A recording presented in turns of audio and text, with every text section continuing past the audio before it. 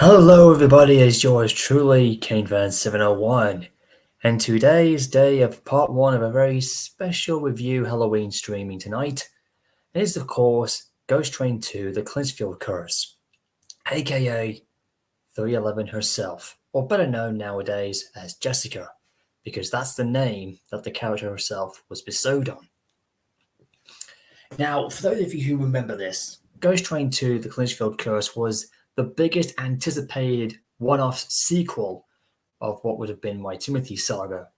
Although I will have to admit, Timothy was actually shoehorned into that movie because, not because of the fact that I wanted him to make him look, as popular or something like that, or even to make him to be the star of attraction.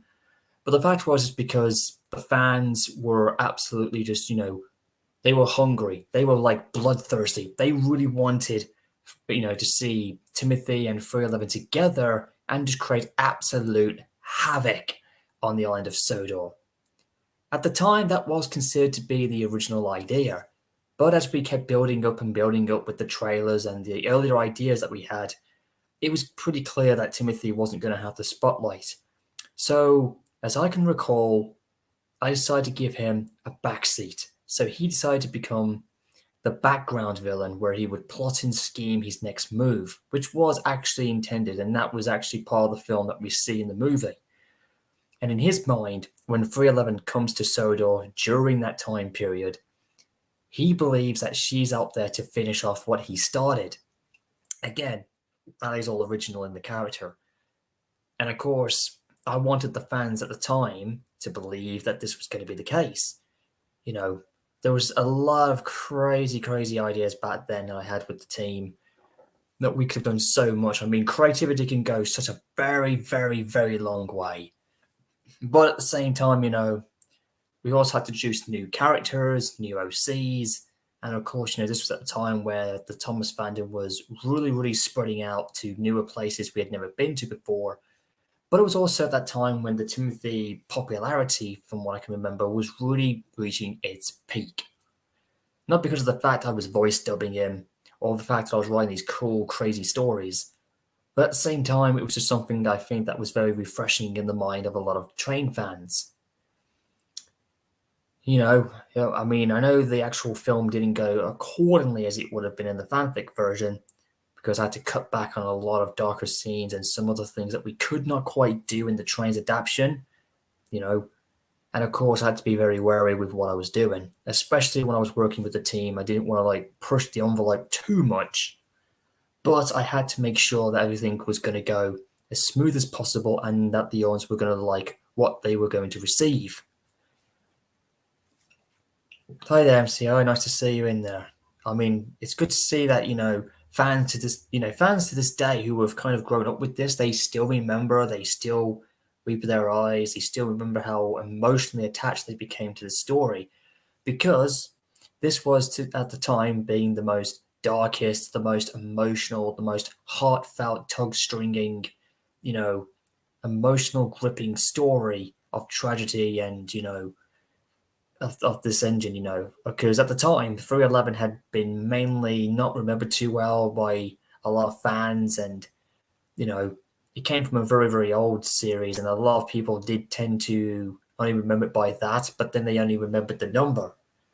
And so when we decided that we were going to bring this American Ghost Loco into a Thomas universe, this kind of crossover supernatural thing is definitely what was going to, be something really cool. And creativity hadn't gone that far at the time.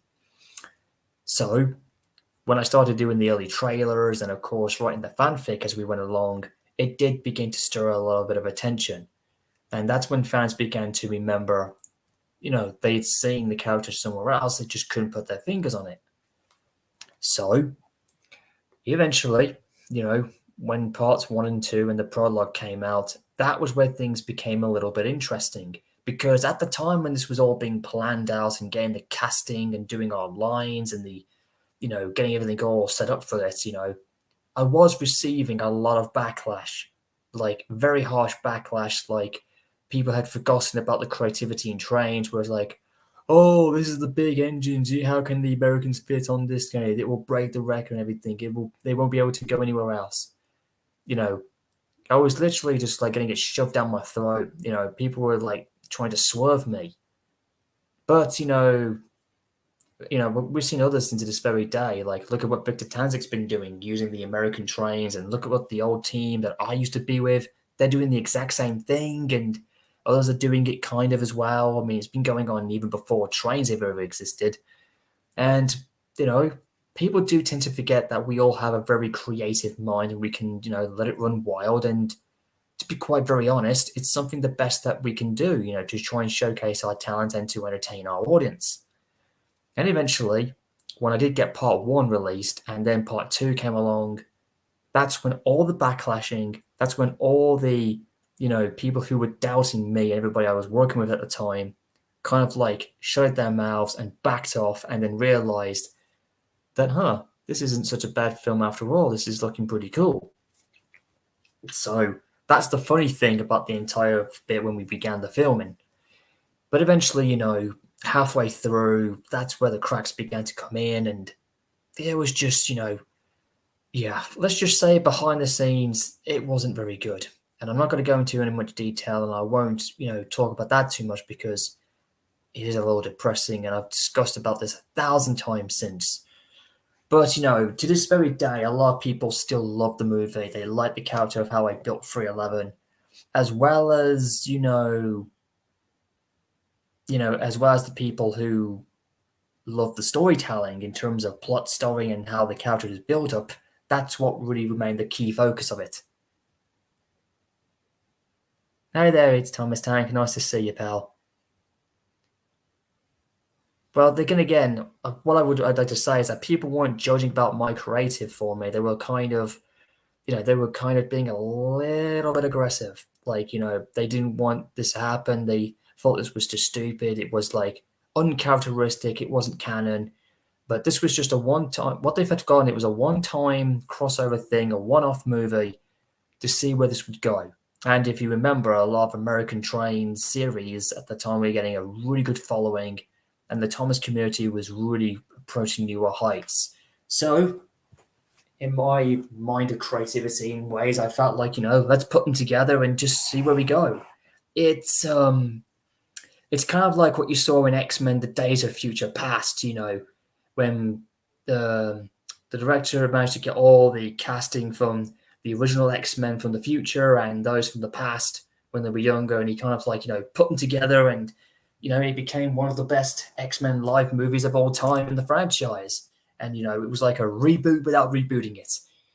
And this is kind of similar to what I was trying to do with, putting two franchises of American and the Thomas community together, and let's see where we put that all in. But that's the thing, Thomas Tank. The idea of having American trains in the video gaming, we can just do whatever the heck we want in there. It's just a trains game and being creative and just having a lot of fun. It's just finding new ways to tell stories in a way to, it may be like very unrealistic, but the way it's delivered and told and written down in such depth can make it feel real. And that's kind of the idea I wanted in the writing and how the story was being delivered. That's what it was like. And I think a lot of people, kind of forgot about that. They didn't even realize that until I was halfway completed with the movie.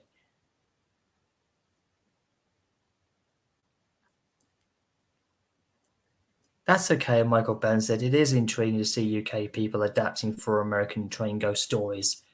I mean, after all, we Brits love what the Americans do, and the Americans love what we do. So we're no different to one another. But what we do have is that we have a fond passion for railways and steam and for everything. That's the thing that brings us together. Oh god, everybody makes a joke about the big boy fitting in. I mean, look, I would have done that, but here's the thing that people tend to forget. When I was using the American engines, and this is where one of my problems I had, is the fact is though is that, it's just the thing is though, I was being careful with the size I was using. I wasn't going to go any higher than not using a big boy, keep in mind. I was only going to go as high as maybe like, I don't know, roughly about like using Norfolk and Western 1218, or even using a Challenger class. That's how far I was going to go in terms of size. But the thing is, using all the engines that we had, it was difficult. And, I was going back and forth with a lot of them, and I just wanted them to go at the right size and who they were going to be as, But if I was to redo this whole film in today's standards, it would look completely little different.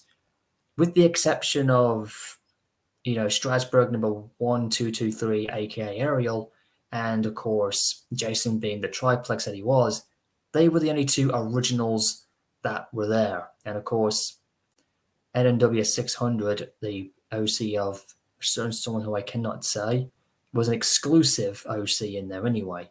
And along, of course, with number 1218 was another part of original as well.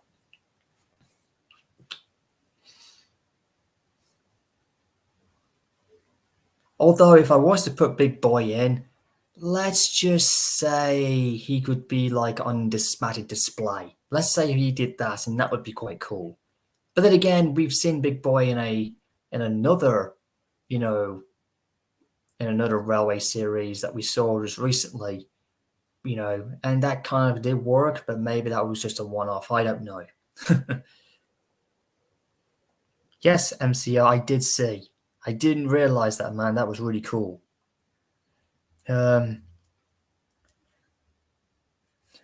Look, the thing was, Michael, Jason being a triplex was something that was new at the time, and that's who one of my fellas adapted into the story, because this was at the time a brand new engine I never even knew existed.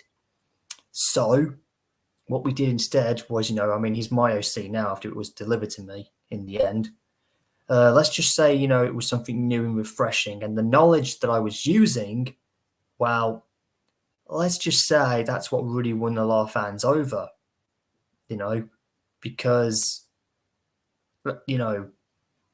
that's what a lot of fans liked about the engines in the Thomas universe, where I was using a lot of historic facts. I was using, the knowledge that I could learn from, and I adapted that into the story. So again, a little bit of fantasy, fiction, and a little slice of history, reality facts kind of made the story very unique in its own term, and that's what a lot of people liked, And again, that's what wins a lot of fans over, was because of the knowledge that I had learned at the time. And again, I just thought it would be quite really cool to see, and I was thinking what you guys would have thought at the time when this was being delivered. And again, there was a lot of time and effort. I spent 2 years of my life putting that film together. And something I would never do ever again in terms of that, because one thing I can say that I did with the old team, let's just say we will never do a 3-hour film like that again to make it into a movie, because if I were to do it again, I probably would have cut back down and made the script a lot more smaller.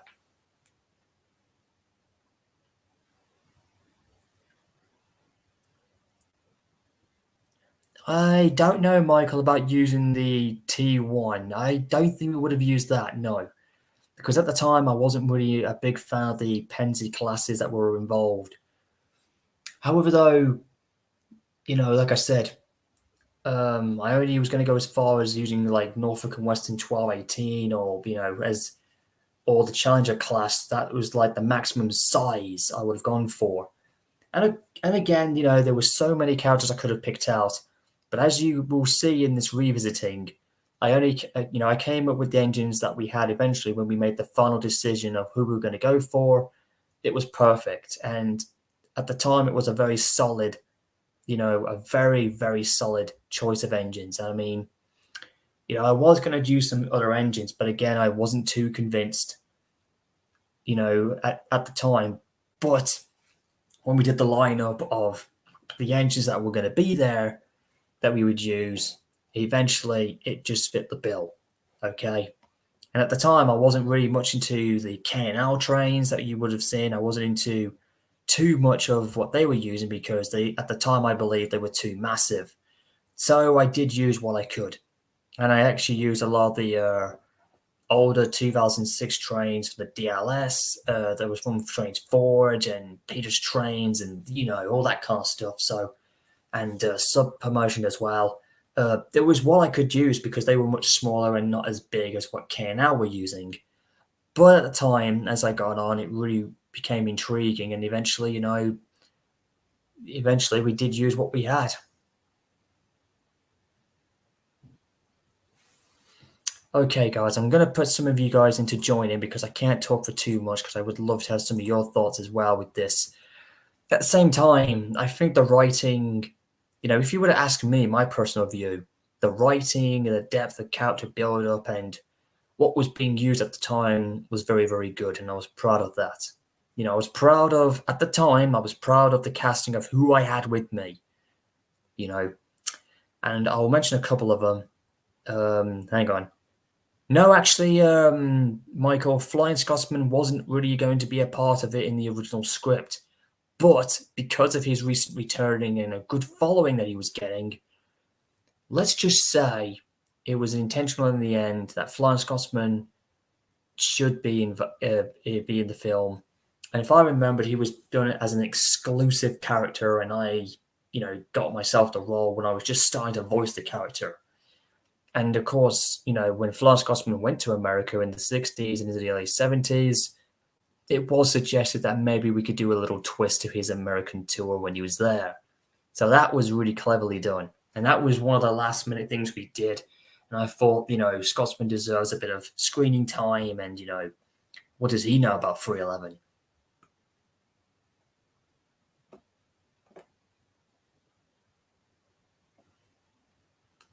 I'm not quite pretty sure, to be quite honest. But either way, like I said, we had what was available at the time.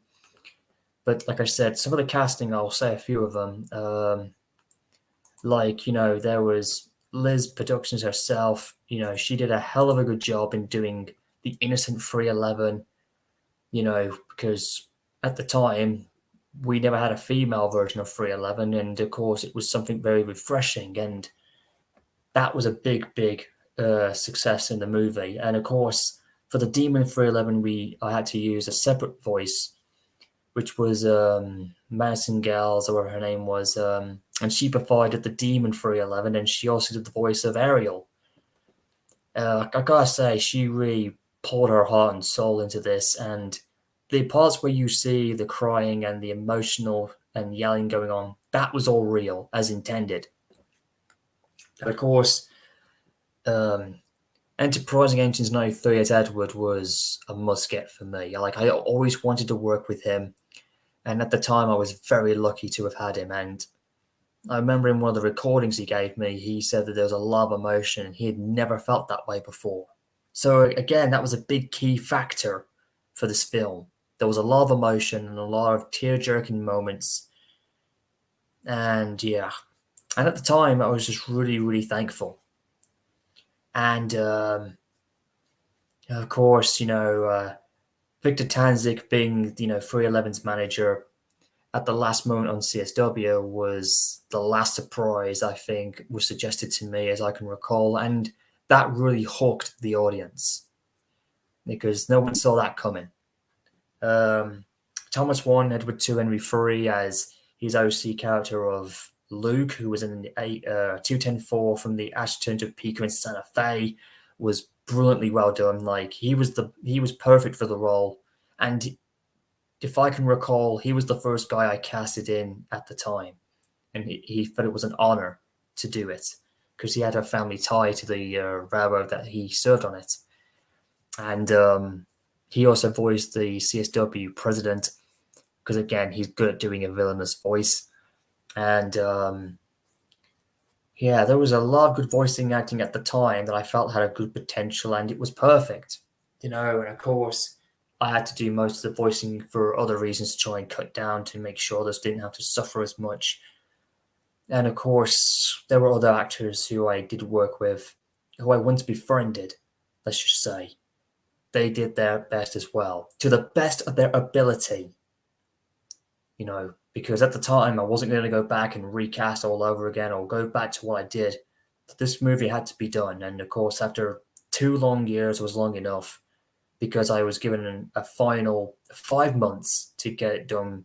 If I had missed the deadline, I would have been forced to have stopped. And I'm that type of a person who would never stop until I get what I have done, because I was the one who was editing the whole goddamn thing.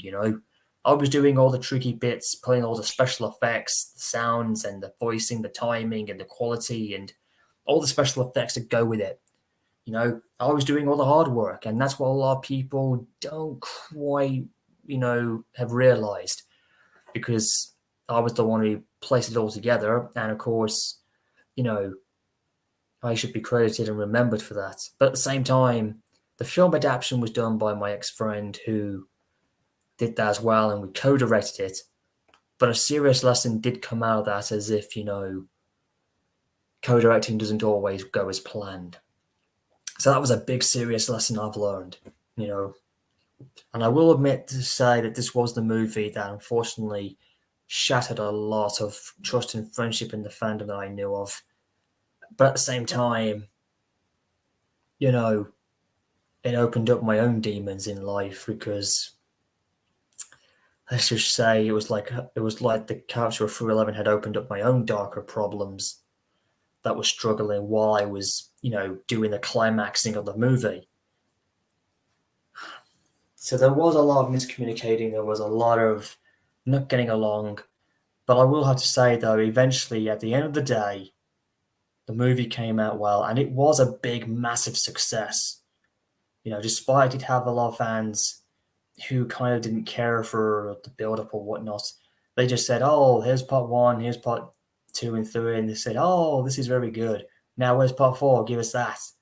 There was like a lot of greedy, greedy idiots who didn't care, and they just wanted this and wanted to see that. And then when Timothy returned, that's when it kind of went skyrocketing, and of course, people were just, you know, demanding more. And to be quite honest, people didn't realize it would take me either a month or two or even a couple of weeks to get one of the parts completely done. So, you know, that's the thing. It doesn't like appear off by magic and like I can do it done in a fortnight.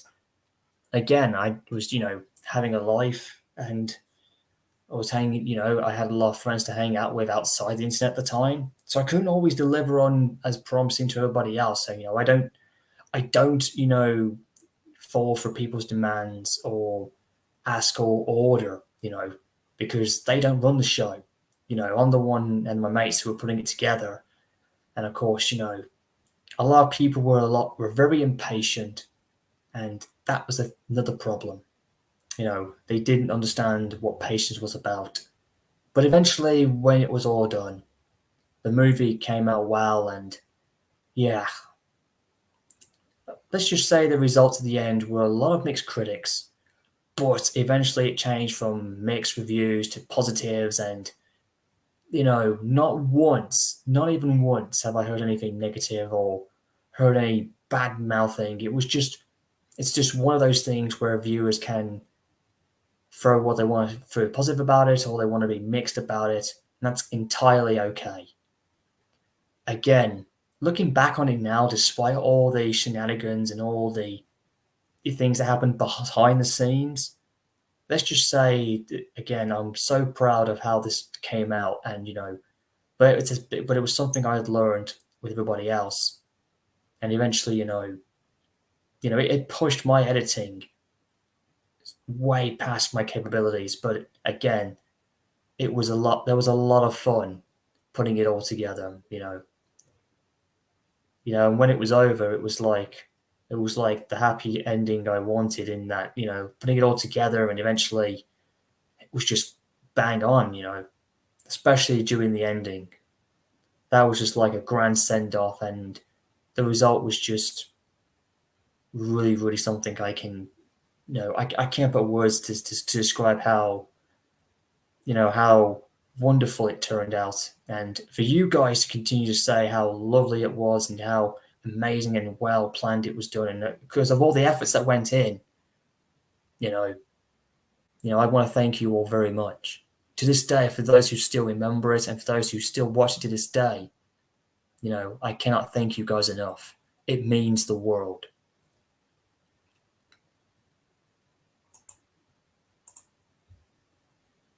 Oh, looks like I got somebody else who popped in to join in the party. Um, I'm not sure I can tell you that. No, Timothy's spirit-finding peace and finally accomplishing taking Thomas down, that wasn't going to happen because of what happened afterwards. I had to, quote unquote, cancel everything at that point. It was just never going to happen.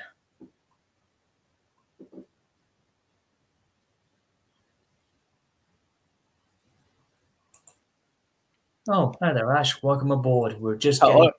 Hello. Hello. Hey there, Ash. We're getting prepared in. I'm just explaining everything before we can actually,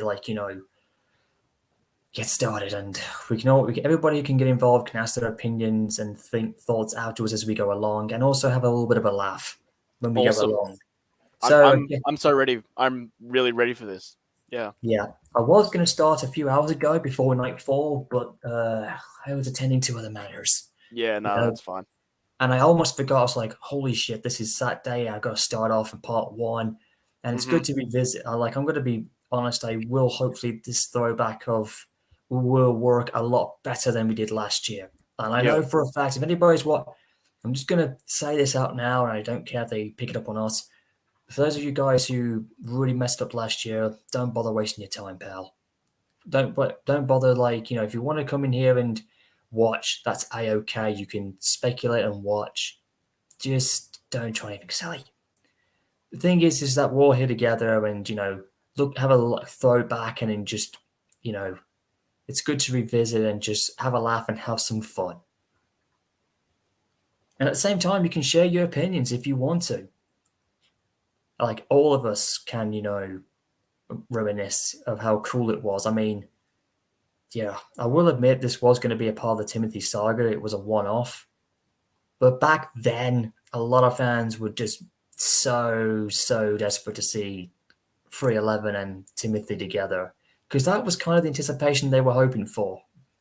What a lot of people don't realize is that, let's just say that was something I was teasing the audience with. I wanted them to believe it was going to happen, but the more we got into it, the less likely that was going to happen because I just, to be quite blunt, I just couldn't see it happening in the end. I mean, you see it in the early trailer that was going to happen. Again, it was Mhm. to tease the fact that we were going to see two ghosts at the same time. Yep. You see it happening, but does it really happen? That was something I wanted to keep hidden away from the audiences to get really excited about. Mhm. Hi there, MCRP. I've got you in, and yes, we're going to try for our second attempt to get this special throwback, like we did last time when it was a lot Yeah. of fun. We had a lot of laughter, and, let's just say we might do it this time. We might have, a hell of a lot of fun. Um, Hopefully, I can get others to join. I've only got room for three more. Uh, okay, here we go. So I'm just going to hit the share screen and get this all set up, and we'll be ready to rock and roll. If anybody wants to have your own opinions, you can ask me as we go along. Um, all right. Again, there's a lot of the stuff that we saw in the actual film variation didn't quite follow in the fanfic, although there were some that did get it right in terms of almost vision wise. But again, not everything couldn't follow the fanfic. Mhm. Although the scene where Henry and 311 cross paths, that was one of the few scenes that did actually look like the fanfic, except there was a slight track differencing, that was all. And it was 10 times more darker. Whereas compared to the fanfic version, it was even more gruesome. Oh, okay. Yeah, because remember in the fanfic, despite what you don't see in the film, they actually did have faces on them. Mm. You can envision it in the head, whereas Thriller would have been a lot more, bloodier and scarier, almost like in a creepy pasta way, because that's how I figured who 311 was, Yeah. with all the red smoke, not with the whole trains adaptations that followed on afterwards, because they were just using the original model, and not the one with the red smoke. Mhm. Okay. AMCI, you can put your opinions as well if you want to say your opinions. Okay. Here we go. We're about to begin our throwback as well. And again, guys, if you want to, you can actually hang on. Let me just hit the inviting in, and I'll just get you guys in, and some of you can pop in if you want to.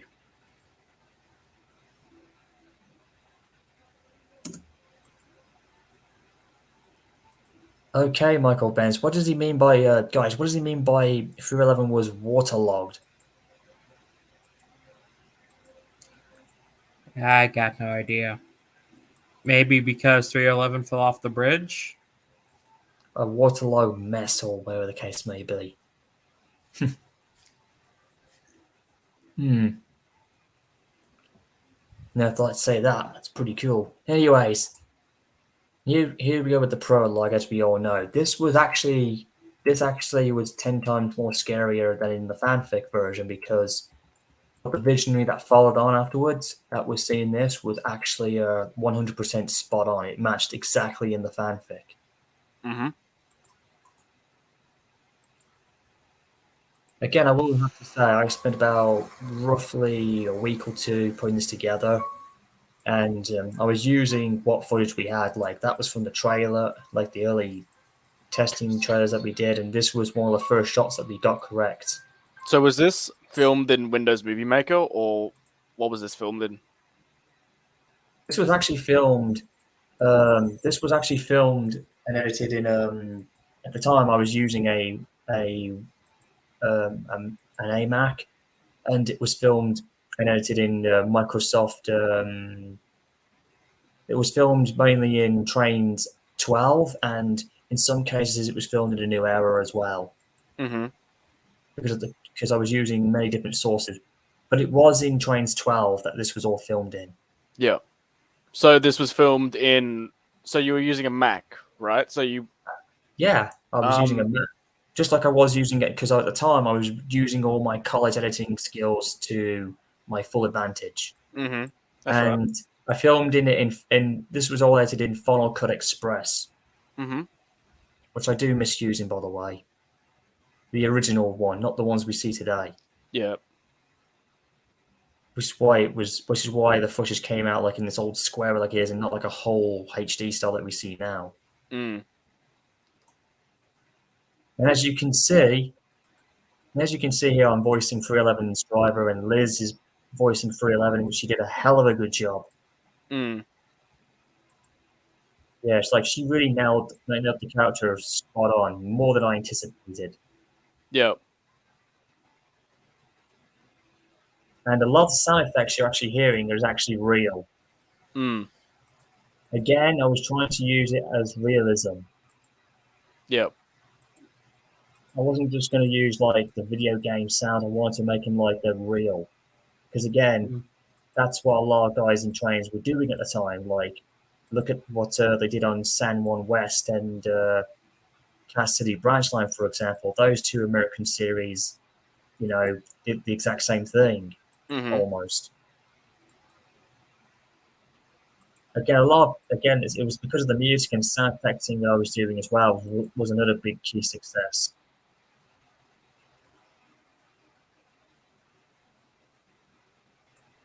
Of course, that's Michael 3985 doing the prologue narration, which I did give him with, because at the time he wasn't voicing as much, so I gave him the opportunity to do this one-time spin-off introduction, and he did all right. He's not much of a talker. He's a bit of a quiet man, but he was a nice guy. Yeah. From what I can remember, and yeah. He did a really good job, and I did praise him for it afterwards, because originally I was going to do the introduction, but at the time I was really bad. I had a very bad throat infection, so I couldn't do this. So I gave him the opportunity to do this.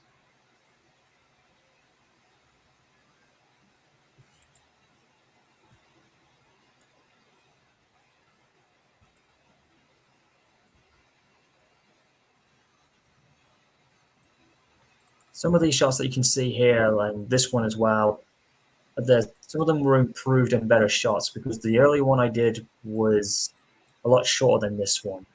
Yeah. Again, if I was to remake this, it would be even more shorter. But at the time, I was very pleased with how this played out. Mm.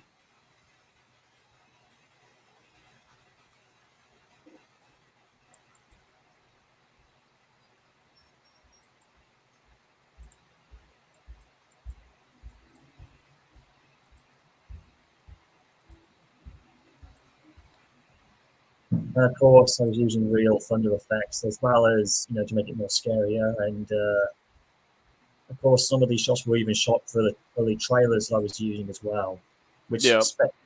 because that saved me a lot of time. Yeah, you were saying something, Ash? Oh no. I was just saying, yeah. Like I said, all that it saved me a lot of time with what I was using at the time as well. Mm-hmm. Oh, let's check the private chat. Oh, well, yeah, well, she was on top of the mountain anyway. Let's just see Yeah. who it is first. Michael Bates. Okay, nothing much. Well, the guys are really flipping around a bit. Watchers are coming and going. We don't know who's there. Mm. Um, well, this is the uncut version. Well, we're not watching the uncut version because that was all put together as just one big whole thing. We're just watching it in parts as we go along. So is there a difference between the cut version and the full length 3 and a bit hour version? Because it's more widescreen. It's more widescreen and it's a bit more, has a different a different intro slightly, and of Yep. course at the ending credits is a bit longer because it had not just the Long Black Train by Josh Turner, but it also had another song that was based on 311's Demon Side, Yep. which was added in afterwards and it was originally going to go. Mm-hmm. So there You was know, nothing cut from the long version then. There was nothing, no scenes cut from that. no, it was all put together as one big thing. It's how it was meant to look. It's just Yep. that that's why it's called the / quote unquote director's cut, where it's one big whole thing. Mm-hmm. This is how it was going to go originally, anyway, because I could only go up to do like 15 minutes of time because that's how long my videos can only go still. Yep. So I had to be careful how much I was going to put in. Because I was Mm-hmm. always looking at the time span and like how far to go and what the time and to edit and put it all in.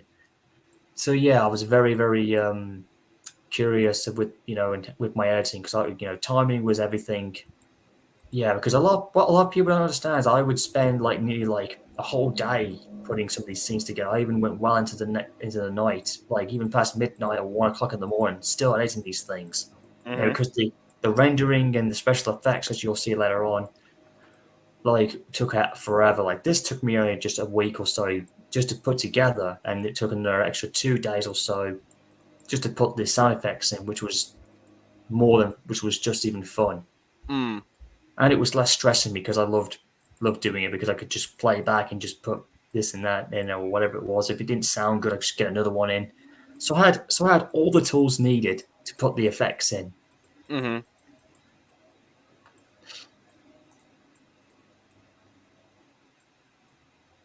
This bit was a bit difficult, although I couldn't scream loud enough, Mm. so I had to put effects to make it look like I was. Yep.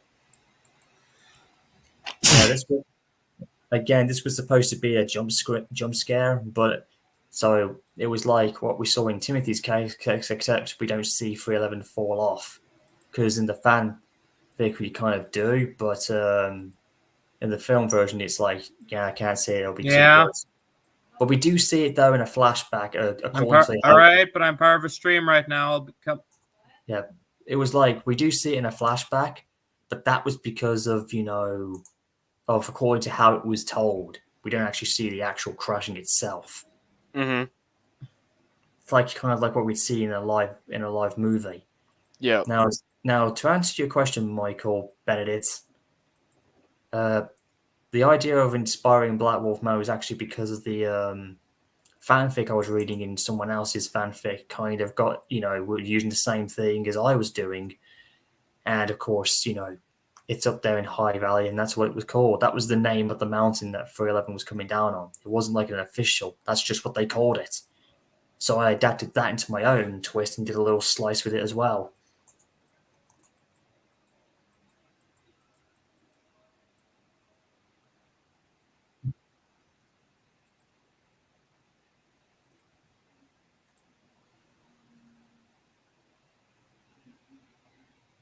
I had a lot of fun putting all those explosives banging together, man.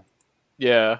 Especially the real ones and then some from Thunderbirds and whatnot, because I grew up with those effects anyway. Mm-hmm.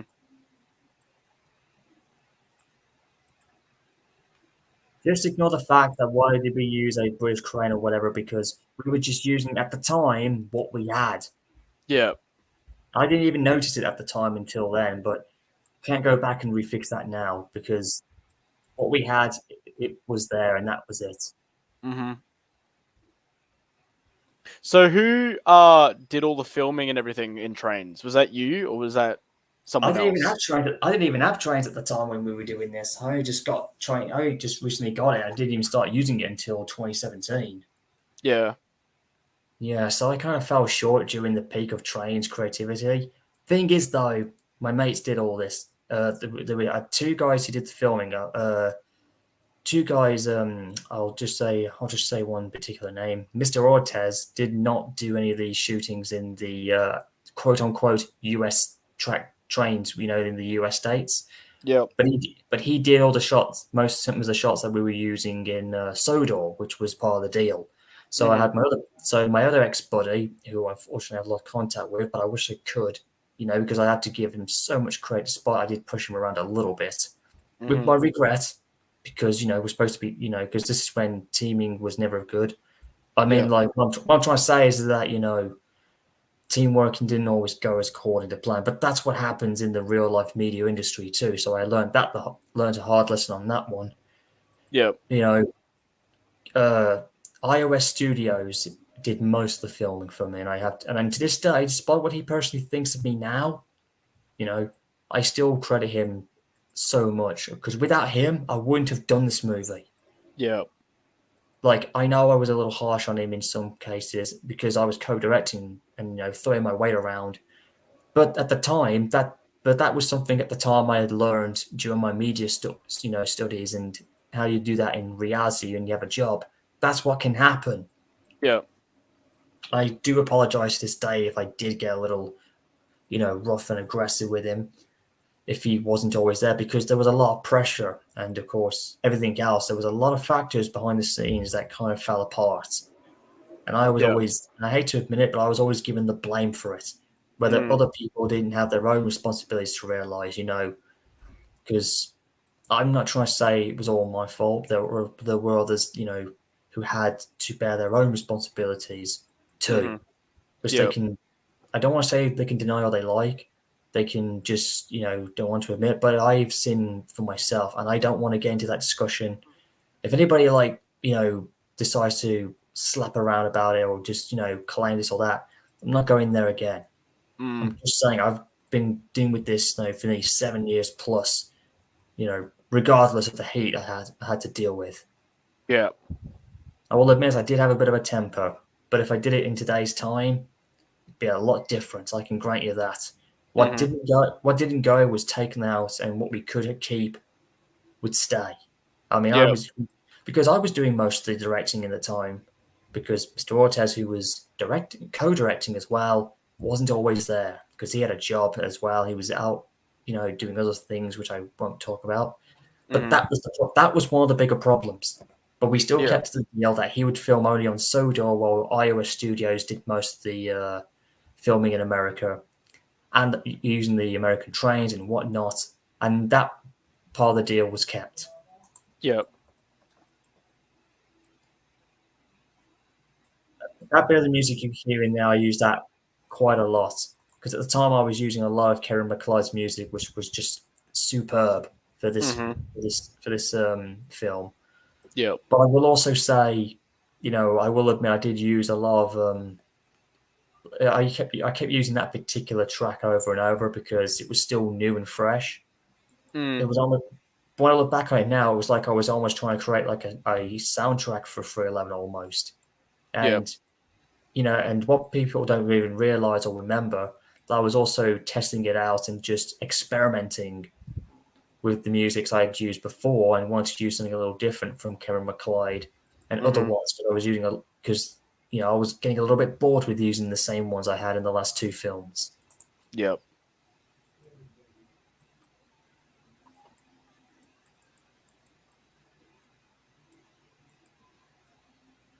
Just ignore the fact why some of it is kind of like dodging and jumping because some of these were filmed in Bandicam and Fraps as well.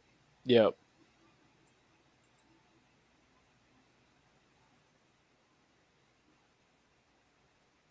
The special effect for 311's Blood Red Headlamp, as I called it, was very easy to do. Mm. I did two effects and just dropped over the other to make it like it was far away but so bright, and that was very easy. Yep.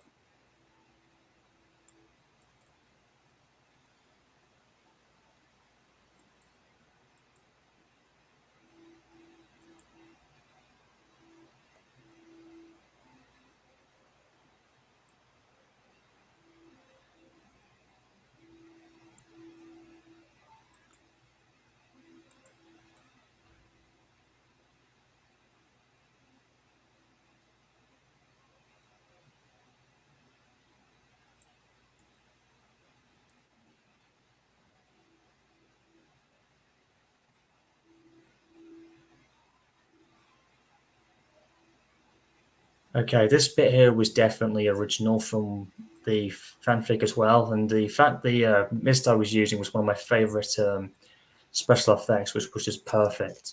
Mm-hmm. Yeah, does give it a very air of creepiness. That's what it was meant to be.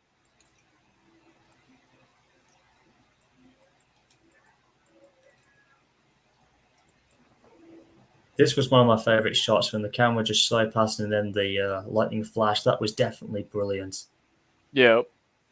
Again, some of these shots you're seeing would have been used in my music video of Long Black Train as a tribute to the film I was going to do as a big thank you to all who was with me until my thing died. And then, I was in retirement since until recently, Mm. which was very sad. Because a lot of the shots you would have seen would have been like early footage that was there. And of course, some of the scenes that didn't make it into the final, product. Because that's what you would have seen. Yeah, that is a good shot. Indeed. It was brilliant.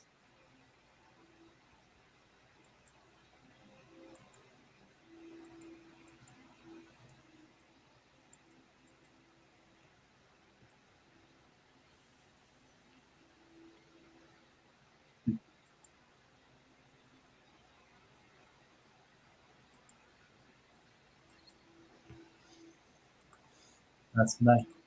Of course, that was Mason. That was Mason girls, whatever her name was. Brilliant. Giving a little hint of 311's demonic side, which Yep. was just brilliant. I couldn't have found I anyone will be right back. So I couldn't have found anybody to have done that at the time, and I don't know who else who could replace that since. Mm-hmm. I was very proud. I mean, that's who was co-promoting. I know some of you guys out there will be wondering, what the hell, because these were ex-buddies of mine. Well, Well, yes, Michael Brown. She was a CSW for them. That's why you would see in.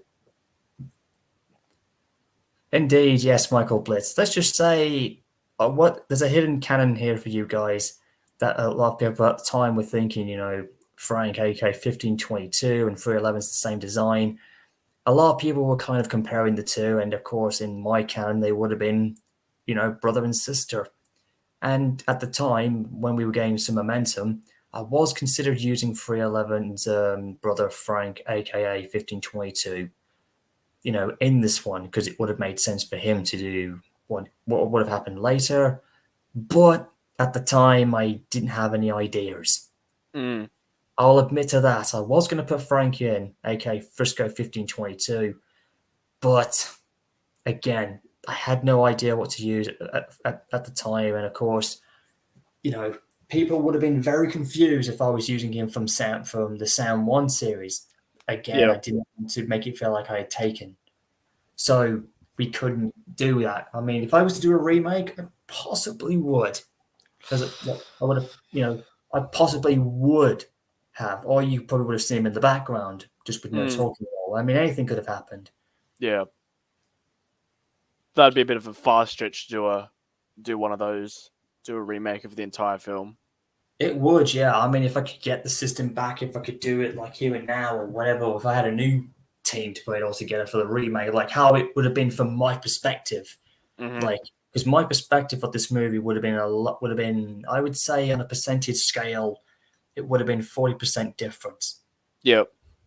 Like everything so far is the same. It would have just been a little different had it been under my vision. But again, I have to stress this out.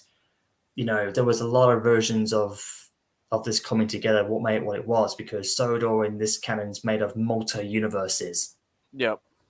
My universe, Mr. Ortez universe, and iOS Studios universe, and others. We were all like clashing together to make it like an ultimate multi-Sodor verse or whatever, full of railway series and TBS and CGI and a little bit of mixture of the American stuff, to make it like it's a different Sodor universe. And that was another major reason why we did what we did, why it appears to be different in some shots. Because that's how it was. And I will say that's one of the best things I loved about it. I wouldn't go back on that. But if I was to have had it under my vision, if it was like, say, if it was all under mine, it would have been mostly RWS and TVS related. But because of the times have changed now, and because of the way things are now in the fandom and elsewhere, I guess creativity back then could like take its spot once again. You can make it how you vision it. It's kind of like what Victor Tanzik's been doing, almost, kind of, in a way. Oh, indeed, Michael. I was considering doing a fanfic, Aftermath, and Frank would have been involved. And in the story, he would have been devastated. He was like, spoiler alert, in one of my it's gone now because I lost it. He would have been devastated. He was got dumbfounded by 311's death. He wouldn't have been the same engine since. But because, again, how we've changed now and how everything's happened now recently in the Trains universe, let's just say this would have been a what if, because my other stories I would have followed would be a lot different, and Frank wouldn't have to consider thinking that he'd lost his sister.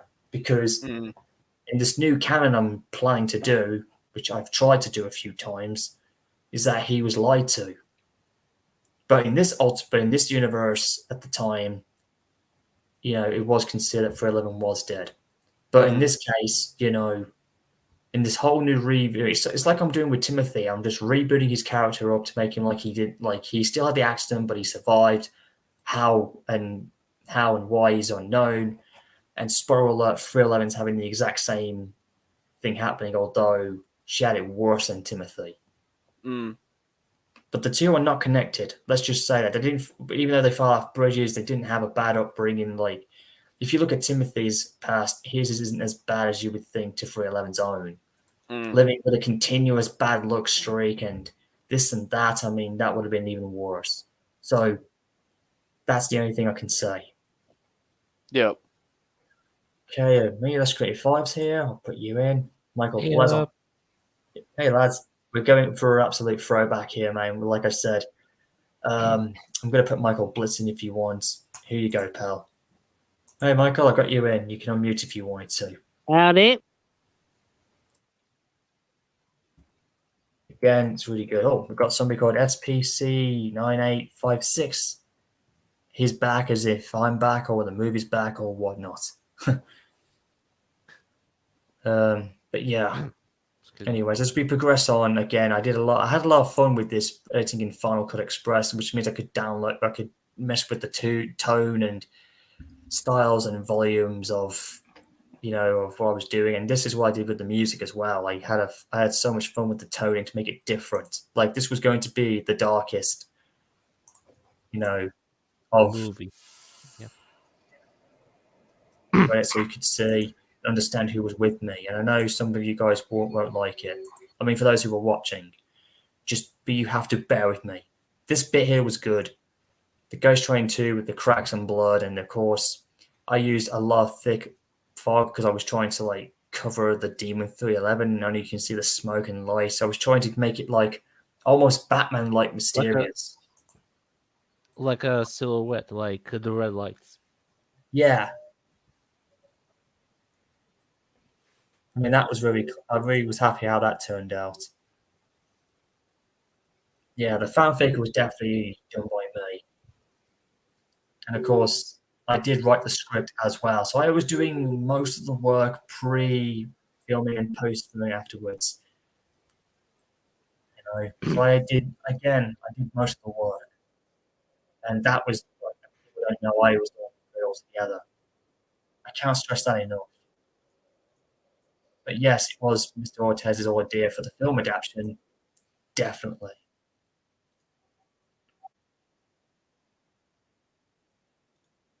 I mean, the intro, so much. Yeah, that's what we did use at the time. We used a lot of stuff. Yeah, and I was trying to make it like a Batman type of intro there without music. I just lowered the tone and made it very as if like, this was to be a real scare.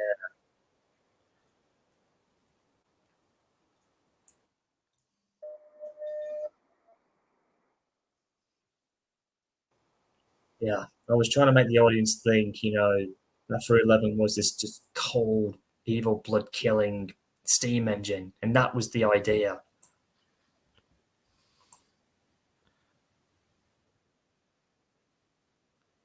This was filmed in Train's a New Era at the time, which was still new and fresh for me.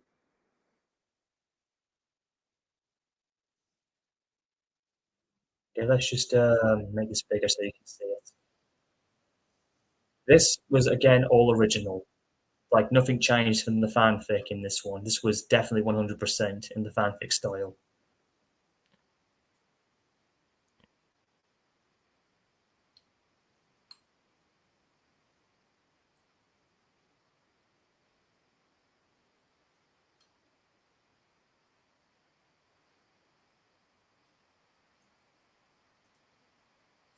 Okay, some of these, as Josh, you will see, which have weird faces and eyes on them, that was done by me to try and do somewhat of an animation. Oh, the expressions, yep. Yeah, because they didn't have any face changes, so I just used Microsoft Art and GIMP to do what I had to do in this, because that was the only way I could do my animation. Yeah. Oh. Yeah, I was using a bit of old school technique there at the time. Yeah, if I were to redo this again, I probably would have used the old model of 311, maybe for, I don't know, mainly for, maybe for flashbacks as a much younger style. But then again, I could always make fact with a K&L version if anybody still has one. I know. Yeah, Hey, I love how the Siddleman thinks it's just Gordon, but then he turns around and he sees a freaking big T-54 Frisco styled 482 behind him. Yeah, that was again. Oh, it was yeah. a bit. It's a bit. Yeah, that's just saying that was a bit of a laugh. I wanted to make. What I was trying to do was because I was remembering some of the stuff I watched growing up. Like, oh, it's probably that. And then all of a sudden, I was like, holy shit, yeah. Again, I was trying to throw a little bit of old school in there of it's kind of like what you watch in a cartoon movie. And then I was like, oh, okay, this will work. It's like thinking like, oh, it's just Gordon, and then he just turns around. That's not Gordon. Yeah, and of course, it's at night time. You might be hearing things, and all of a sudden, holy crap, there's this big engine. Again, this was all original in the fanfic, and this was the closest I could get correct. It was just a little bit more into depth. That's the difference. Yes, Michael Brown, I know you're there, pal, but don't consider jumping in, pal. I can only put in so many. Okay. Okay, creepy boy number 90. Yeah, I'm glad you liked the original. I mean, there would have been a lot that would have followed if we continued, but unfortunately, that won't be the case. However, though, maybe in the fanfics, it could. I don't know. It all depends on what I'll do. Again, the reason why Sickelman's here, because we don't even know his name just yet, but then we realize he has a connection.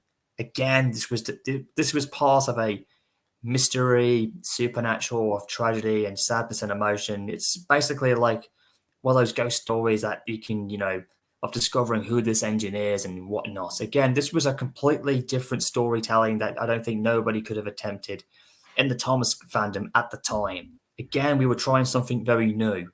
And again, I was getting a lot of backlash from a lot of friends who kind of did drop out, and there were some fans who thought this was never going to be good. And then once this came out, part 1 and 2 eventually shut them all up, and they actually backed off from me. It was like, oh, this guy's using them on routes that they can go on, which could fit them in. So yeah. So again, that's the funny thing about this entire project. Again, I was having a lot of doubters and idiots who, didn't think this was going to work out, but it did.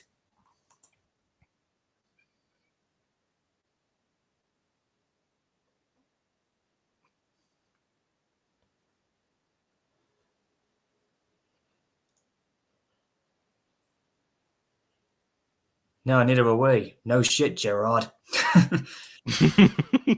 Yeah, I know. Expect some laughs and giggles in this stream, lads. Again, we're just having a bit of a laugh as we revisit.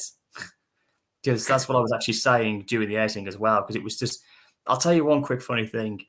While I was doing the editing without the sound effects and music and just playing it just by the voice dubbing, I just kept on just banging on how funny it was. And I said those exact words when I was doing the editing. So there was a bit of fun and laughter in the editing when I was doing all this.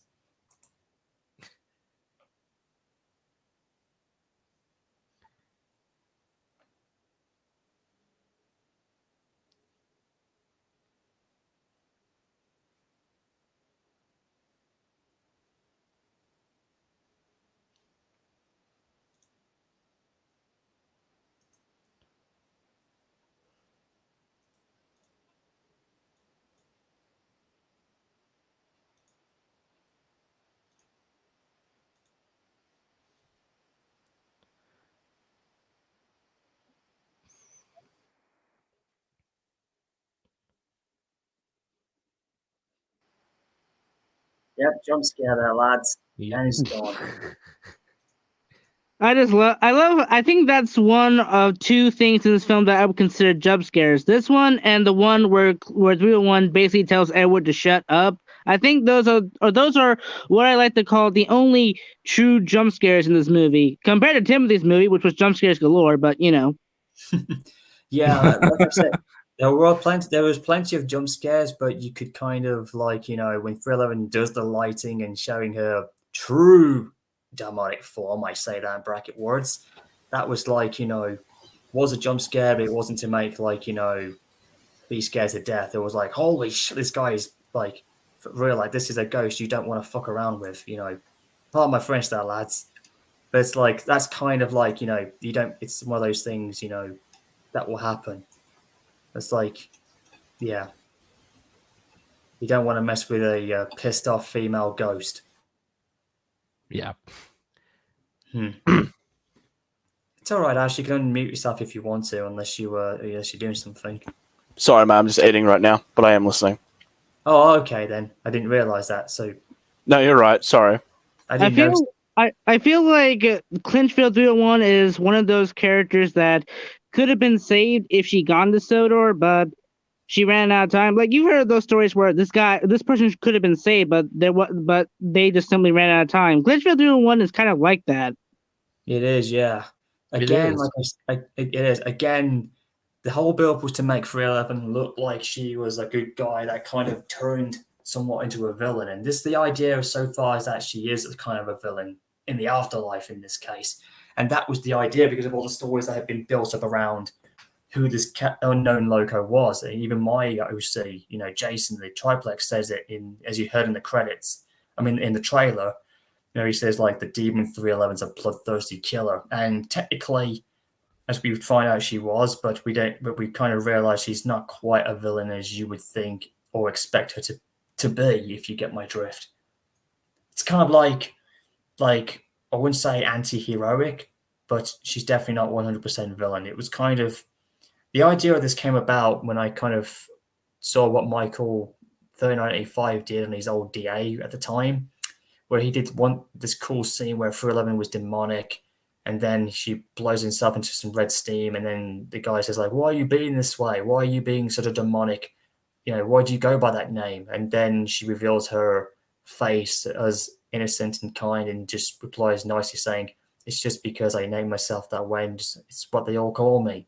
It was all part of like a Halloween type of prank. I've seen that. I know what you're talking about. I've seen that. That does make sense actually. It was, but it was done in a much more cuter and innocent way. Like, I'm not that bad. I'm just doing it as for fun or whatever. But in this case, that was the inspiration of driving the character as if she had two personalities. Whereas in fact, she's just got one personality. But in here, it's like she's got two sides of herself. You know? But she's basically a good character who kind of did fall to the dark side in the afterlife. But again, there was just so many ways this was going to happen. And again, I wanted to make her like this tragic engine who was just good, but had it all taken from her. You know, do you compare to us all in reality who suffer from bad luck and just such unfortunate, horrible things that we go through in life? And in a way, that's kind of related to myself as well.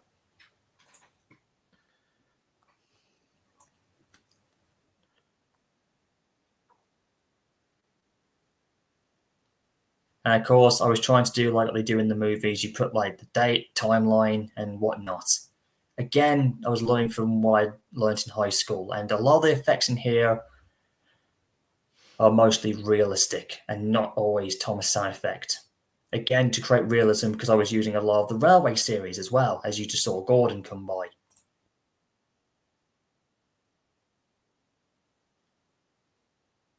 I mean, part one didn't take too long. You know, it took me about, what, a few days.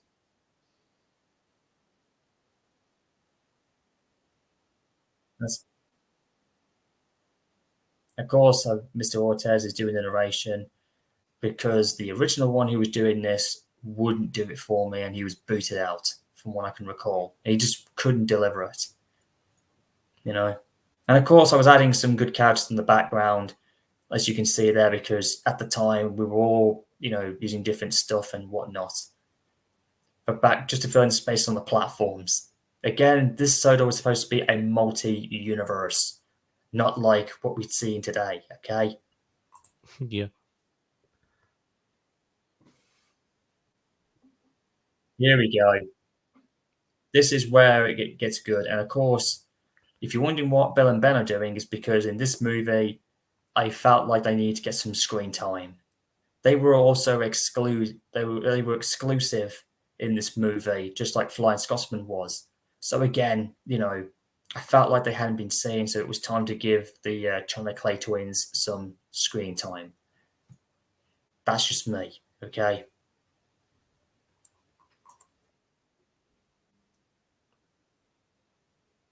Okay, just going to do this here because I know I'm getting a lot of talk around here. Again, some of you guys can ask your own questions if you like, Michael and Milos and everybody else. You can ask your questions here because this is where we get the top part of the film coming in now, where the engines will come in. Quick question: is Luke actually based off an actual engine, or is he just based off a random member of the class? He is actually for real. Luke actually is the real survivor of the real 5011 210 Santa Fe, and it's still around today in preservation. It was the yeah, and of course he has family connections to that railroad because his grandfather worked on it, so it was perfect for him to voice this logo. Because I asked him who does he want to voice as, and he said this engine will be perfect. And technically, he was the first one to be casted for the visitors, and it worked. And again, I couldn't have asked for a better person for it. It just fit the bill. He was one of my originals, I will say. Again, but he wasn't like exclusive. He was one of my originals I came up with because I felt like, you know, we needed a 210-4, but I wasn't sure which to use. I wasn't using the Pennsy J 210-4s at the time because I wasn't quite into K&L trains up until halfway through this whole, you know, project. And then I kind of realized I stumbled on these awesome ones, and iOS Studios, to his credit, really helped me win these over. like, just how amazingly built these models were.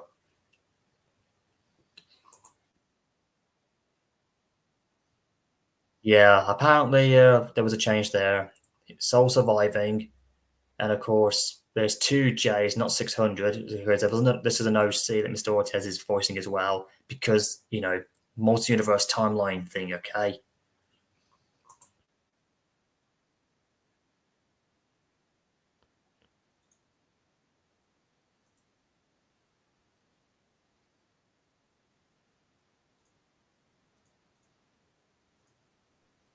Yep, she So, definitely wasn't. so Ariel's the oldest of the group, right? Yep, out of all of them, out of all these engines, she's the oldest. Yeah, because she was built in. The real one was built in 1905 in the Juniata shops in Pennsylvania. So she's actually the oldest of the bunch. Now, quick question. Out of these 5 engines, were you always expecting at least one of them to have like a personal encounter with 311 when she was alive, like in Ariel's case? Most of them did, as you would have expected. Most of them expected, well, they would have had an encounter with 311 because they tell you their own flashbacks and the stories of how they remembered it from their perspectives. That's what I mean, like in real life, like Ariel knew Jessica in real life. Was there always suspected to be an engine that knew 311 before she became what she became? Yeah, only Ariel. Ariel was the only one I could put a hint in. So yeah, Ariel so far was the only one who kind of knew. Luke never had an encounter in reality when she was alive. It's highly unlikely Jason. Well, no, Jason's the youngest of the bunch. He's a replica of his class, but he did see her ghost. And as for 1218, aka Dave, and 600 being Louise, we'll never know. So that's kept in the unknown territory. But it's very likely others may have seen her during, as we'll see in the flashbacks. But Ariel was one of those who knew. But again, I was trying to go with the age, and we needed like the oldest locomotive, and we needed a young one who was not as old. And Ariel was perfect; it was suitable.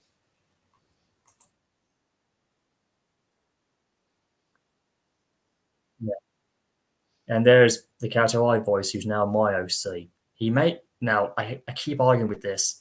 Jason may have the wheel configuration of a 288882 triplex, but his wheels are supposed to be that of the 288884 triplex, which was the Virginian loco. So he's basically 2 triplexes wrapped into one. He's 2 classes wrapped into one body. That was the idea, because he's basically honoring 2 classes of them. And of course, you just got to ignore the configuration is really okay. And again, I was proud of doing this OC character I was given. Again, it was an engine I didn't even know existed at the time. You learn something new every day. Yes, we do. We always learn something new, Milos. At least in here, you gave Jason actual work to do, unlike his class, which were basically just big banking engines.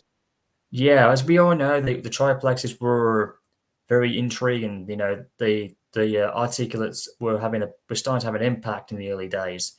But again, Jason's not like the originals. He may have the original boiler of the original Mad Shea because he's painted blue, honoring the original triplex. That's why he carries his number in honor of the original. And he may have the 288884 original, but you just got to ignore that. He's got the other one. He's got the Virginian wheel system instead.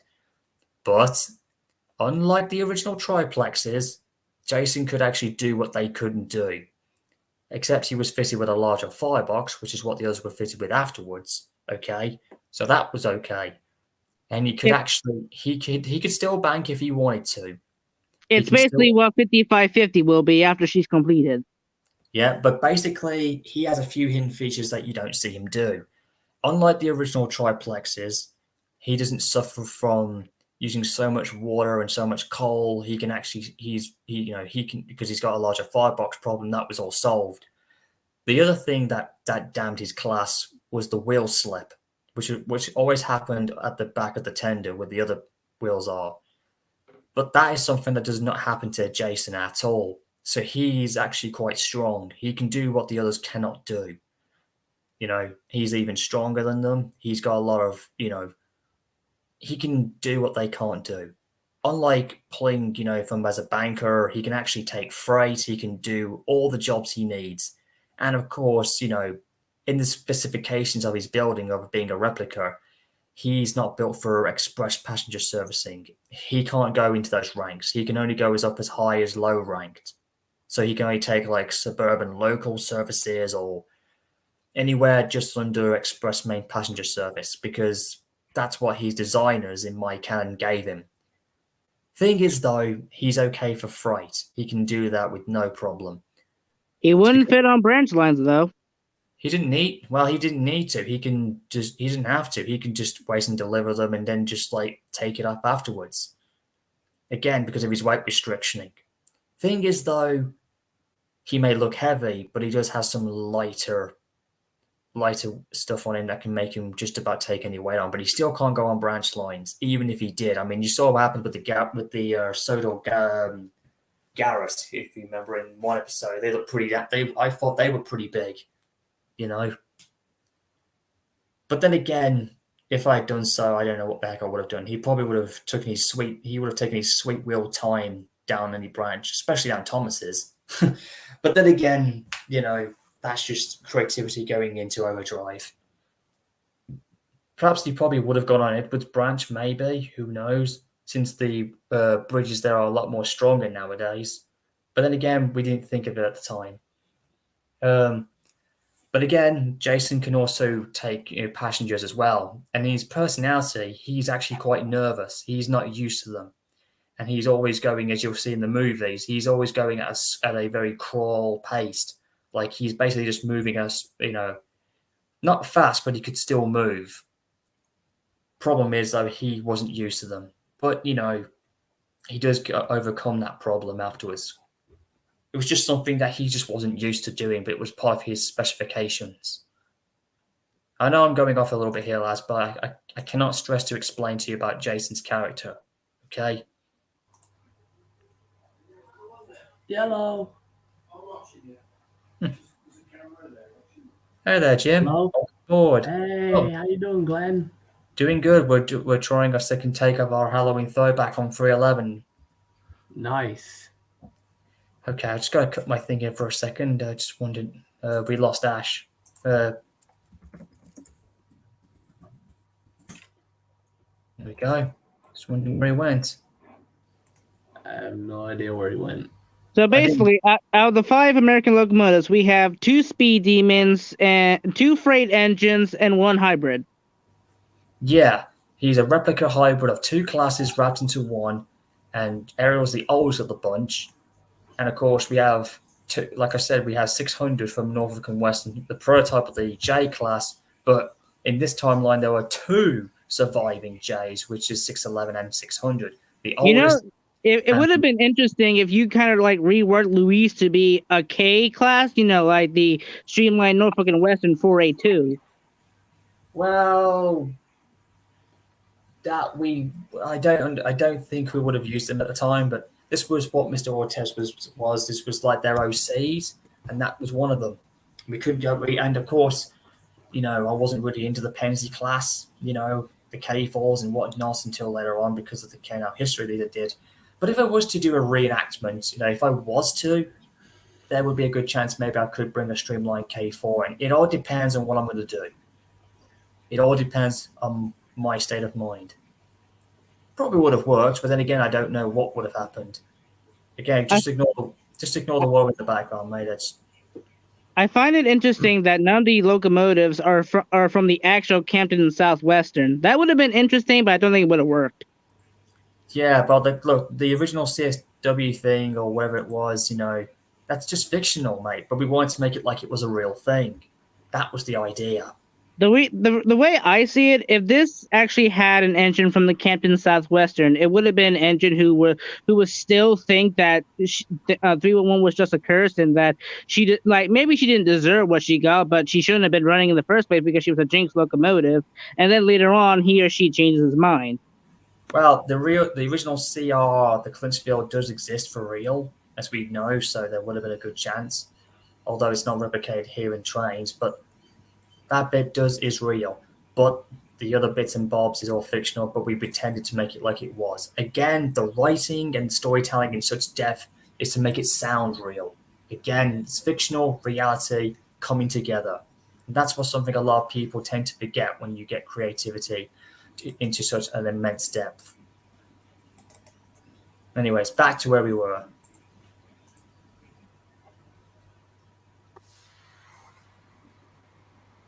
Just to let you know, Jason in the replica form, he was actually in my headcanon the first replica engine built in my Steam Replica Association in my American canon.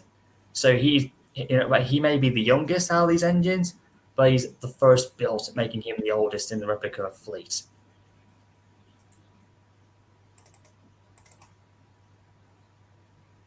I think Jason and Luke did not learn an important rule from Gordon. Tender engines do not shunt. Well, unlike Gordon, unlike Gordon, Jason defies all. He's not from that Steam time era, mate. He's just like, we can do anything. We can do anything. Shunting, hauling trucks, coaches of freight, you name it. It's what we're built for. Again, he's learned the American way. They can do just about anything. And he doesn't have that mindset. And it's like, it's just part of how he's been brought up. He loves it. Although he can be a bit, because he's not British. But again, he's like, we're steam engines. We're built for anything, big or small.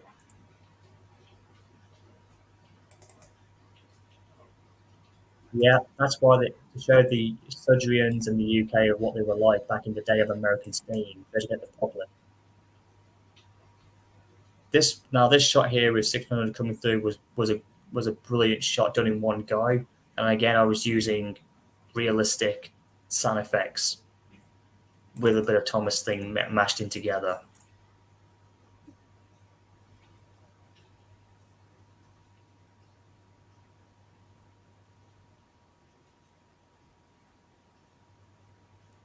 Yeah.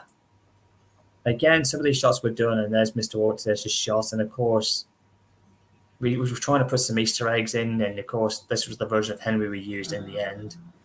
And of course, we had some special appearances, Mr. George Carlin from Mr. Conductor, God bless his soul, and a couple of anime characters, which I can't remember of. And of course, because it was on my channel, you would have to wonder, when you play the game, where's Wally? Sometimes you got to watch out, where's me? And there I am right there. making a cameo dressed in my Titanic OC outfit. It's also interesting how the Fat Controller waves his hat like, hello. Pardon me, Liz? Go back to the previous He shot. was and talking you will about see how the the Fat fact Controller that, just waves his hat. Yeah. Well, he's waving at the he's waving at the crew. Oh. He's waving at the crew. Like, this is like him appreciating that these engines are really, really good.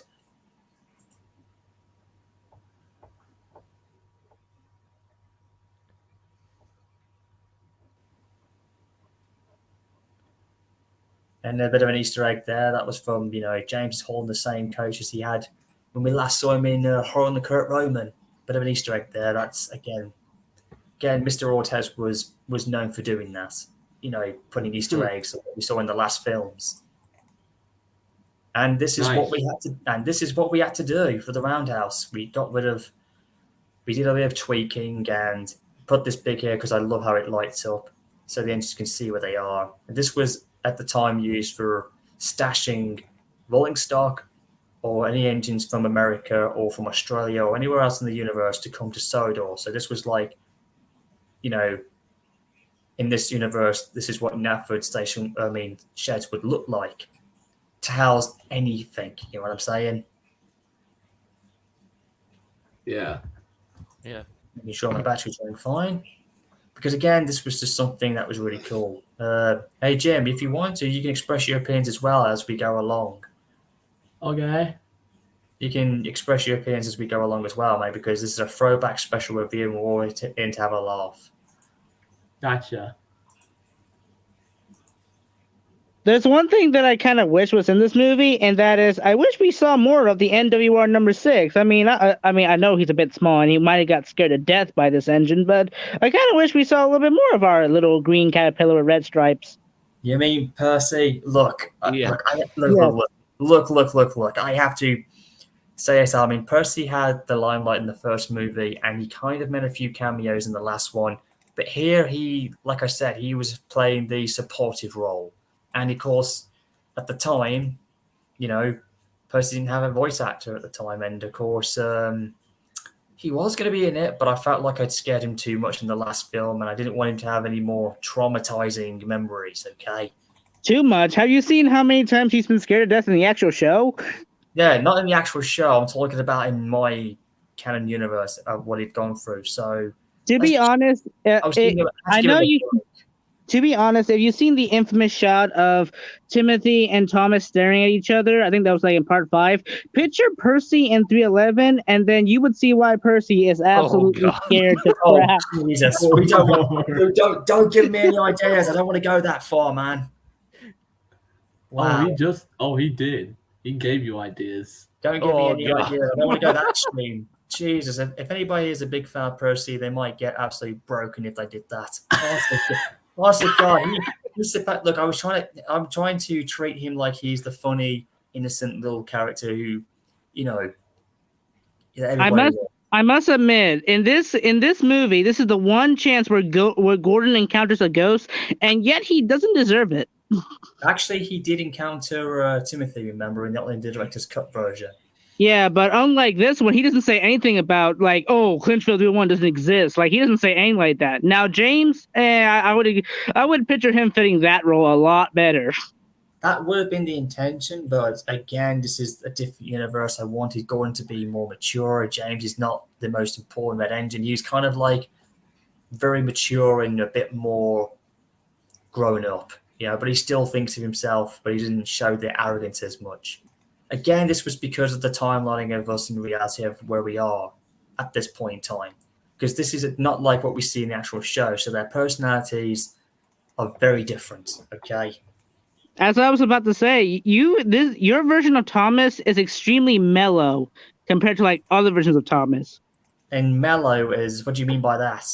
I mean, like, he's like very quiet. He's not cheeky. He's not like rude. He's just like very like calm, and he's not like mean or anything. He's kind of like Edward, but not Edward. Like, he's like, you know what? I'm gonna do this nice and slowly. Not like when he was like in the untold story of Timothy, where he was kind of cheeky, but or in denial of everything. Well, that's because of everything because at this point, after what he's been going through now, you would think he'd have a change in personality, and it kind of did. To be honest, after what happened with Timothy, I pictured Thomas having PTSD. In a way, it's in secrecy, he did kind of suffer a little bit of that after he figured out he had a forgotten brother, and then after everything he was going to go through just broke him physically. But after what he did, you would think he wouldn't be the same engine we'd know anymore. He's more older and wiser. Not as wise as Edward. Like I said, this whole six-wheel thing, this was like a Star Wars type of saga I was trying to do to Thomas. Like, he was going down this path that he was going through, and eventually he almost would fall, but then he would go back to being, the happy tank engine we know of. Because there was going to be a happy ending to this. For some reason, I feel like the best character in this entire scene right here is Edward, because what's the engine that you would tell a ghost story to, and who would automatically believe you, and that would be Edward. Again, I had to bring Edward into the spotlight, man. He was going to play a big role in this one. Like in the fanfic, you could just picture him in much more. He had a lot more anxiety than he did in the film version. Okay, again, I like the fact how you said I've used Thomas as a mellow character. Again, I wasn't going with the child stuff. I wasn't going with kids friendly. This was like, not faint-hearted. Again, Thomas has gotten older at this point, so he's well over 100. So you would think at that point he would not be quite the most young engine he once was when we first knew him. So again, I was adapting with the times, okay? But thanks for bringing it up. Like I said, this was when the fandom was entering a new territory, if you remember, like the Dark Times, Sodal Fallout, and Shed 17 and whatnot. Again, just remember where we were at the time. And you can clearly see here what a massive size difference we have here.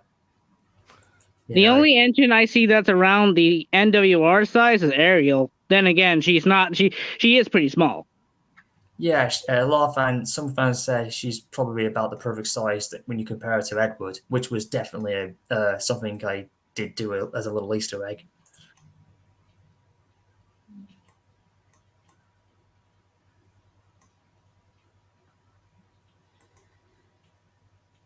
Now, I'm going to have to be straight up honest. Every time Mr. Ortez spoke his lines when doing a female voice for 600 or whatever the case may be, trying to give that Southern Norfolkan type of Virginian voice, I'm not going to lie, without the sound effects and music or whatnot, or even with it, I couldn't stop laughing because it was just so entertaining. And I don't know why, but it's just so uplifting and just makes me smile. Despite me and him, sadly, don't talk anymore. We went our separate ways for obvious reasons, but just saving this back, it just makes me smile. It really does. I just don't know why. It just does. I don't know if anyone told you this, but we can't hear the audio. Oh yeah, that's yeah. I Pardon? can't hear this. We can't hear the audio. We can't hear the video. That's because I'm trying to keep the I've got because some of you guys who have different mics, I've kind of had to turn the volume up so I can hear you over talking the actual film itself. Oh, okay. Oh, Special files back again. Yeah. In any cases, yeah. So I'll just put it back. I'm just messing with the volume, okay? So, quick question. If I'm correct, I think I'm correct in saying this. Aren't Louise and Jason technically the same age? Because I'm sure later in this movie we see Jason had an encounter with 311 in the 60s. So, is he around the same age as Louise? No. That was in a music. That was in a separate music video that was to promote this. That was doing like the trailer build up. So Jason was around, built as you'll see in one flashback. He was sometime built somewhere in the 90s, and when he was just getting started. I mean, Louise is actually supposed to be the prototype of the 600 class. So, as you know, the J class was first built in 1941. So she's older. Well, the second J class, because we all know there was a second version of the J class. Oh yeah. The other J is from the 1903 class. Yeah, the smaller Atlantic type. But yeah, I see what you're getting at. And then yeah, I see what you're getting.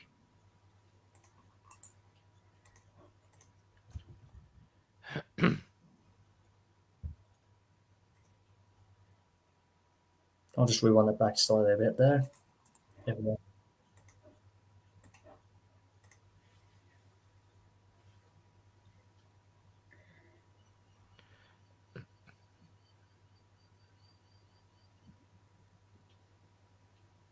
Again, I found Seth the Covert's AK-4501 Green Mikado. I think that's what his name was. He did a hell of a good job as Gordon. And, we tried to make him sound like he's deep. His tone is more, a bit more mature, if not older now. Speaking of Gordon, I love to point out that, okay, I might offend a lot of 2018 fans 1218 fans out there, but he might rival Gordon in the galloping sausage category. I don't feel offended by that, but I like where you're going about that, definitely. Because if you look at David compared to the other American locomotives, his boiler kind of big. Yeah.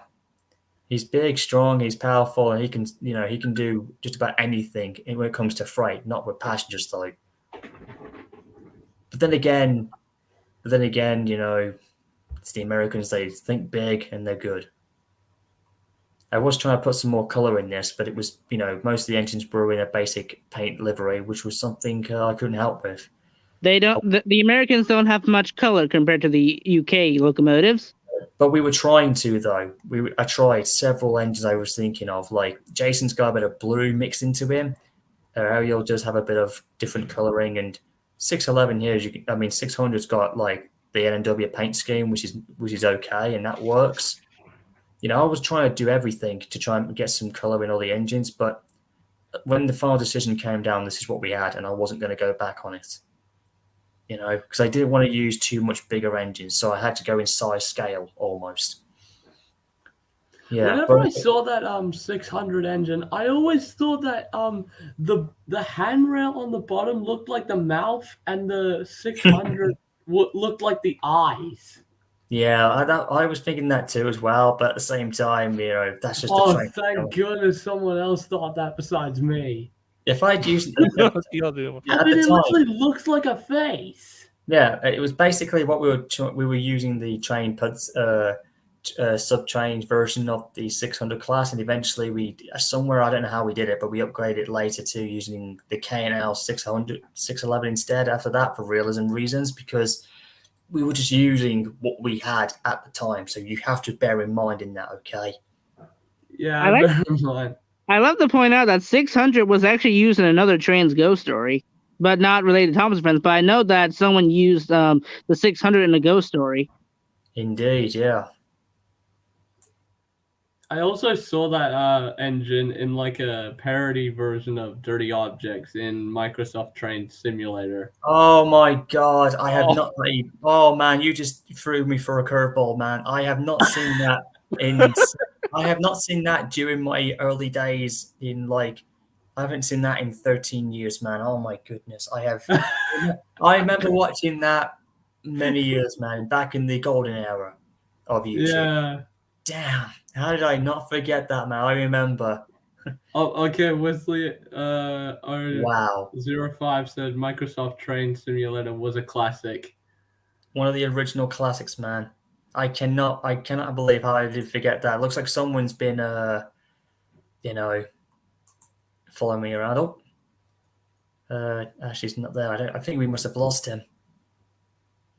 Oh well, he won't have to worry because I'll be coming back again with a part 2 after this.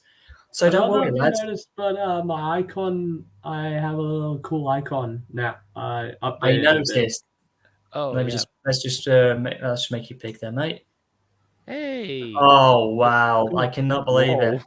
Ordinary Thomas and a demonic. Oh Jesus! That's my OC Jim. God dang it! You had me fooled there, man. I thought that was Thomas turning into Demon Thomas, as if Timothy finally brought out the dark side in him. No, the buffer beam is a little different, and the blue's a lot different. Sorry, mate, but I can definitely tell you were inspired by my Timothy's two-face half personality. I did.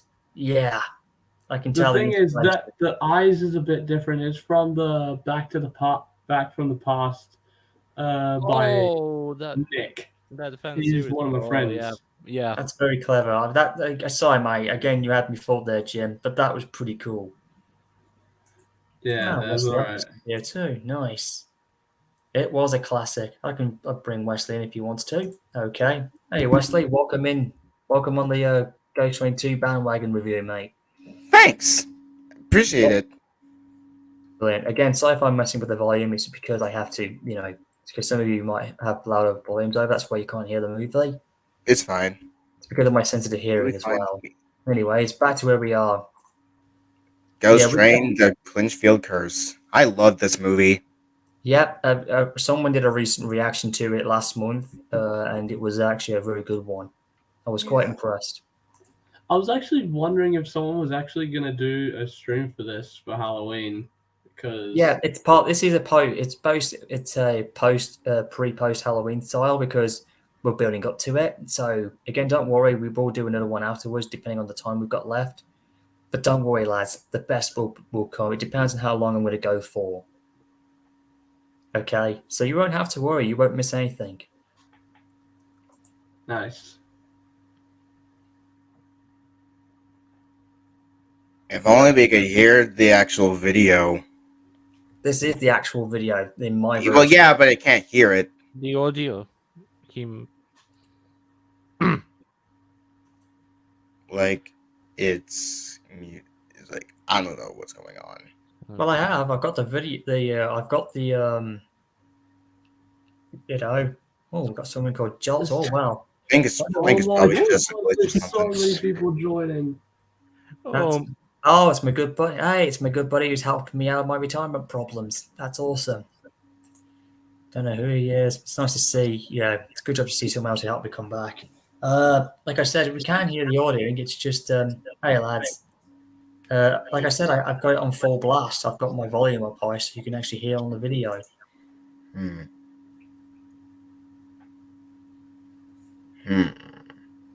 Don't worry, Creepball. The fandom isn't dead. It's just undergoing multi. Again, I'll just. Okay, I see. I've got it on full blast anyway, so. Yeah. Okay. Yeah.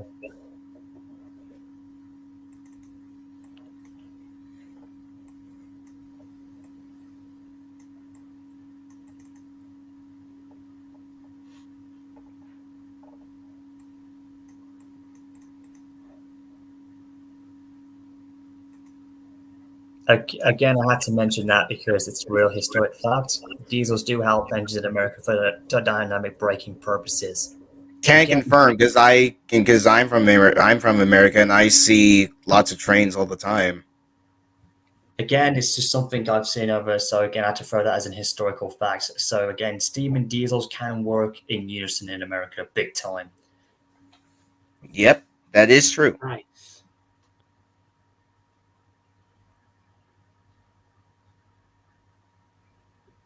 Enterprising Engine 93 was amazing as Edward.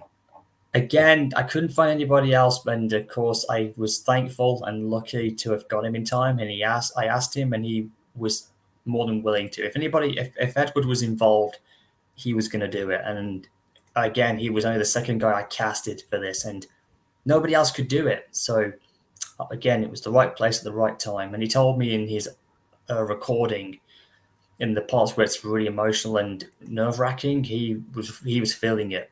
Like he really felt the character in a way he'd never done it before. So again, he really enjoyed it.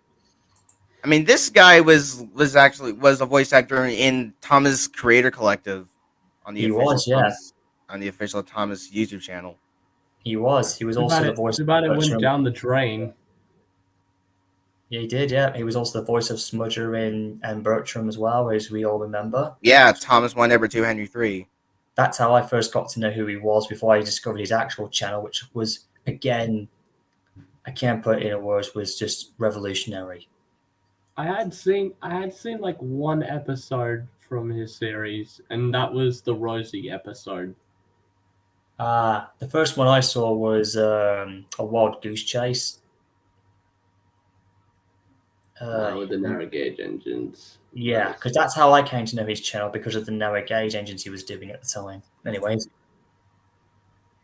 And of course, Edward is the first to bring up the fact of ghost trains, or like stories in general.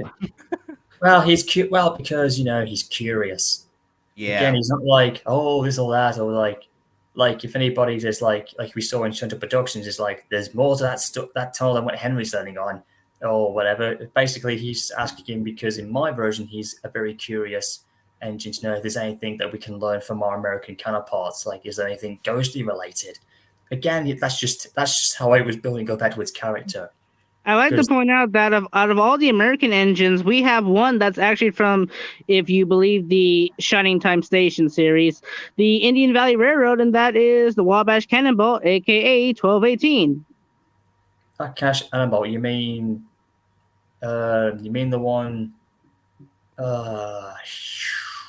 If you heard the song in Shining Time Station in its head canon, on its railroad, 1218 is the Wabash Cannonball, but in my canon, it's not a 1218 lookalike engine. It's completely different.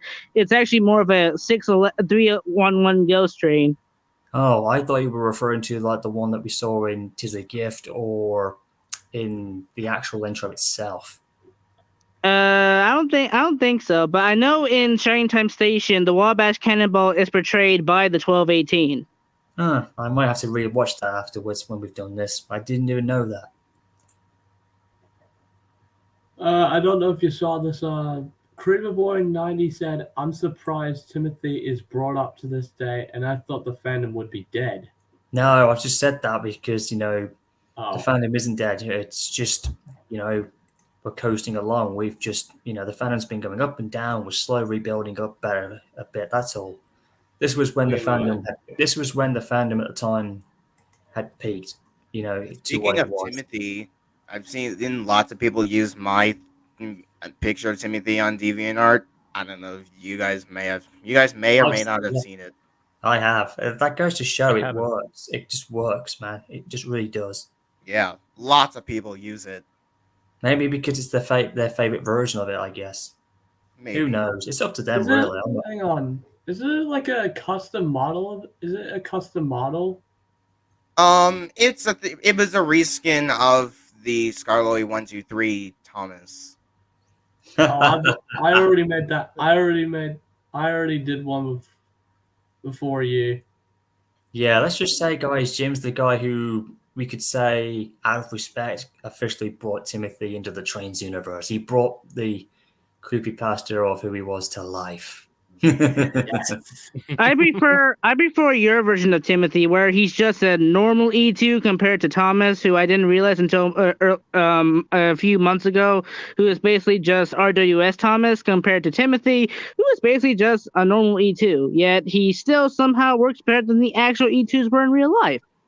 Well, let's just say because, in my version, I made him a prototype of the class. Yeah, and Timothy was a prototype. He did things that they didn't do. But in my new canon, when he's reborn, well, he survived, quote unquote, spoiler alert, survived. He was just in a coma for God knows how long. To be honest, Timothy is basically Jason, but Jason is just a replica. Yeah, but Timothy survived in this case, and he had a new body built for him eventually. He had all the tools done. He basically because of the E2s beside Thomas surviving, being the A class, quote unquote, Timothy, besides having a smoke box and other bits that were good, he had a brand new boiler and some other new parts that were custom built, which made him completely new. He did a few things that they couldn't do. And on a power level, he's stronger than Thomas and slightly faster. But again, like I said, he was a completely new E2 when he woke up from his coma in my new canon.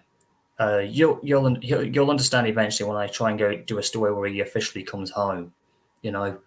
Been trying doing it for a couple of years, but was never successful. But I said, in my new canon, he did survive. But even Thomas thought he was dead, but he was lied to. As we will uncover, he was never told the truth of what really happened because they didn't want to, let him know. So Thomas is technically not a lone E2. Yay. I mean, if ROCs are E2s, that's fine. We can consider us being survivors, or we're brand new E2s in a way. It didn't really matter. The OC drama, BS stuff. Ugh. Yeah, I know. That really killed the fandom a lot. Well, I'll accept the curse of the Clinchfield. Is it bad that I missed the O-face sound? No. Oh, yeah. Yeah, that honestly made it funny. Yeah. Well, I would have put that in. Unintentionally funny. Yeah, I wouldn't have put that in, because it would have killed the moment because this was supposed to be a darkened story. But then again, who knows? It would have been my idea or not. But hey, at least maybe if I do a remake of it, if I do, depending on what will happen, who I will collaborate with, maybe I will put that in. You just never know. Unless it's an outtake or a blooper or whatnot. I don't know. Yeah.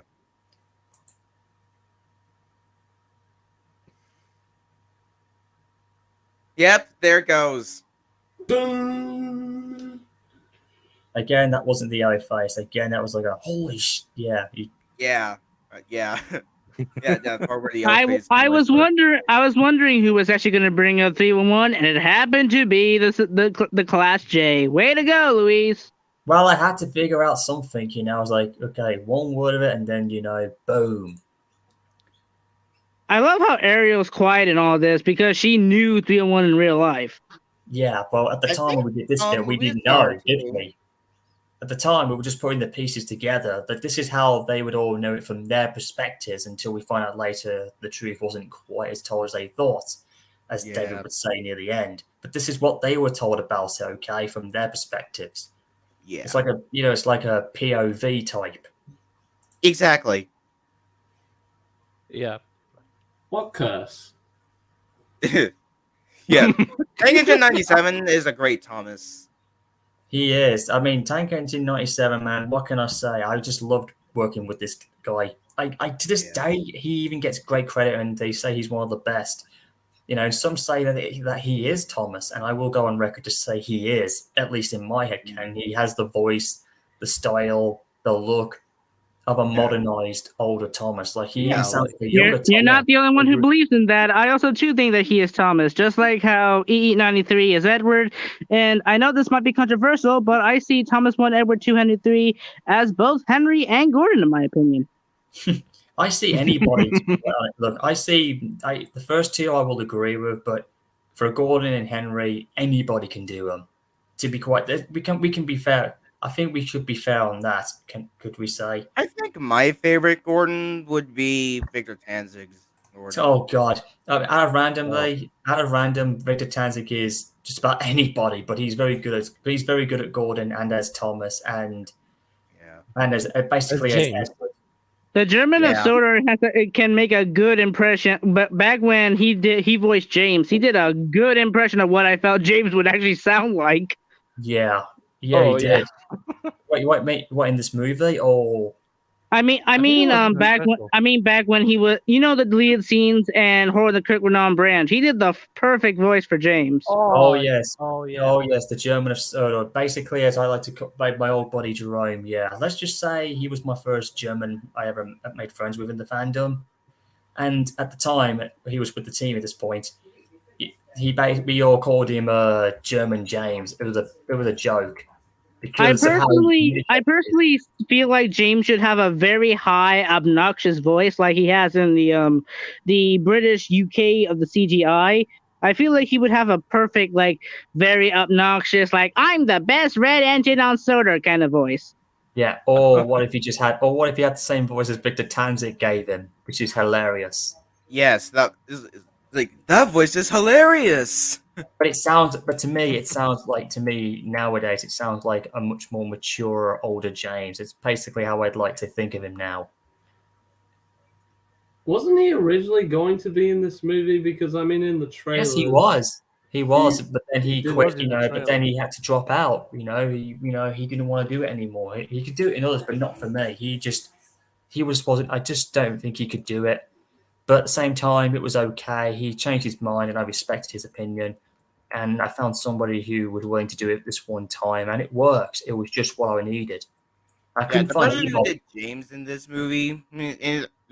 I like the James voice in this movie. Don't get me wrong; he's a ex-friend of mine, but at the same time, he did it because it was I asked for an emergency, someone to get James, and he was willing to do it this one time, and he did it in one take, and it was brilliant. And he saved me a lot of trouble of time wasting for it, and he just did it, like bang on. It wasn't quite as it was just like I said at the time, it was what it was, and that was that. Because that was just how it unfolded. And as you heard David there, he's just like, "Oh, now you're gone and done it." I was really trying to make him like he was like this big engine that talks big and he thinks big. Oh, now you've gone and done it. Yeah, he's basically if you were driving a U-Haul truck or whatever, when you're out there, like a real badass big boy, Now, if it was 2156, the whole roundhouse would have shook. Jesus Christ, we don't want to go that extreme. No, just because it wasn't the big boy, otherwise the entire shed would have collapsed on them. Oh, now you've got it. Yeah, that's what I mean. That's what I mean. He's like, oh, now you've got it. Yeah, I know. He's like, and then Percy on the other side would be like, that's loud. Too loud, said James under the rubble. Sounded like a massive Titanic whistle to me. Sounds like a gigantic Titanic whistle to me. Yeah, Jesus Christ. Now we're just scribbling all over each other. Ladies and gentlemen, if you're watching this now, you're wondering what the hell's going on. We're just all messing about with each other, having a lot of fun. You expect this to have, expect that to happen. I wonder what will be even more scarier. Big Boy 2014 yelling so loud he would tear down the entire roundhouse, or Percy doing the guys thing he does on Rick and Panther series. Oh, God. Guys! You don't want to. Oh, God damn it, Percy! Imagine that was Big Boy saying it. Jesus Christ, you just blew the whole roof off. Okay, special funnel. Someone's okay. I can see what he's doing now. Oh yeah, we're basically saying some of his favorite lines. Yeah, from Timothy. When That's Timothy, all when right. Timothy Yeah. said, "Curse you, Thomas!" I was going into like Darth Vader mode at that point. I don't know what made me do it because I kind of strayed away. I don't know what made me do it. I just burst out with laughter when I heard it on the replay. Yeah, when I was doing the voicing, it was perfect, but when I heard the actual voice, I just couldn't help but laugh. I was like, wow, I was very cartoony in that shot, but it still worked. So if Percy was like the guys and Big Boy was like, what God. Percy, don't do that! You gave me a heart attack! And then how about this one when you just said with Duck was like, guys, and it's like, Percy, don't do that. You'll make my egg hatch from underneath my bunker. What do you mean, Duck? Did Donald put you lay an egg underneath you again? Oh no! And then he finds out he has. Oh Jesus! Yeah. Basically, Donald's become Donald's Duck again for a second time. Where are we going with this now? Anyways, we're just scribbling all over each other, lads. This is just part of the reason why. Let's just keep going. Yeah, but we're having some fun here. This is what, like I say, it's not all serious. It's all fun and games, and we can just all jump all over each other.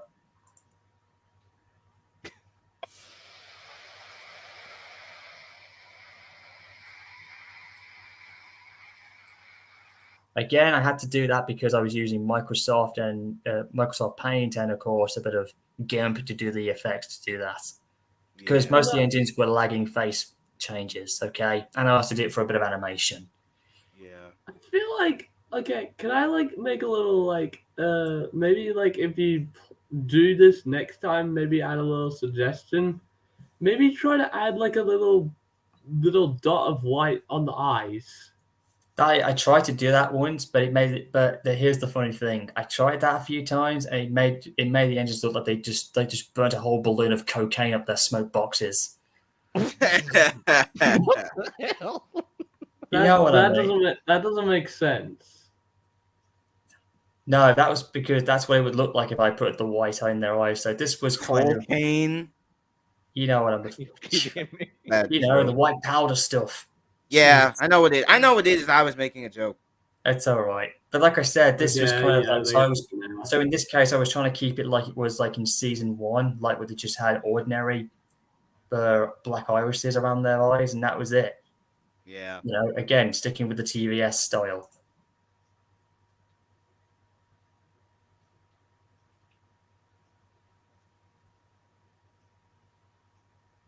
You mean like the untold story of Timothy that we told you about? Yes, indeed, Thomas. Jesus Christ. Was that you, Jim? Yes. Well, Dang we it. We can't hear it, so we have to You can't hear it. I've got it as loud as I can, full blast, unless you might be on your side or whatnot. Wait, can I point out, is Thomas actually okay with someone mentioning Timothy at this point?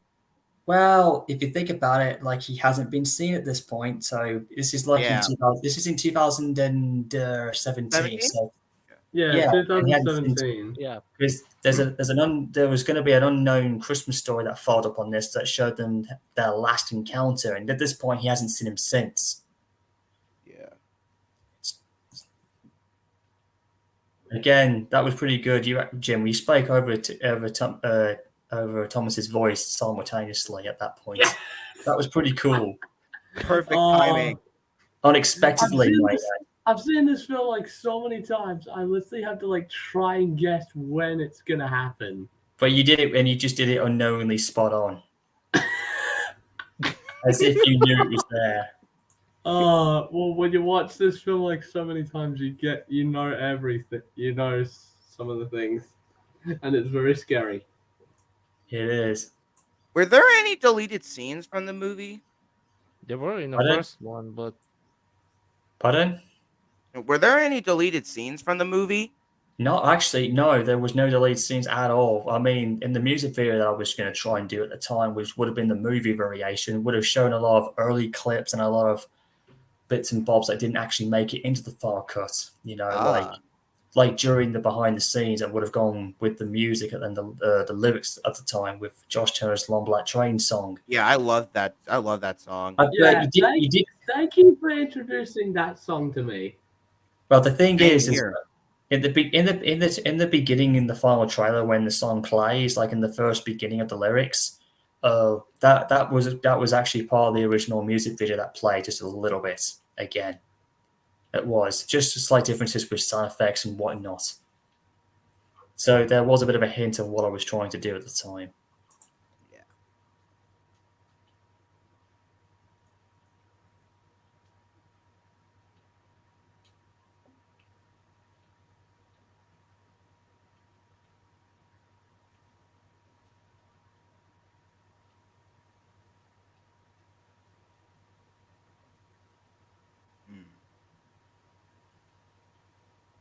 And this is where, I was doing my editing to its best. I had a lot of fun with these backup stories.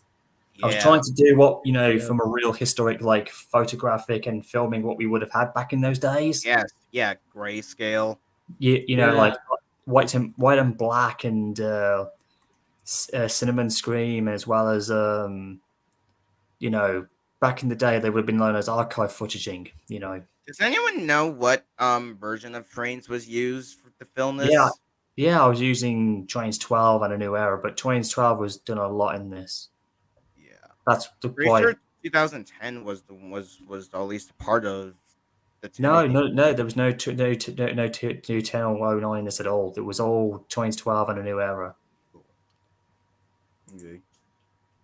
The old one's number plate looks like a badge, like of some Western police officer. Look at her number plate; it looks like a badge. I know it kind of does. I never thought about that. I never thought about that until now, but I do kind of think it may be inspired. I don't know. Jesus Christ! And again, I think I could see her eyes. It's the little headlights. Almost. Almost. Yeah, you mean there's two of them? The two of them? Yeah, that's what I said. One there and one over there. Yeah, that's how it makes her eyes. Well, technically, that's how they would. I would say that's how the Americans, quote unquote, see. But then, how do they talk? Do they just talk through their funnels? Oh no! Oh God! Not this again. Don't go that far. Here we go again, mate. I'm just saying, like it's like with Victor Tanzik. How do they talk and breathe in here? Well, I always feel like they can breathe through their funnels, in my opinion. I think that's how they hear. Engines. Breathe. Breathe, I said. Okay, to be honest, I like that with that shot of 301 right there. I like to call that the Polar Express shot, where we're like just like in a human POV and we're looking at the locomotive. You're right, it does. I didn't even notice that. If I had done that with the winter effects, it would have been. I didn't even know that. And of course, as you can hear, this is what David, 1218 is thinking from his perspective, even though. Yeah, she's not to be true. Not entirely true. Well, he gets a bit of it part true, but he thought that 311 was built in 1949. Yeah, when she was actually built, 1926? Yeah, when the actual class of her class, like 1522's class, were being built. She became known as 311 in 1949. Yeah, I think this is when I think he knew about it, or whatever it was. Quick question: where is the Campton and Southwestern actually located in the U.S.? It's fictional, mate. It's fictional. It's not real. Because I somehow picture it being in Colorado because of the mountains. That's technically where it's supposed to be, somewhere in the Colorado state, somewhere, I guess. Of course, we were throwing some at the time. I didn't realize it until later on that we were throwing some hints, of San Juan. Like we got Dan over there, and there's a young Anthony. And an unknown locomotive who was nameless. So again, we were throwing a lot of hints I didn't realize. I know that unnamed locomotive was used as a ghost train before. I don't recall that. Anyways, I know it was part of a ghost train. here we go. Here we go with the part of the jinx that was Now going this here, I had to tell you, I was trying to do like old archive footage at the time, and this was so Oh hard. yeah.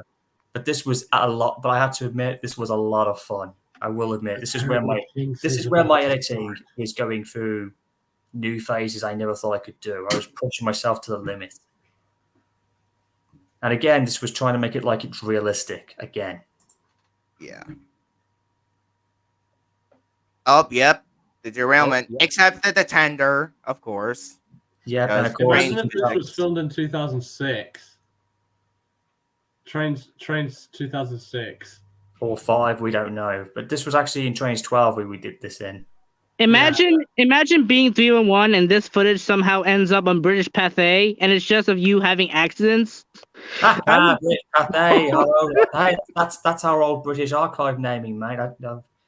Illinois Central. If I saw footage of me having several accidents, I would demand them to remove the footage immediately because because I'm not a jinx, yet they're showing me that I am a jinx. Yeah, but basically, this is what David's talking through his memory and what he was. And of course, this is supposed to be like these are part of her actual life that we're seeing that had survived, like the archive footages. But he's basically remembering what he's saying through his memory box as well at the time. So it's a combination of what he remembered, of what he was told as well. Okay, so just bear in mind. Basically, Michael, if you said that, like you said, if you saw that footage, you would obviously say that is fake news. Exactly. Oh, and also I like to point out that the Illinois Central Hoppers, Casey Jones reference I see right there. Yeah, I've actually been to Illinois before. We did. That was a little hint there, mate. Yeah.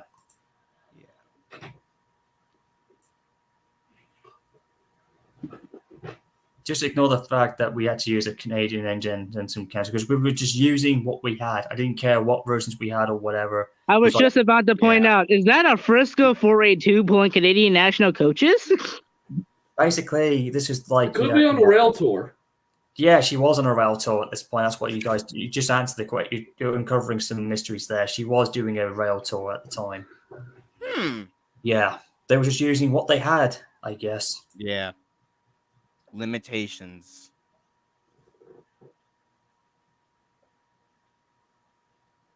Yeah, being called a hoodoo or jinx locomotive. Yeah, that's what that was actually true in the story over the time that they knew her. So yeah, we've actually have our own ghost hoodoo engine here in the Pennsylvania. There was allegedly a locomotive numbered 1313, and she was said to be a jinx locomotive. And I heard about that locomotive, and I do believe the stories. I know someone named 1313. Yeah. So basically, do not ever number your engine 1313 or any number named 13. Bad luck. Unless you're Clinchfield 311, you could definitely toy with that. Well, here's what I think why she became a jinx. It's because her number is 113 reversed. That could be a theory. That could be a theory, or it could be anything could have happened. We don't know. Or maybe because what was her original number? 1513.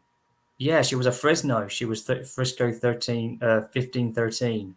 So yeah, the 13. Maybe I blame that for the jinx. Well, she was okay as a Fresno before she was sold off, and that's when it all started. There's nothing wrong in the Fresno vein. She was just an ordinary engine. She accidentally and unintentionally killed real men. Yeah. That bit there is a canon there of her being waited to be sent away. So that's, of course, photo archived. Yeah. I can easily picture that being Frisco 1522. Could have been.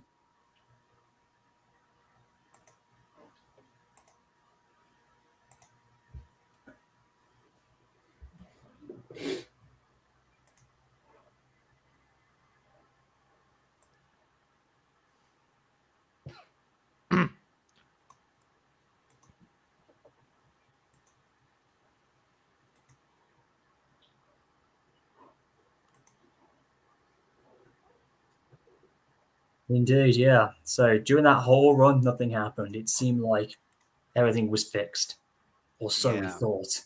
Yeah. Yeah. Yeah. I feel bad for Gordon. Again, I was Yeah. throwing some real life railway history, historic facts there again, blending real and fiction together, and of course a bit of a nod to the railway series. Of course. Lost all his Doncaster brothers except for Scott. Well, here's a little hint. Our OCs made cameos, but in this universe, the Thomas engines and that don't even know we exist or there. So we're basically unknown to them. You're just basically like the We're just basically like the Mocklin engine. Yeah, pretty much. Oh Yes, yeah, we are. very much. They know, but they don't. They know. They just don't know that we're them. Like somewhat being what we would be if we were steam engines, but they just don't know we're there. Yeah. They'll hear us, but won't see us unless they did get it. Well, back in the day when OCs were becoming a real unique thing at the time. Okay, we just weren't canon yet. Yeah. And I doubt we ever will.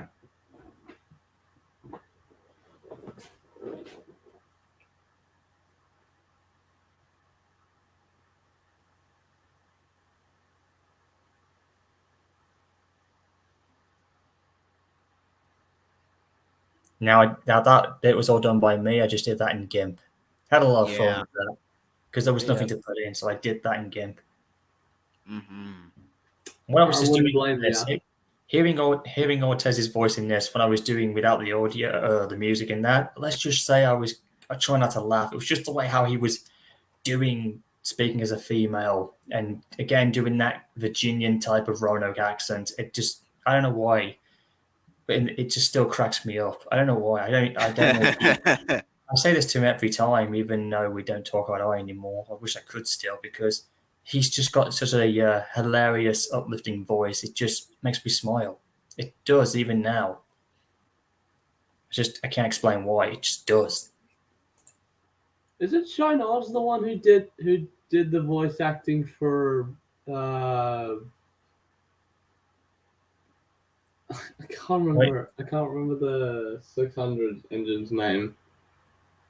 Who, the voice actor who's doing that? Yeah, no, I know that was Shine Oz. It is. That is actually Sean Ortez's voice. Yeah. And here comes my favorite character of the entire movie. Briscoe Clinchfield 150. Hi there. Yeah. Oh, that only made a photo cameo. That's Clinchfield 150 again, and of course there's Michael's character in Clinchfield form as well. Make it a cameo. I didn't realize that's 676, isn't it? Or technically 3985. Yes. Depends on when this picture is taken. This could be 3985, or it could be the actual 676. That's what I mean. It could be the actual one. Of course, it was 1952. That's in the timeline shot. And of course, the character of 150 is a mystery. We don't know if it's male or female because we've never heard the engine speak. To be honest, the 150 count, I don't know if everyone has heard this engine, but if you heard of Nevada Northern number 40, and if you look at engine 150, she looks like the Nevada Northern 40. I wonder what happened to 150. Most likely scrapped.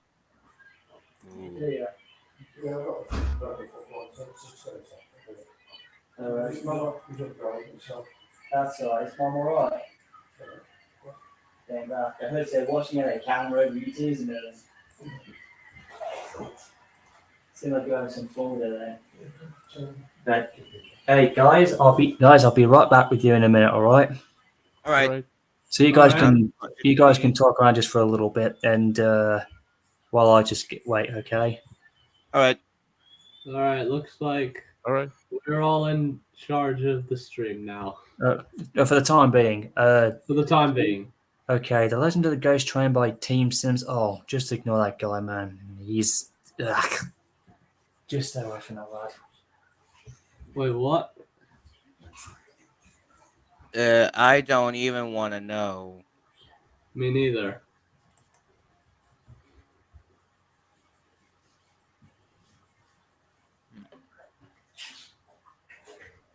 I'm just going to say something right off the bat. Here's James, the most annoying thing he's ever said in the show. Oh, I think it's a Oh, that. reference to the to that. It's like, here's The Johnny Shining? thing. Here's Oh Johnny. yeah. I think it was a reference to that. Johnny. If I was on Sodor and if I hear here's James, I would literally take a torch and throw it at his face, threatening to scrap it off if he wouldn't shut the heck up and stop saying here's James. Did anyone see the latest episode of Tales from the Big Adventures from Thomas Mann 2002? The one with being James. Yep. Yes. That was actually really good. I got to say it's. And it's actually a good episode because I don't know if James actually said here's James. I'd rather be Edward instead of being that James.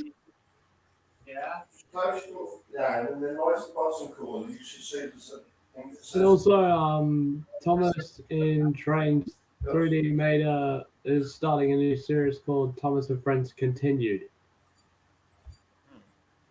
Yeah, I think I've seen that.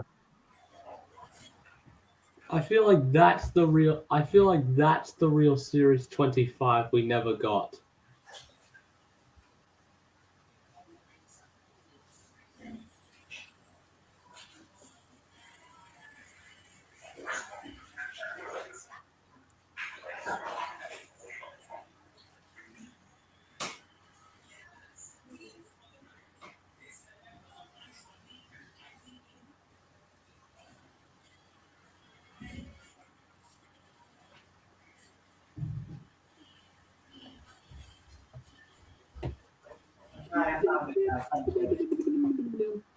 I found it. Yeah, it's a bit different from what I found the power source and everything. Those are in the morning now, some of that camera watching. Those are obviously said there's a camera watching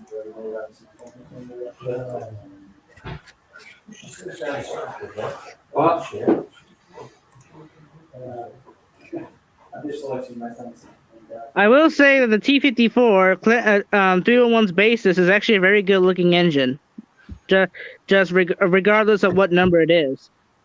Okay, lads, I'm back. Know that. Okay, lads, I'm back. Welcome back. Hey, Brandon's back. Hello, Brandon. Hey, Welcome Brandon. to the party. Hello, Brandon. Hello. Ginger Jesus, welcome to the party. Yes, I am here. I saw I just came out of my personal live stream and I saw that you were doing the. I sorry I left you in the chat there for so long, pal. I mean, you're in some good some good fun. Yeah, basically, what you're seeing in the private chat is just my response to what was said earlier about Thomas Fan 2002's recent video and the episode where Ashima was in it with Rajiv and I like. Oh no, myself, we were talking about being James. That's the latest episode. Oh, I know. I saw that too, and I thought that was a very wonderful episode. It was quite a good episode. I mean, with Harvey's involvement, it was like, yeah, that's just like, I mean, Steve Harvey is quite the crane engine. He is like. Again, Creeper Boy's having some fun here. Again, just keep away from Team Sims or whatever his name was. He was one of the guys I mean, he's good. The video's good, but he's just personal reasons, pal, or somebody else. You know, I think I could be mistaken. I don't know, but last I heard. Okay. That's a long time ago, mate. Anyways, back to the filming. We were having some fun. Yeah. Again, to the video review.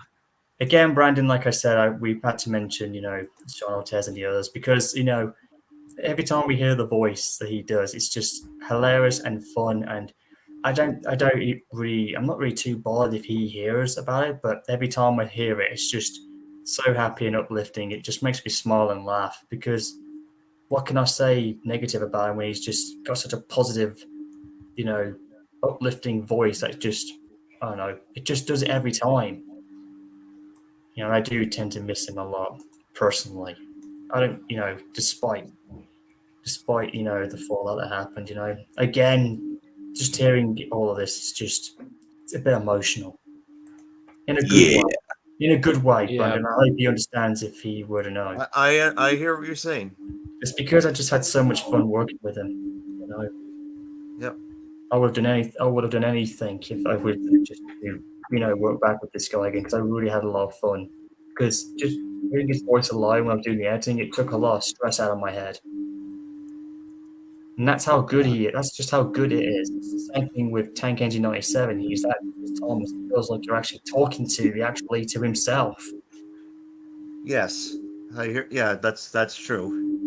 It's like with you, Brandon, when you do the Fat Controller in a comedy way. It's like you're doing the non-serious version, where they're just doing the actual version. Almost. Yeah, it's a bit of an origin of how I did the Fat Controller's voice in some of the, over the years. It's like you, Brandon. Like I would say, I don't like to compare you to him, but it's almost like you're the Canadian version of Mr. Ortez, and you know how to make me laugh like he knew how to make me giggle with his sense of humor, almost. Well, that's the thing. We each have similar ways of creating humor.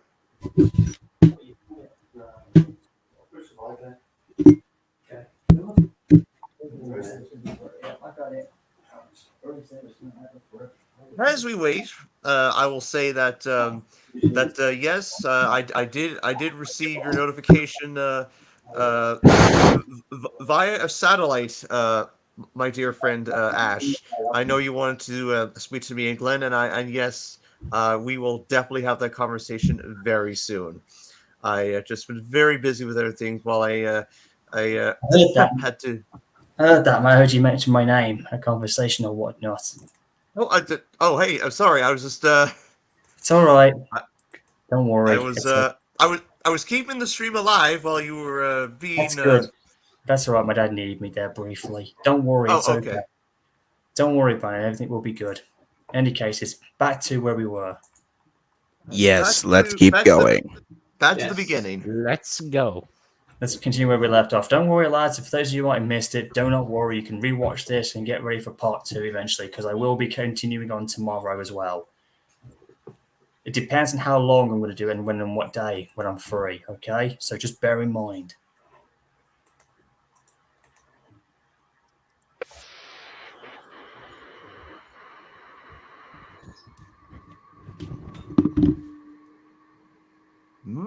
Said the driver. Even more GIMP editing. Yes, I had to use. Yeah. Why would Luis's driver even care that he found this photo? It's just something he knew about or whatever, because he knew who 311 was because of his family who told him it. Okay. Again, I was using archive of what I had, depending on whatever the year it was in. Again, this is from what Louise's standpoint is telling from her point of view, because it's a female locomotive. Yeah. Yes. It's yeah.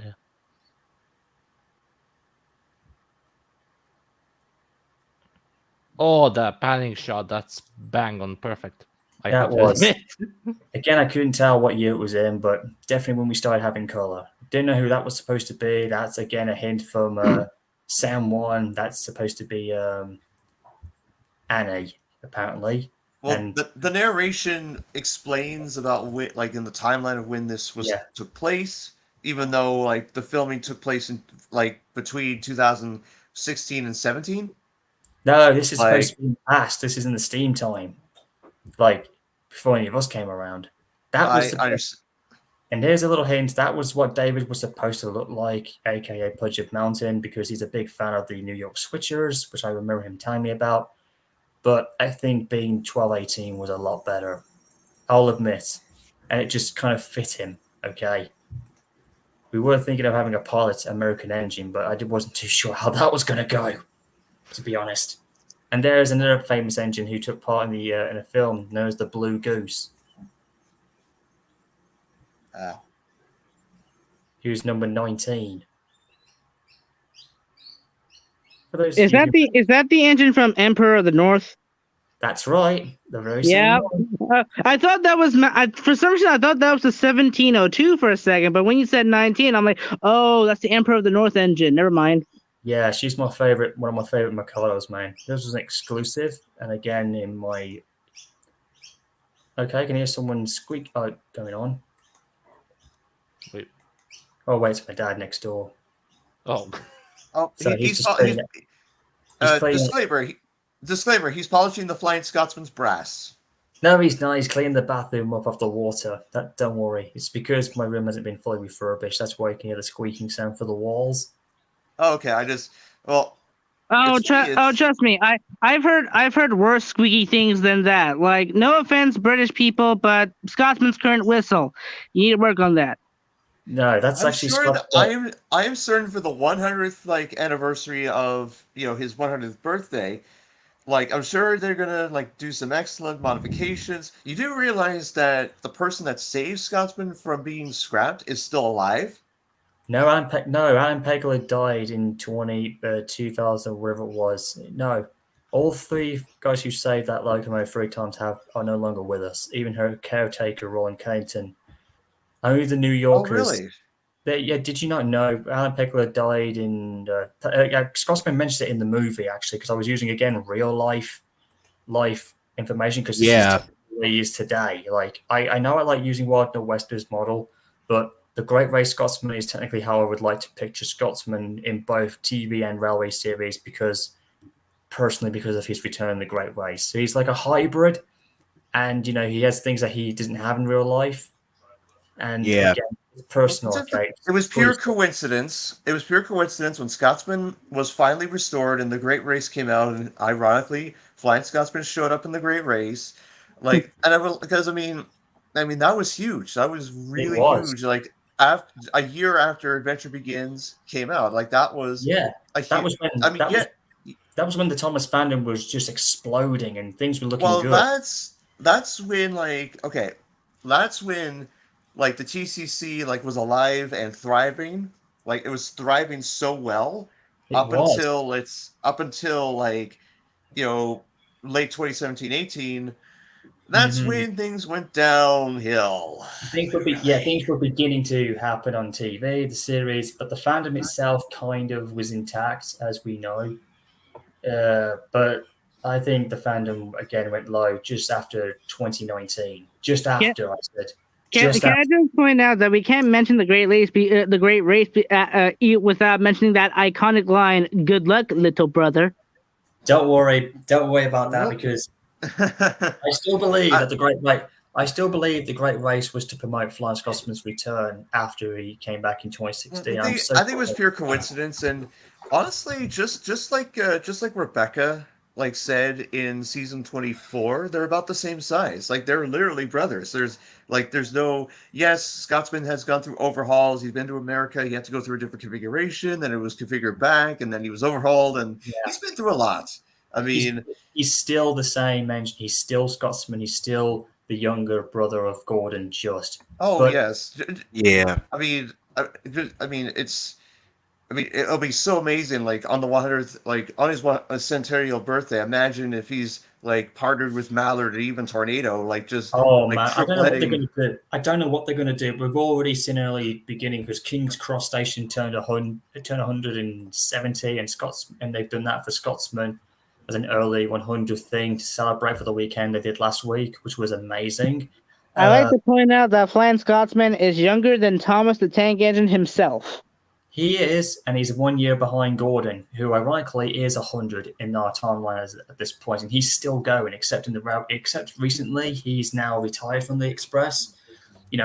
As we all saw in NWR 91 and of course Wild in the Western, because he's now downgraded. In my version, he's still going, but he's not Just imagine if Flying Scotsman had both his tenders, on the Centennial, that would be awesome. Bitten has still got the tender still, so I suggest, and I hope they do this, make arrangements and give it to Scotsman for the centenary, because then he could be almost like his Great Race form almost. I would love to hear that. I would love to hear that argument in the national, in wherever Britain's at. Bitten, can I please have my second tender back? No, it's mine now. Bitten, please, I need my second tender back. Shaky, Well, I mean, the easiest solution, like they could just build a tender at the works, like Well, like in the that that's another idea. Maybe afterwards they can build a brand new one from the ground up. The drawings in the National Railway Museum are still there. The archive design. They could just copy Scotsman's tender up, so that can't be too bad. I mean, they can make it out of new material. It makes perfect sense. It does, a brand new one, and it could be there at the museum where it needs to be or when it's not to. But like I said, that's another possibility. Even in Thomas and the Rail Tour series, we hear that Bitten said, well, it's a she in that one, where she says Scotsman actually lent it to me. So I guess that I'd like to think that is the case instead of, Scotsman calling this. That's how I get the vision. But what I'm trying to say is, I'm hoping that they check off all the boxes, so that way it not only coincides with Scotsman's history, but of course, his involvement in the Thomas universe. Because yes. I mean, Scotsman's not the only real life locomotive to be in the Thomas universe. I mean, look, like Spencer, he represents Mallard. City of Truro, he would. I mean, Steven. Yeah, the Rocket. Stepney. Can I please point out Steven is the only Thomas and Friends character who has actually killed someone in real life? He did. And of course, unintentionally. Unintentionally. With all the same, that is some dark stuff, Thomas and Friends. That is some dark stuff. Well, actually, should we keep going? Well, actually, I will say this disclaimer. Thankfully, Stepney he didn't do that. What I'm trying to say is this. Thankfully, Stepney did not write off that person, much like his sister, the Half Engine. Yes, disclaimer is advised. Yes. And of course, we were forgetting somebody else who was in the Thomas series, City of Truro. I mentioned him, Glenn, the coffee pot. Well, I haven't seen any. I know that they're around, but I've never seen one up close with my eyes before. But I've seen them that they do exist. Okay. Anyways, we kind of lost track, ladies and gentlemen. Let's get back on track. Putting very much intended. But this is what happens. We're going over. This is what happens in my streaming. We go off a little bit, then we do a little. This is what a fandom live stream is about. Just having fun and passing on our knowledge to each other. Yeah. In a sense, This is what I said in the old team when I was with. This is how we're meant to be. Just having fun and discussing and just jumping all over each other with a laugh. I think good times in the fandom have slowly returned in the last 2 years. I can grant you that. Despite we have seen many who have kind of fallen and never came back. Some have rebounded and tried, and others will never come back. But as long as we can continue being positive and try and do this like we're doing now, we can survive. Yes, survival of the fittest. Like that's correct. That I could have said any better, Brandon. Survival of the fittest. That's how it is. And we didn't know who they all were, but like I said, they were all worried that they were going to get jinxed. Again, this was just Shock, aka iOS Studios, doing his magic. Because he knew these endings better than I did at the time. I'm just throwing you out what I remembered. And of course, Brandon, if he does see this, this is just to know how good he was and how good he and I were together. I still miss him. I just hope he still recognizes that this was all worth it, And I don't look back on it with regret. It's just I do regret that I did shove him around a little bit and there. But if we had done this in today's time, no problem. I would have accepted what he would have wanted in there. Of course. If he had been co-directing with me, then that could have worked. But at the same time, what was done then. We couldn't change anything. We couldn't go back on our word. That was the deal. Deal done.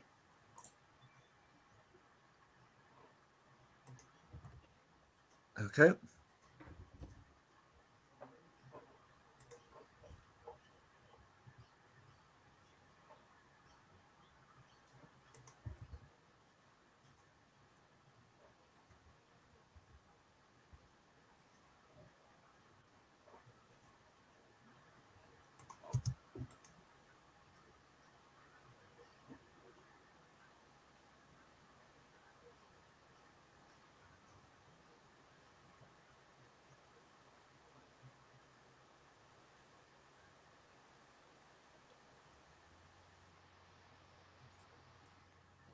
again, back to the archive footaging, and again, this is what Louise was showing, what her memories of it was, according to those anyway. Yeah. Yes. And the curse is back. Oh, Oh no. This time we actually used an actual crane that was American.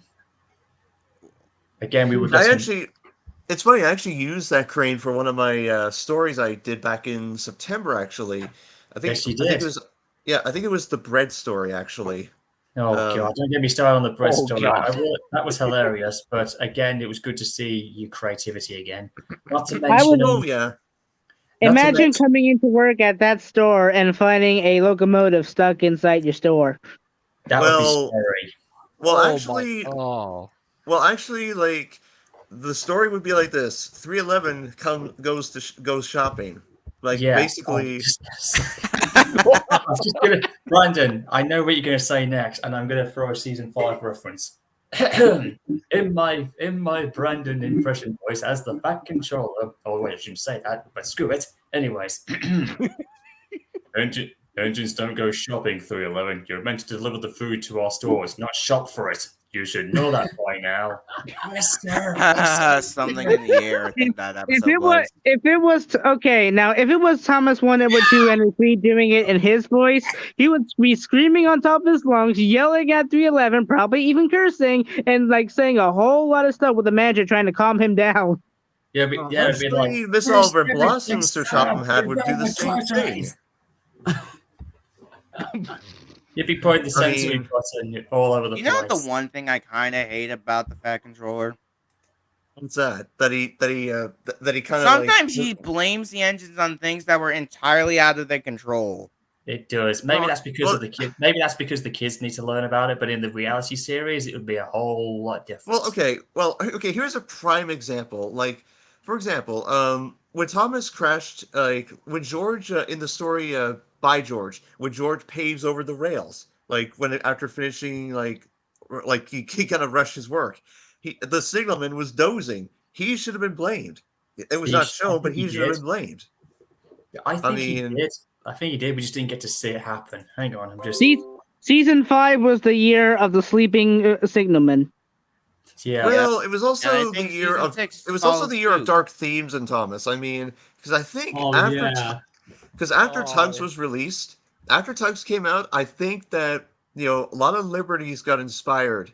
Like, because there were a lot of dark things in Tugs, and I think like some of the stories in season 5, like Haunted Henry, Rusty and the Boulder. You gotta give the show creators credit. They literally had the guts to go that dark. They did. I mean, even deeper than. I mean, if you think about it, I mean, look at what they did in like. We're getting off track again, but just keep in mind. I mean, look at what. Look at what happened in season 2. They were kind of testing that out a little bit with Ghost Train. I mean, that was scary as heck. And that was in the 80s. It was a start. It was even before the creepypasta started. Well, I actually did a redub of that episode. Before Timothy became a thing, of course, way before that. Now, of course, now me being 2015 me, I was really thinking that was actually a deleted scene until I found out it was actually a creepypasta. So I admit that I did that too as well, but I actually believed that it was a deleted scene. Like, I think that far ahead. But now I'd like to think of it as a railway deleted scene, like, because we don't see the Ghost Train in the railway series. So I kind of like to agree Timothy's like an unknown exclusive railway series type of ghost. Maybe he is. Can I point out that we should all thank David Mitton, because if not, that horrific face that is now Timothy's wouldn't have been made. Exactly. Well, you do realize that was actually that face that was actually made during production of Magic Railroad, and that was we were supposed to see that season 4. Actually, incorrect. In Thomas and Magic Railroad, we were supposed to give in a final scene where many years later, Thomas was going to pass by the windmill on his branch line. He would be wearing that face, like symbolizing many years later. Then we would see an adult Lily and an adult Patch with their children in Annie and Clarabelle, as they pass by the window, and that would have been the final shot instead of what we were given. Yeah, I'm basically, glad they didn't go There's with a that. there's a problem with that because I literally don't get how trains age. Exactly. I think that's why they didn't do it, because that wouldn't make sense. I would have thought. If that's what Thomas was going to look like at the end of the movie, you could just say, now he's an old but kind engine. Yes. Unlike With a a certain broad silver smile tank and engine. wrinkles at the end of his mouth. Indeed, Oh, yes. or Basically, maybe the narration goes something like this. And now Thomas is an old but kind engine, and many years later, Patch and Lily, and their family are now living happily ever after in the island of Sodor. And now it's time for all of us to go home, just like Thomas. yeah, I think that's what I that would have. still feel like worked. the whole movie should have just been like a bedtime story that Thomas was telling. It kind of, do you know what I'd like to think? I actually kind of would like the idea to think that would have been the case. It's almost like he was Well, telling almost. I mean, actually, it's just like Sleeping Beauty, like Grandpa and Sleeping Beauty. Although I don't know if it actually did. Although I don't know if it actually did happen. Pretty sure well, it that's the actually did thing happen. because the thing is, it's funny actually. I saw this recent horror story called 10 O'clock, where basically, it was basically 10 it was a o'clock. bit, and the story was like that Diesel 10 was like an urban legend, and that he was the claw was built in the place he worked at, and then his owner scrapped him, and then many years later his spirit like rises from the dead and at 10 o'clock to to take an engine with him. Like, And that's how maybe Diesel 10 got his claw. well, kind of. It basically, the story takes inspiration from, like, Tom's Run 283. It also takes inspiration from many of the other ghost stories that have been seen. Or you could say in Star Wars, when Anakin Skywalker saw Qui-Gon's lightsaber, when he says, like, "You're a Jedi Knight, aren't you?" What makes you think that? I saw your laser sword. Only a Jedi can carry that kind of weapon. And then, Qui-Gon's like, and he's like, perhaps I did kill a Jedi and I took it from him. And I'm just thinking, what if that could be like how Diesel 10 got his claws? Like, perhaps I did take it from another Diesel and must have took it from him. Like, what if he scrapped that engine and took the claw from him? And, little theory there. Kind of like what we saw in Victor Tanzik, where Diesel 10's got no claw. Yeah. So I thought it was a bit odd, but I liked where he was going with it. Well, that's the thing. I mean, I'm pretty certain that would be a battle. Thomas and Sir Topham-Hatt defeating Darth Vader. That would be quite the combination. That would be hilarious. Let's not go that far, dude. We don't. Let's not go there. We've already seen a Thomas Star Wars thing back in the day in the Batman era when Darth Vader invaded. Actually, I would up that by having Super Duck taking on Darth Vader, because Super Duck is even worse. No, that is the great Western of my nightmares. That is not a great Western boy. That is the monstrous. What about Timothy versus? That is the creepy part.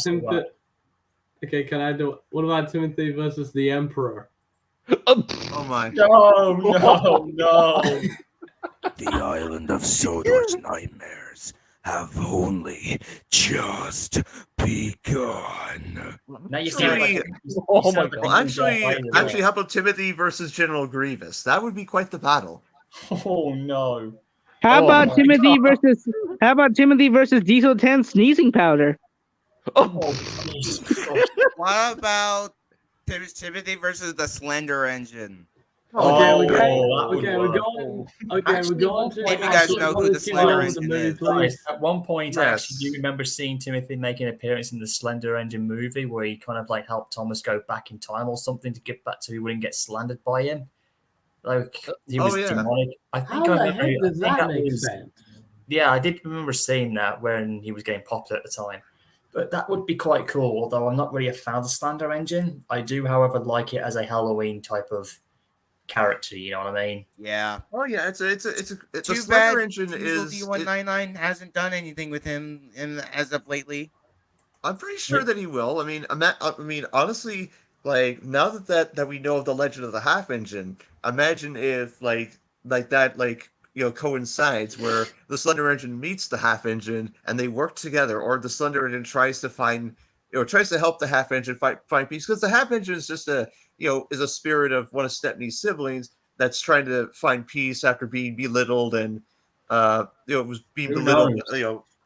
I actually would like to think, Brandon, could you agree with me on this one as a theory? Like when we saw Edward's ghost in Spooky Engines, and it looked almost Scaredy like engine. Donald Douglas. So I'm thinking, could that perhaps be their version of the Slender engine when he's looking for his lost whistle? But at the same time, it could be because you've never heard the Slender engine blow his whistle. That's what I mean, and that's why, and in theory, he could be slandering other engines in order to get his whistle back. Maybe. Well, that's actually a really good idea. That's a very possible. It's a good theory, but another theory actually from 22 Tesla's version of Scaredy engines is like, what if that's the ghost of the engine? Like after it was shunted into the smelting pit like by accident. That's another. That could be another. These could all be combined factors, perhaps, Brandon. I think we may be still playing on a new storytelling here. I think. Oh yeah, like I mean, it's just like with Oliver's escape, and for those who've seen his recent witness, we're introduced to Howard the Ivan engine, who we're seen in his final moments, like basically because. Even in Wild Nor'Wester, it's like I just recently rewatched one of the early modern years, and it says something about Bear turned a blind eye when Oliver escapes, like he wouldn't stop him, and he allowed him to go. Well, that's the thing. Bear is a kind Diesel. He's thankful. Now, imagine if, let's say, Diesel like Levy or Roderick or even like Bowler, for example, saw like Oliver trying to escape. That would be a different story. It would be, yeah. Okay. We'll go back to this at another time. Like I said, that could be really cool. I really do like what we've been seeing with the characters who we only saw very briefly in the books. They're finally being recognized. It's almost like the closer we get to the 80th anniversary, the more we're recognizing Robert Audrey's work on a much bigger scale. Oh yes, I mean, and I think that's another thing that should be added to Scotsman's like centenary. Like definitely. Or I hate to say it, what if they painted him blue, to give him an identity of Gordon, because he is in fact a relative of him in the Railway series. It would be nice. And put a face mask on him. That would be a far stretch. I mean, they've done it before with other Rangers in the past from the Thomas event, so I think Scotsman should masquerade as his brother. That would make sense. All the Scotsman would need is like, we'll take the smoke deflectors off, paint a giant number 44 on the tenders, and then. But then maybe just for the kids, I guess, because then they can say, so this is what Gordon would have looked like for real. Almost. Yes, and hopefully, and I'm just saying this. Hopefully, if they go the Gordon way, they have to do it in the classic original style. Not all engines go, because all engines go. No, we don't talk about that here, Brandon. We do not talk about it. We don't you dare. We don't talk about that stuff. We do not talk about that reboot. Yes, my apologies. In this case, 311 will just send them to hell for it. Yes. Meanwhile, 311 was busily shopping in the store. Anyways, once again, ladies and gentlemen, this happens a lot on my streaming and everything, but it's all done for show and entertainment for you guys. And let's get back. I think in a way, I guess we've been jinxed by the streaming. I guess. Yes, let's get back. Time allotted. Okay. Sorry about that. As I was saying, let's get back to the stream. You sound more like you kind of sound more like you were talking like Ben Affleck's Batman there for a second. No, I was in demon mode because of the reboot. No. My apologies. Oh damn! I'm being Batman now. For a second, I was like, "Tell me, I'm Batman." You will. Jesus Christ! But this is let's just keep going. This has become supernatural in its own way, but this is part of the fun, ladies and gentlemen. Okay, let's just go. We're just talking snap shit over each other, but this is for fun, man. Yes. Okay. This is what Even though streaming it has 2 people watching. That's because I guess 311 took them all to hell, and those who are still watching have survived. Oh, They're surviving the experience. sounds like something Timothy would say. Oh, I can't do that one. Oh, that actually hurts my throat. I can't do that one. Oh my Jesus. God. Anyways. Anyway. Okay, I don't know what that version was, but again, Chuck was using random endings. I never asked him. He just do the flashbacks, and I'll pick what is vital in the editing, and that's what I could only do. Again, that was part of the deal we made.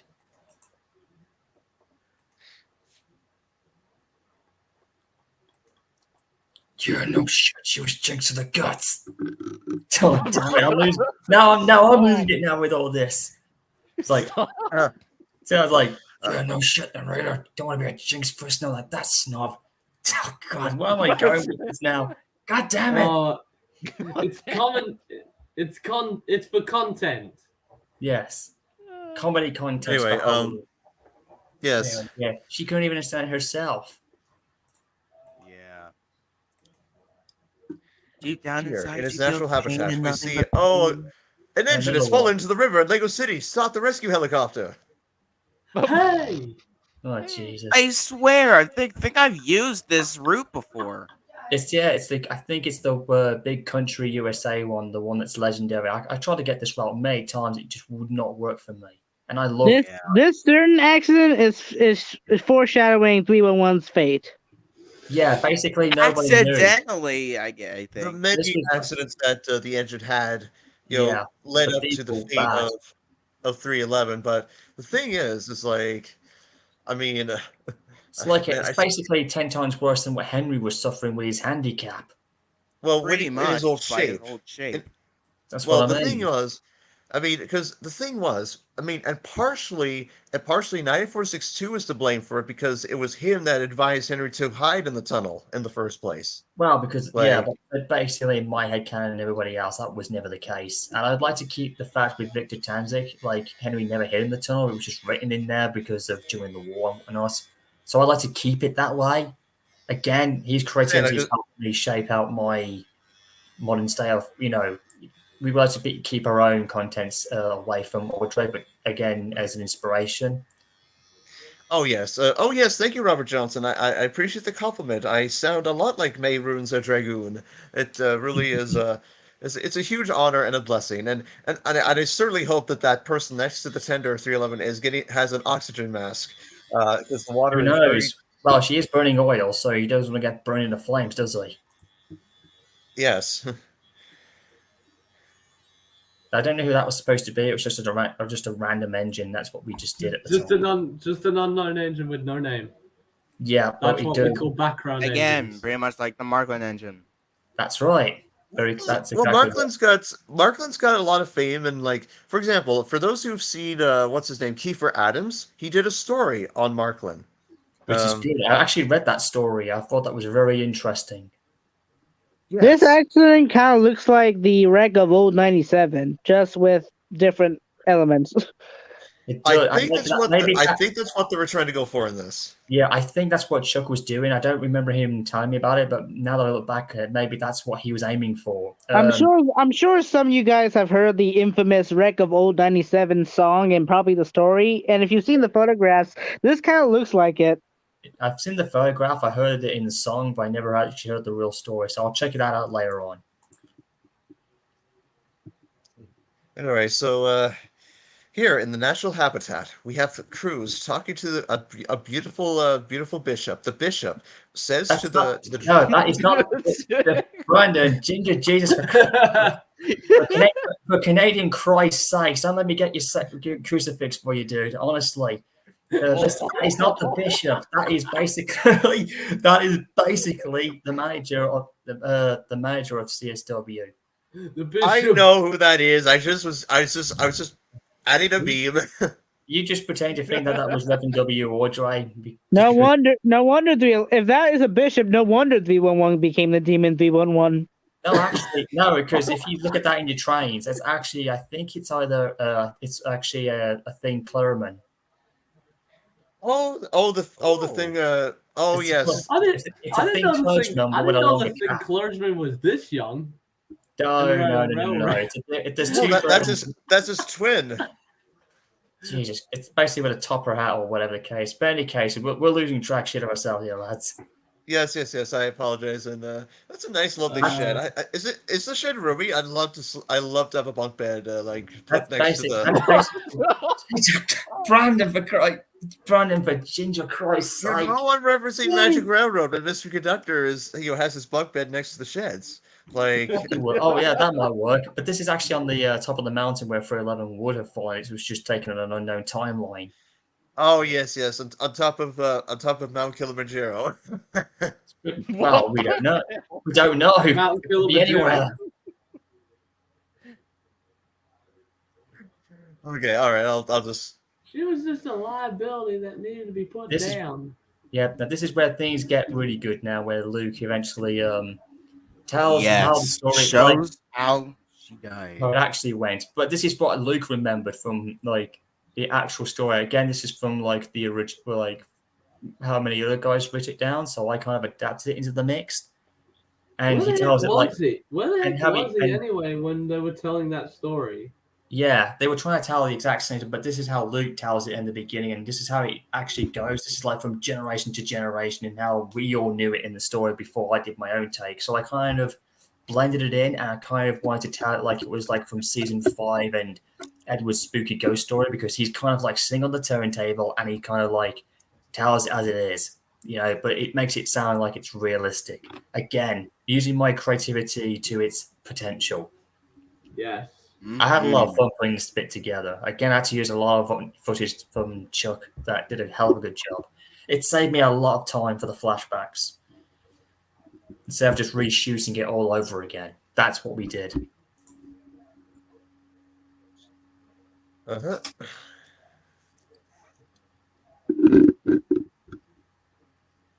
You're talking about 311? Yes. Yes, we are. Yes, said Gotano. Well, in this case, yes, we are, dude. What's up? Want to come and join the party? Damn, man. I know. It's just like Gordon said it. I kind of laughed my head off when I did it with no music, no what. I was like, what? And I was like, Gordon, you sound like you're chilling back at a bar restaurant drinking some prosecco and having a nice cigarette or something. You're like, yes, we are, dude. Come inside. We got plenty of room in the roundhouse. The only thing that's missing is the black glasses. You're like, yes, we are, dude. Come in, all for free.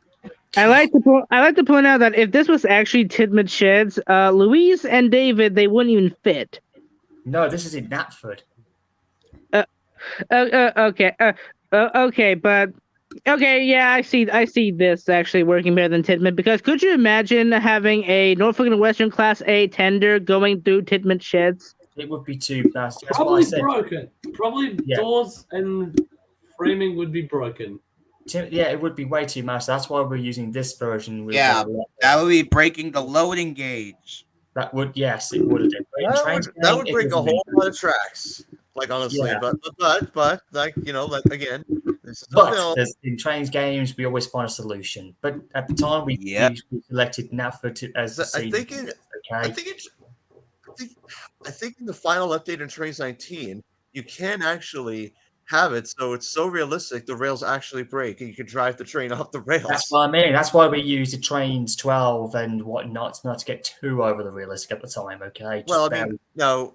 Keep in mind, like people like Victor Tanzik, for example, he uses. He started out with using Trains to New Era, and now he's using 19. I started with 12, and now I'm using a new era. Like, will I go to 19? Potentially. Again, it's just all it comes down to financially and the stability and the compatibility and the livability and all the abilities of that. Like, Brandon, you're just overdoing it now, mate. Just chill. You're doing too many memes. Brandon, just a piece of advice for you. If you do ever plan to use 19, one word of advice: have a computer with lots of storage and a good gigabyte. all right, okay. Because one thing for me, it lags. It does. Yeah. Which is Gotcha. why I got a new laptop last Indeed, I do. I remember it very well, Hey, and it's very Jim? haunting. Jim, I'm not sure if you can hear it or not, or so, unless you've got your headset. Oh, we can hear it. I can hear it well on my end. No, I can't hear it. Nor I can You must I. have audio. I can hear it. Hmm. Well, actually, I think I have an idea how to fix this audio problem. It basically, guys, if I was to refilm this again, I know Luke was good, but I am so looking forward to when K&L trains do Santa Fe 3751, who's actually a Northern class. He was the oldest Northern in the entire American fleet, from what I can remember. That was going to be the original idea until I had to figure out, the 210-4 problem. Is his first number 5 or 3? I can't tell. It's 5. It's because of the quality we had at the time. It's 5. It's 5011. It's the actual surviving one of the actual surviving 210 4 Santa Fe types. It's Yeah, still then I can see still why. Then I can see why why 311 wouldn't go after him, because he has he almost got Ken, because you can tell similar almost. And again, Luke was a survivor. In this case, was surviving. It made perfect sense. But the thing is, he has 4 numbers instead of 3. Yeah, but But he anything has a little bit of it. But he has a little bit of it. that's what I mean. Anything resembling that again, number. if he had the same number, then that'd be a huge issue, because then again, He'd be dead. Luke would basically be a death sentence.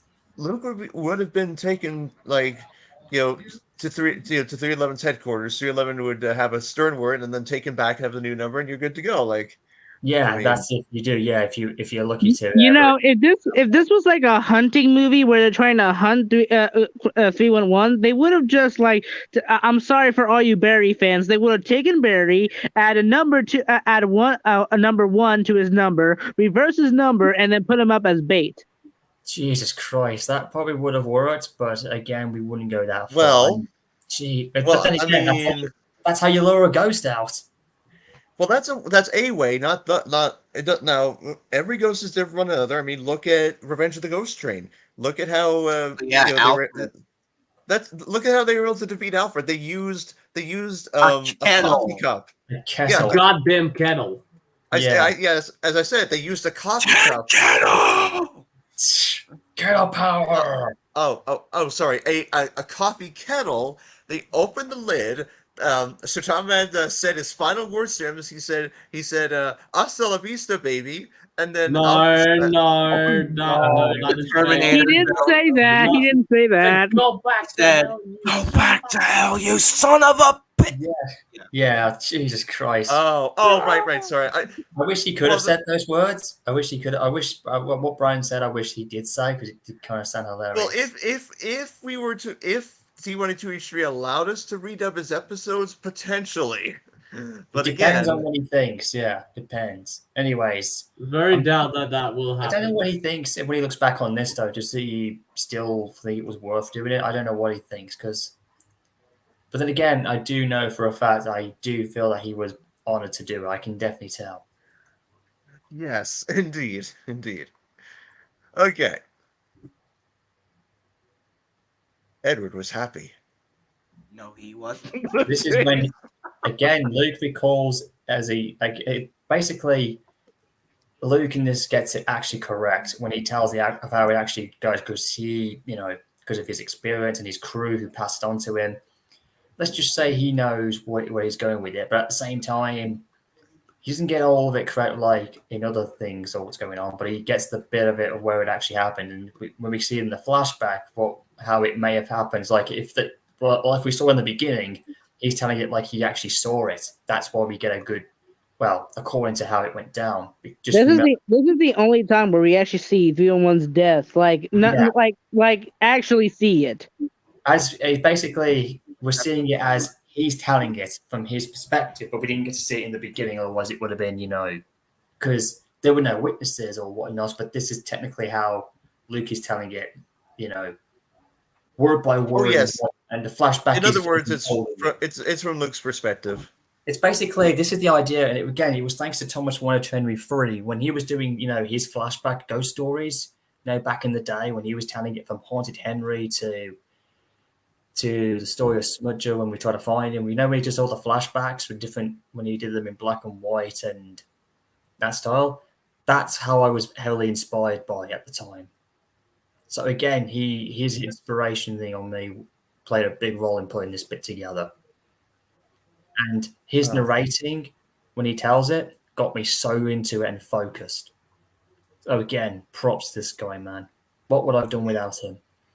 Indeed.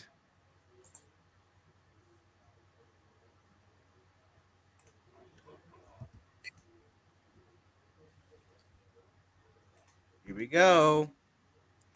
The big moment. Yes, I put two of, indeed. in this bit, I put two of Kieran McCullough's music together, and it just worked perfectly.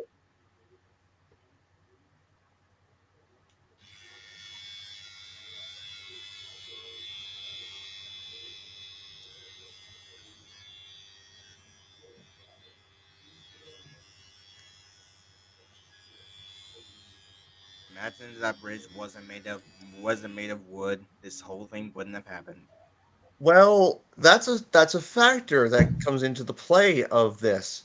Now, if the bridge was steel and it was rusting, it would have same result. Like, It would have twisted and bended, but would have lasted longer if it wasn't made out of wood. Made out of yeah, wood would have lasted. well, more or less, like if it was steel, then if and upon break, just 311 would have made it, but some of the cars wouldn't have had, and the brake van, the guard would have been the only casualty. Yeah. Oh, it could have collapsed just after they passed over. That would have. That's what I mean. It would have been a whole lot different. Yeah. Very true. I'm guessing this is at Black Wolf Mountain's halfway point, halfway on the train on the route of Black Wolf Mountain. It was Pretty This much. was like Who it was knows? This is basically like- from one side. It's one side to the other. It was the last. It was the last one to cross over on safety. So they were basically halfway. They were halfway. I think they were halfway across. So let me get this straight. So on Black Wolf Mountain, you don't go like a loop. Like you just like turn around once you get to the top and go back down. You just go one upside and down the other. No, you basically do. I think there is in the Americans they call it the Y. They can turn around and then they can just go back to where they came from. It's not like they did a loop or whatever. I think they turned on the Y and head back the other way. I think. No, actually, hang on. I just remembered. 311 took the first load up to Black Wolf Mountain, and then had to turn around, which we didn't see, and then took it and would take another one back. So basically delivering, and then had to take another set back to Campton. So she did run round and picked up another load. That's just how it went. Yep. You there, Keep Michael? going, please. Yeah. Almost. That's how it went. This was like the last place they crossed over to get to the other side. I mean, they were already. I think they were just about halfway over, or they were just in limit reach of Campton on the other side. Like I said, Okay. So I've read a lot of your DeviantArt pages about Black Wolf Mountain. I'm guessing at this point we're already past Black Wolf Central. yeah, she was long already off at that point. So they were like somewhere about, I'd say, somewhere off the mountain, but they were still in like they weren't like too high up in the mountain, but they were like somewhere at ground near the bottom section, but they weren't like clear of the route itself. They still had a ways to go. Makes sense.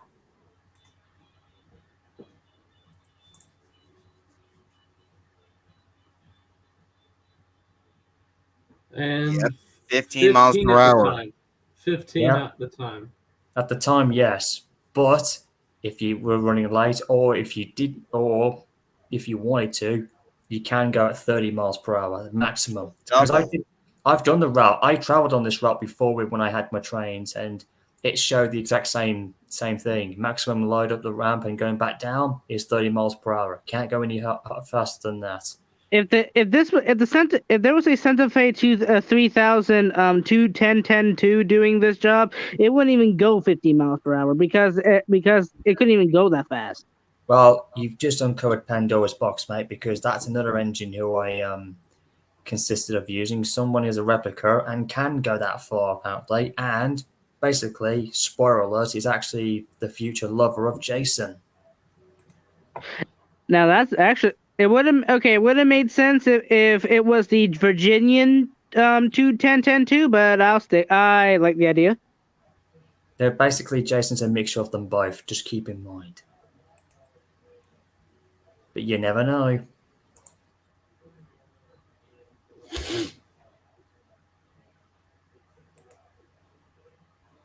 And she is going at that speed, yeah. Running in the 90s. Uh-oh. And there we I'm go. coming down. Hang on, there should be another log car going down. But they did, it's just that you didn't see it at that point. I cut it off. It was like, I'm coming down with you when you three. No, but basically that's how he did see it, but 311 didn't fall like that. That's just basically how he's telling it. If we had seen it, it would have been more violent, and she probably would have rolled sideways afterwards. So she didn't just go charging and just plunge down. It would have gone right down with the bridge. So it would have been a lot worse and more violent. Yeah, but there's no way to make a bridge collapse in trains. Yeah, but with this, I was referring to this is it already collapsed even before Thriller just even fell. So yeah. Imagine seeing that in live action form, a bridge collapsing with an engine on it. Or basically with CGI. Yeah. So in the prologue, is it when right before right in the middle. I heard this is where I say that she disappeared, but really she didn't. This is the location of where she would have been. Again, no one at that time they couldn't find. Well, this is according to what they said. They couldn't see anything.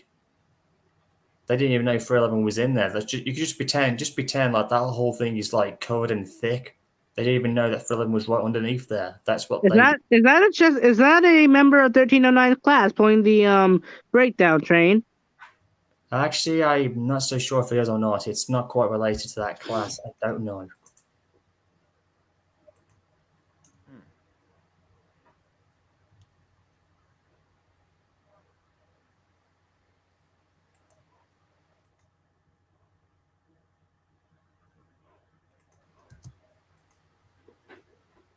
And that bridge is still there to this very day in the timeline. Yep. I don't expect Black Wolf Mountain to be a whole lot like Sherman Hill. There's no connection. I don't think Sherman Hill wouldn't be anything like. I mean, like the gradient, the gradient, the terrain, or even Saludagrade. Yeah, I'm surprised you've actually heard of that. Oh, it's the steepest on American ever. 611 got stuck on it and restarted and dominated it in 92. I don't think 311 would do it unless she had like 3 280s pushing her. No, well, 311's a mountain type, so it could slug it on the ground if they had to. In any case, because it's a 482 real arrangement. But in any case, just because she's caught a mountain doesn't mean that she can handle the toughest grades. You just never know. Always have a diesel for backup, always. Again, teamwork. Anyways, like I said, I'll keep in mind about that other grade you just said, Sherman Hill. What is it like up there anyway? I've seen like films of it. It seems like very desert, but I guess it's like a place that's very suitable for the Union Pacific big boys and challengers. Sherman. Oh yeah. But again, like I said, I always feel that the grades in these areas or whatever definitely. I mean, I've been on the Reading and Northern Railroad on 2102, and they don't have that much grades. Well, you're lucky because that's one of my favorite engines. She's my favorite Reading engine. 2102, besides 2101, who took the American Freedom Train. But yeah, that's my favorite Redding. Let's not forget Redding 2100, aka Ellis, is currently being restored to working condition. Yes, he is. Yes, he is. The prototype of the class. I know. That's good to know. So we'll have two of them reunited. Except we don't even know if 2102 is a male or female at this point, depending on who's going to have him. I mean, in my case, it's still unknown with my version yet. I call her female, and the name I gave her sometimes is Anthracite. Well.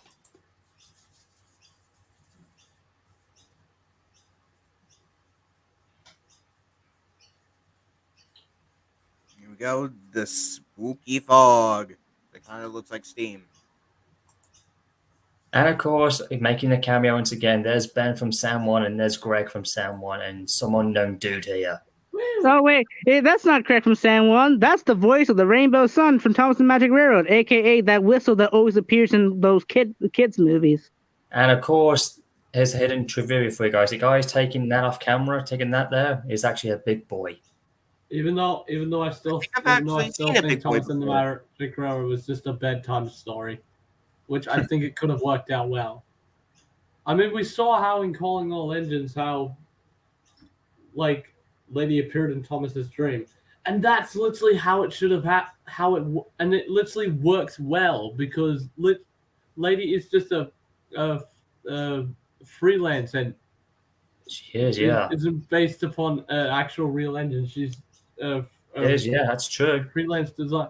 And it works well. Like, Lady appearing in a dream. It works well. We've got Fredo still there. Everyone's popping out left, right, and center. You still there, Brandon? I am here. Well, I mean, because yes, I see that. Kirian Jaworski. That's an interesting comment. Oh yes, and they send the breakdown van. They did. Oh, everybody's been popping in left and right. Again, whoever these two watchers are, they must consider themselves lucky for part 1. Will we have more surviving in part 2? Will you guys be there? Only time will tell. Until then, you may not hear or not, but then again, you will hear the final toll from the bell. Who knows? Oh, Jesus, why am I trying to sound like Undertaker here? Hear the tell, hear the final bell toll or whatever. Jesus Christ, I'm losing. This has been quite a good streaming. We've kind of gone here and there, but this has been really awesome. Yeah. Anyway, I've still got plenty of time, guys, so don't worry. We'll have enough time anyway.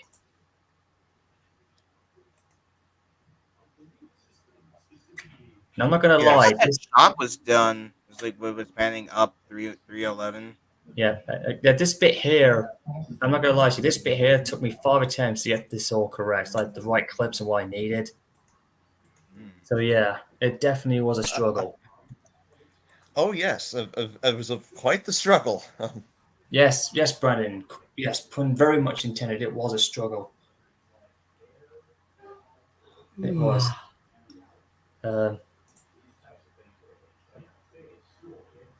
Slowly going along the line of Black Wolf Mountain. There she is. Now that bit there, that there is left for you guys to decide if she's a normal form or she's in demon form, because she's got her whole quote-unquote. Oh yeah, it's grayscale. I'd say that'd be her demon form. Well, I mean, it's the landscape and self-portrait that we saw there. It clearly defines the knowledge of the presence of the Force that is emphasized within the composition of amazement of the engine, because it can be interpreted in many ways possible. One possible way, it could be either or two. 311 would be screaming, and she would be saying, "Oh, my eyes! It's too bright." Oh, Brandon, this ain't like a blooper effect. He literally knows how to make a joke. Yeah, it works, but I'm just saying, Brandon. Or in this case, to make it more funny, it's like, if you're lost, let my guiding light find you the way to hell. Oh God! You keep your lights away from me, 311. Unless you're in a thunderstorm raining, you don't want to cross a path. Then that's even worse. No, rain shower. I can't even do that anyway because I don't live in America. I don't live in no America. That's what I mean. She knows no boundaries. She could be anywhere. That's what I mean. So she can't get. In fact, I don't know if she ever went to Australia. No, she won't go that far. Well, I So don't think she would go that far.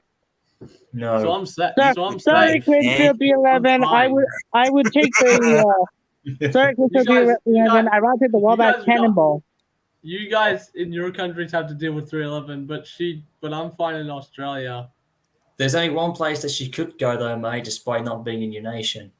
She could enter your nightmares in hell if she did. Oh, crap. This is even worse. Any cases. Yeah, that is definitely her demon form. He just said it red. So that's red. Yep. But when you see it like that, I mean, the viewers wouldn't even know if she is like, in whatever form because of the bright light. It's what it masks her face, and if you're brave enough to look through it, then you could see just the amount of depression and anger inside on her face. If you're brave enough to look through that, if you don't suffer from photoepilepsy. You mean photoepilepsy? That's it, yeah. That's the word, Brandon, yeah. Yes. Mostly red steam, which is supposed to resemble blood itself. The color of blood. And at one point, he actually spoke his dog, and at one point said, "And thundering by." I was like, "Oh wait, and thundering by." It was just thundering by. Yeah, he went a little bit off script then for a sec, but that was quite funny. Oh yes, I. Why didn't you keep that? I don't know why. It probably would have ruined the build up, but I did keep it as I was going to do some bloopers at the end of the time, but at that point in time and where my life was, I had no time for jokes at that point. So in other words, it would have kind of been like the moment in it would have been like in the episode Thomas and the Trucks, where we hear a producer say, "Look out for the train," as Thomas as Thomas pulls the trucks up Henry's Hill, and then basically, like, it was quite an insert goof moment that I thought it was hilarious. That's what we would have done. Because sometimes intakes within outtakes are left in for intentional purposes or unknowingly purposes. That is true. Because it's just you never know. And that was the story we had. Nice indeed, Mr. Brandon. Indeed, Mr. Brandon. If we ever get through this night, we will blast off into the sun if we can. If we survive. Well, I'll survive. I got the Wabash Cannonball to take me around the world. See ya. Jesus Christ. All the engines at the end of the night, all the engines were super happy that knowing about the presence of 311, and they were super happy. No, they're not happy. They're shocked as heck. Yeah. Here we go. And then, guys. You do realize it's a parallel universe talk. It was. That's what I just said in the beginning, Brandon, and you changed your name to Michael Bluffett. God damn it. Stop doing that. What do you mean? I noticed that too.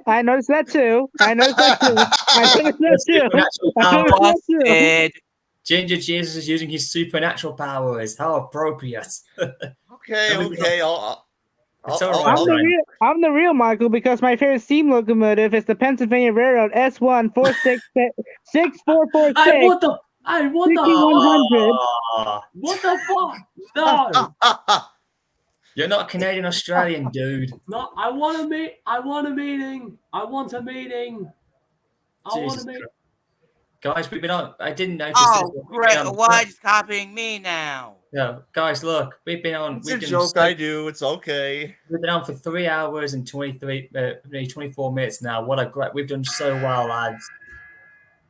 We've done so well. Oh, and we had we've got another survivor who just popped back in. Thank the Lord, he survived. Or has he? Yeah, look at that. It's not just a one person watching. What the heck? Oh, hello, Ash. Welcome back. I live. I returned. I live.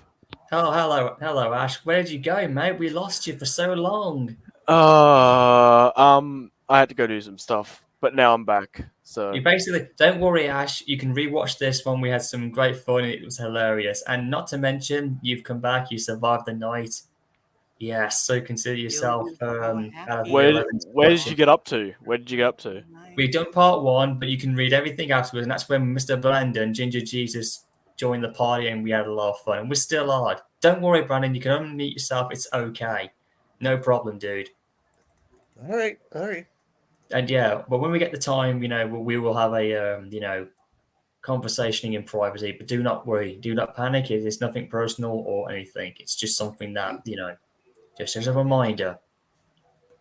But don't worry, we're all having a hell of a lot of good timing on this pre-Halloween party. We've still got enough time. Indeed, indeed. Again, Ash, you can rewatch this afterwards, so you can catch up with the whole fun part and everything. But I again, might, yeah. it's hilarious. But yeah, again, especially with what Brandon did with his jokes, he knows how to get this stream cooking with some fun. Anyways, here's part two, and this is when again Brandon said this was a parallel universe. So when I was with the Shaga team and the other stuff at the time, yes, I know. But again, I'm trying to keep it as positive as I can, okay? Because times have changed, and I know reputation is considered steamrolled, but trying to keep it as positive as we can. Yeah. Anyways, this was a good. This shot was done about roughly 2 or 3 times. Again, I think Chuck did a hell of a good job. We were trying to again make this realistic, like we see in the actual series. Yeah. And of course, that was the whistle I gave sound effect for Emily's whistle instead, because I'd gotten used to it. And I'm doing like a timeline, like it's like the countdowning to when it happens, like you see in the movies.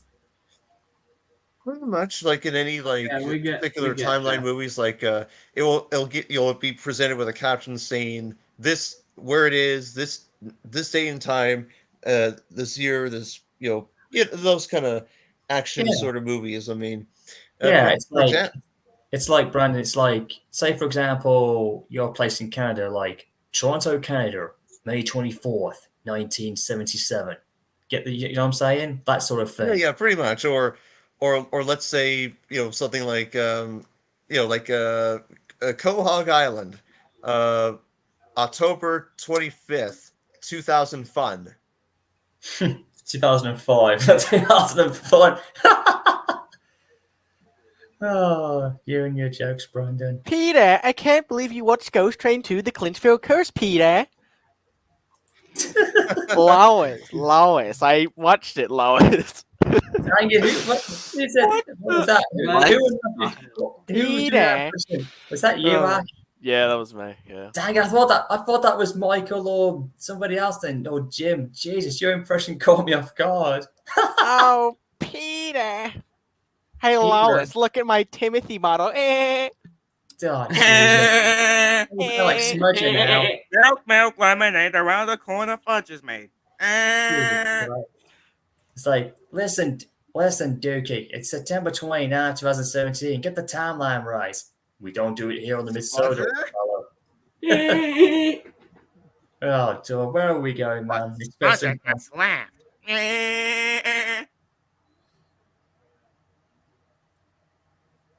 How many parts are you planning to watch? Peter, I can't believe 311 is at our doorstep, Peter. He's not there yet. He just said, then, has any of you seen 311? And I just said, no. Just play some outtakes. The sun is a deadly laser.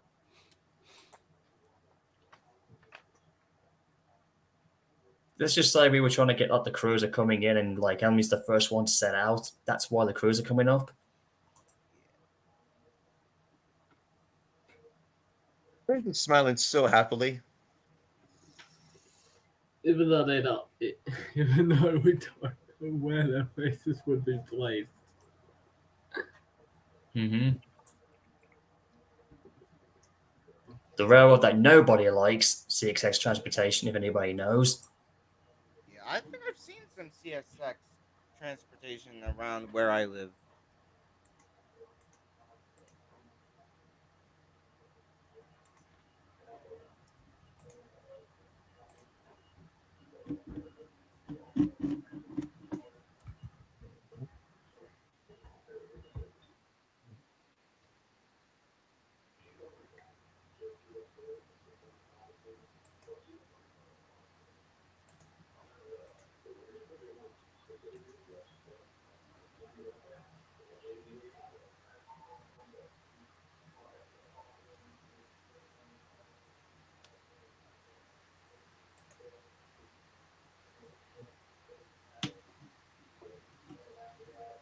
And of course, you're probably wondering where was Jason, the replica triplex? Because of last night, he was out and about doing what he does best. That's why he wasn't there that night. You know, the triplex locomotive. What was he doing? He was doing night delivering, and he had to sleep somewhere else. I thought you meant like what he does best. What does the triplex do best? Sometimes derailing and wheel slipping. No, because he's the replica. He doesn't suffer from all that. He never suffers what his original predecessors never did. Indeed.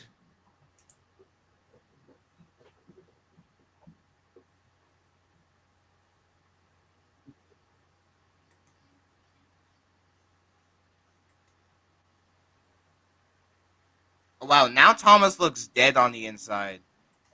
Well, basically, after what he's been going for the last couple of few years, you'd think he would be. Yeah. Well, the thing is, he was just reflecting on the the memory of Timothy, like after his encounter with Timothy, and the whole first time seeing his long lost brother as a toast. I was thinking to myself, the ghost. Wow. Yes, I know what you're saying, Brandon. You're trying to you and your jokes, but at the same time. Speaking of Timothy, how do you do that voice for him? Like, how does you do that? It's called a voice changer, my good fellow. I basically used GarageBand at the time. That's how I did it. Now I use something else, which is nowhere near as good, but it still serves. Just like Gordon said to Scotsman, they didn't do a proper Doncaster job on me, but it served. Why does Edward looks like he wears a top hat because his funnel is so tall? Yeah, maybe. Well, maybe that. Well, in reality, his class did have tall funnels back then. Yeah, I mean, look at Thomas. It was like a bit of a in between. Same with Percy. It's normal size. Percy, he's a full blown hodgepodge. We don't even know what Percy's meant to be. Well, that's the thing. He's been interpreted as a Great Western engine. He's been interpreted as something else. Now, unfortunately, or I should say, fortunately, Henry and Gordon have tall, proud funnels, like on their. Well, they can breathe better. Basically, they basically don't need like a big, massive blast pipe or whatever it is. Well, Percy's Percy's actually a Joe. Actually, he's a Joe. He is, yeah. Actually, the real engine at the Big Cut Railway, I think it's Tory or whatever his name was. Trojan. It's Trojan. Troy, yeah. Yeah, a Trojan, yes. Yes, that is basically Percy for the closest we've ever seen him. He's probably the only closest to the real. I just realized. Look at the lineup of engines we have in this shed. We have Edward and Ariel, the two old Express engines, and Lewis and Gordon, the current Express engines. Michael, let me just cut you off for a second. You can repeat that afterwards. I thought you just said, look at this line we have in the shed. I thought you just said. No. I meant look at these in the shit here, lads. Look at this No, look at this lineup we have at the sheds. We have Edward and Ariel. We have Edward and Ariel, the two old Express. Okay, 1223. If you hear me saying this, I'm sorry I called you old. Brandon? Look at Edward and Ariel, the two old Express engines, and then look at Louise and Gordon, the newer Express engines, kind of, sort of. Yeah. Somewhat. What is Brandon? What is with Brandon? Brandon's just doing what he does best. He's absolutely having fun and all. This is fun, man. Okay, Mr. Brandon, you finally you're the only one who's done a face reveal so far, and he's just laughing because he's having so much fun. He's just trying to hold back his laughter. I know it when I see it. That's the Brandon. It's okay. Don't worry, Fred. It's okay. I mean, I will put you in another time. Just don't worry. And Joe Swanson, who? And Joe Swanson, thanks for understanding, pal. I appreciate it. And Mr. Brandon, why on earth did you change yourself to Blade Titus 9? God damn it! God dang it! Dang it! Where's my crucifixion for you, man? Hello, everyone. Thomas9 here, and welcome to a beautiful audio story written by yours God truly. dang it! The story entails Horror on the Airport, Part 5, written by the Reverend W. Audrey. A God long dang it, time Brandon, ago. Thomas's face is on one of the thumbnails in the playlist. Yes, I know. Yes, even Edward agrees. Likewise. Likewise. It's not like he's not looking up at his phone. I was like, damn, it's so point long. Did I have it chopped down or something? I shall find ways to cut you down to size. If it happens again, honestly. Oh, Jim, I just said the fighting charge threat to Duncan when he had his long funnel. Oh, God. If it happens again, he added ominously, I'll beat the shit out of you. My smart Did I say trousers more? Cut you down to size. In other words, your career is on the line. Need I say more? If it I happens hope again, this will teach you not to play tricks on the coaches. No, wait. I have the best one. If it happens again, he added ominously, I'll beat the shit out of you. Need I say Jesus. more? Yeah. In fact, your career is. He's made of metal. You can't really beat the crap out of him. He's made of metal. You just end up hurting yourself. It's Well, from George Collins' Dubs, Thomas and Friends. Yeah. Oh, That's true, but I mean, that is now, true. Yeah. If it's George Collins / Thomas comedy, you can get away with it.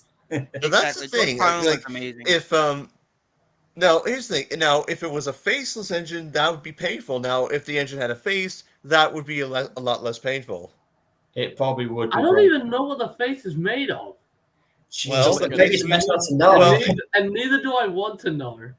They never It's a asked very you. good question, but that's a story for another day. No. We're not going made that from deep. skin. No, Made from that's skin. that's Skin. a horror. That's another horror story for Let's another life. move on, please. Move on from the subject. Yes, let's It's just okay, guys. admire. We're just spitting all over each other. This is just fun, mate. This is how we. Let me rephrase that. This is how we balance the horror story where we're trying to have fun. Now that it's nighttime over here, so gotta keep our heads Yes. up high and be smiley. Otherwise, supernatural will come and get us. Yes, we do not want Michael Myers coming back to attack us again. No, we That's don't. my name. Hey, Mike Myers is my namesake. Indeed. Oh, Jason. Oh, really? Yeah, I'm named after Michael Myers.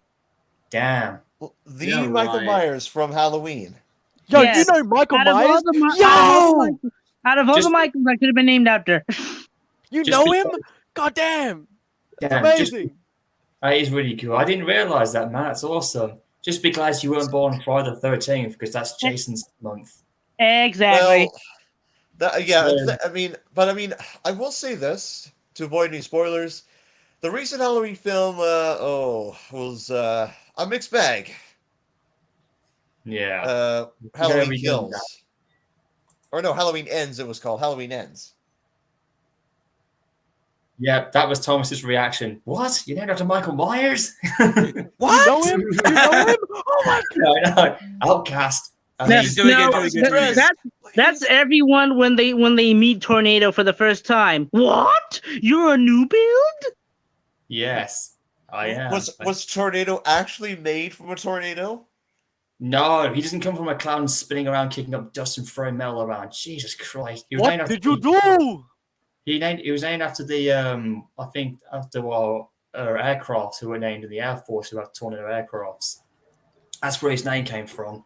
But Try he's saying- but he's Try the saying 50 that. Try saying. I don't know if you guys ever saw that rap video someone did between Flan Scotsman and Tornado, but imagine Flan Scotsman saying, "I'm going to bring you a storm." Oh jeez, that would crush Tornado instantly, man. Would. In a very never succeeded though in being killed by Thriller. in a very promoted way. In a very bad way, and we were not there to live to tell about it.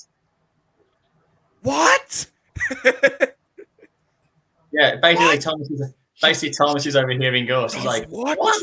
That's the Basically- deepest. That's the deepest voice Tangential 97 ever gave Thomas Yeah. ever. He couldn't do a high pitched voice. It's almost like Thomas is like hearing, like it's almost like Gordon and Thomas are overhearing what we're saying. What are they talking about in the stream? Hold on, Yeah, Thomas bring and Gordon. We're that talking about the future. We're talking about 5 Yeah, years from the now. way their eyes are just looking. What? We are revolutionary. Yeah, like What is going on? Ingagummy. Yeah. in the Oh my future we're gonna be God. talking about like bunny rabbits and how It's not we're Easter actually gonna Bunny. wield. Oh no! And we're gonna, Anything and we're but gonna, bunny rabbits. Well, Anything I but mean, that. I was gonna also say like to Thomas and Gordon. Yes, in the future we will actually be wielding lightsabers, and we're gonna Oh. actually like. Oh no! Well, yeah. Well, basically, Thomas and Gordon are basically wearing the blue lightsaber, so that basically they're on Obi-Wan Kenobi's side. But let's not go Star Warsy, bros. Yes, this is not the Star Wars curse. This is the Clinchfield curse. Those what? Yeah, Gordon is definitely petrified now, if not traumatized. Well, that's okay. Mickey can provide the therapy. I will feed Oh Gordon. God, we don't want to go back to Mickey again. But then again, he did help Edward's own problem, as we all know. Yes. Edward was well fed in therapy. I will say that. Wow. Look at Rosie. Yeah, she's supposed to be the cute and innocent pinky tomboy, and yeah, she's scared to death. Honestly, Liz did a hell of And a good look, job. the white part of her eyes, it's a different color. Well, listen, I tried to ink That's the pupil. color. Yeah. I'm sorry about that. It was just the quality that came out of it, so you have to apologize. Again, it was using GIMP, and the ink effect didn't always turn out well, so you have to get used to that sometimes. Yeah. Yeah, it's good. Just ignore the fact that Shine said they eyed and Woody. Just don't worry, they can still see them. They're just basically like in sound one. They can still see. They're inside the smoke box door, so they just say like, ooh, Yeah, or basically they can just see through their headlamps. Yeah. Basically. Yeah, that music you hear in the background, I did overuse that a lot, but just keep in mind it was still new and fresh for me to get used to hearing. Yeah. And this was the story that was told within the sheds. The guard spoke to the lovely passenger. I mean, there's the Alice passengers... over there. Yeah, I was making a cameo because again, I need to give some screen time. Hey, there's one of Henry's prototypes, kind of. Sort And of. there's Daisy.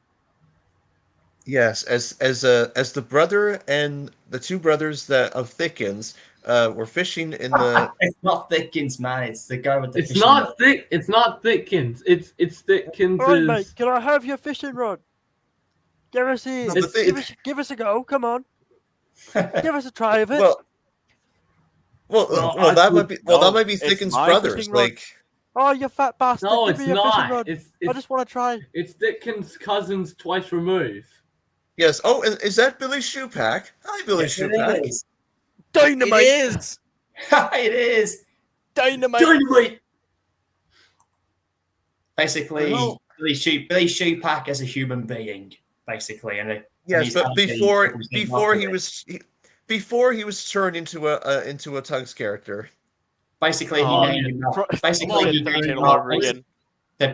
he named it after him. Hey, you two. Hey, you two. Will you keep it down? I'm trying to fish. I'm trying to fish over here. I'm trying to get a good one. What'd you bloody say to me, you fat bastard? Give us a go, your fishing rod. Come on. Give us a bloody go. I'm talking about the guy that's actually fishing. Yeah, I know. I'm talking about the dude that's like got the hand up. He's like, give us a go, your bloody fishing rod. Come on. Give us a bloody go already. I just want to go. It's like, are you serious? It's like, are you serious? Yeah, give us a bloody go, man. I've been waiting for fucking 3 hours. Come on. You two shut up. My dear Lord. Will you two shut up? I'm trying to fish. Shut up. Mind your own goddamn business. Fish. I just want to have a go on the bloody fishing rod. Give us a go. Come on. Shut up. Shut up. Jesus. There's Luke just sizzling Oh away. my god. Yes. Yes. I'm sizzling away. Yeah. Yeah, I actually did an early version of this, but it was like raining heavier in the early test version. But this is the final adaptation when it came out. Yes, a lot better. The farmer version was a little bit interesting, but the final version looks pretty good. It was. The other version definitely showed what the inside was going to look like, and this is the better version of it that came out. Again, a lot of critics do say using different sound effects, real and fake, kind of made this a lot better, and again, realism. So this is the limited Thomas is pushing for Luke, is it? This Yes, was that- in the fanfic. It is the limited, except we used the wrong coaches because in this film version, he's taking somewhat of a local. Basically, this is Luke's first time he's ever actually taking a UK train, so he's kind of learning his way around. But again, this is a limited on a smaller version, a local style. It's not like the limited, if you know what I'm saying. Not the Soda limited, it's just the limited. Yeah, so you are correct. It's just a different type of limited. Okay, that's interesting. Not the one that's related to the limited under the Wild Northwester Express service. This is just under the ranking. At the time, I didn't know which versions we were using, so I you know. But in the fanfic, it is called the limited. And Thomas is basically doing the politics.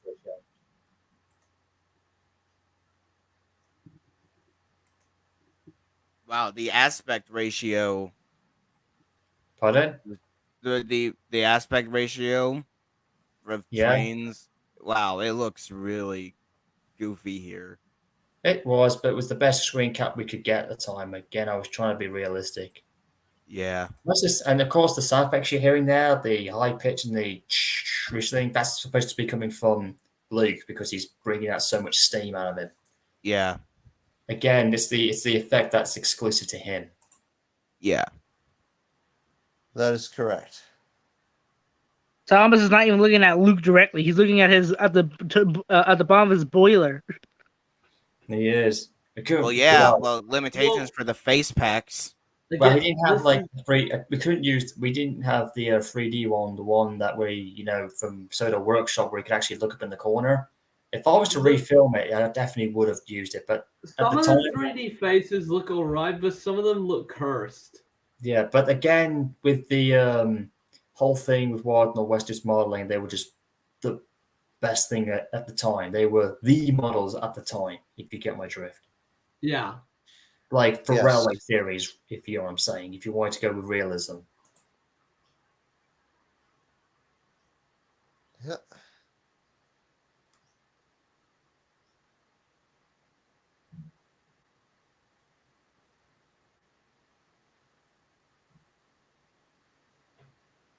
And there's me voicing Jason, but not in the best American dub I could do, because again, I hadn't done it for years. And if you hear the whistle, and the whistle I used was real, because I heard that they had a very similar high pitched, and I was using nickel plate 765's whistle from 1991. And it fitted Jason perfectly, just as I needed it to be.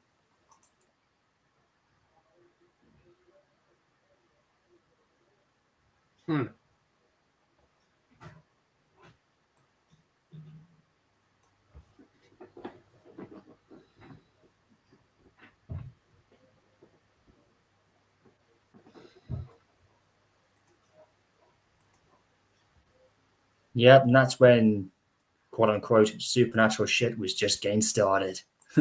Oh yeah, you saw the ghost. Yep, classic O face. How exactly does this curse go? You'll find out, little one. Yeah. Again, we couldn't help but put the O face in because classic. Yeah, gotta love that O face. That Yeah. never appeared again after season 2. I know. Which was a shame.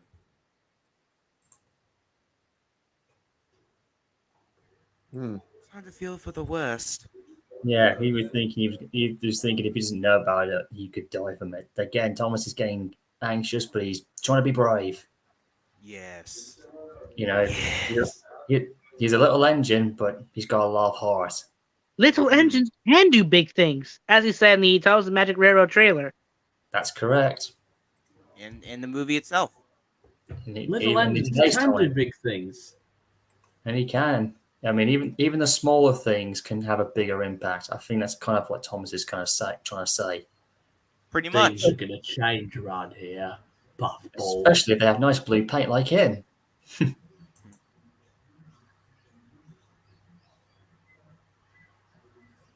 Yeah, that's the best American accent impression I could give. Yeah. I know. Yeah. For a small little tangent like yourself, even you, Sure Brandon, are would a be- brave one. I think compared to Luke, standing right next to to a triplex like Jason will be like standing in a storm because he will be so loud. he would be. As For you a get- small little tank engine like yourself, you sure are a brave one. Now that is definitely the type of accent I was going to go for. If I were to cast Jason, that probably would have worked, even though he is my OC. But that is definitely the impression I was trying to give him. So you kind of technically that's what he would have sounded like in the fanfic, ironically enough. You know, I'm wondering if Hank, that an engine from America, if he's seen 311. Well, we were going to bring Hank in, but again, at the time, I had no plans to bring him in. We can only assume he did. Yeah. Yes, that's right. And also, Rosie is also from America.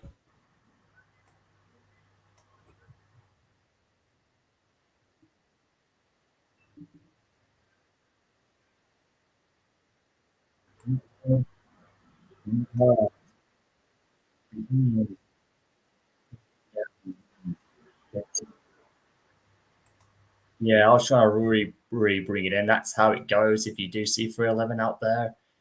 You're gonna die.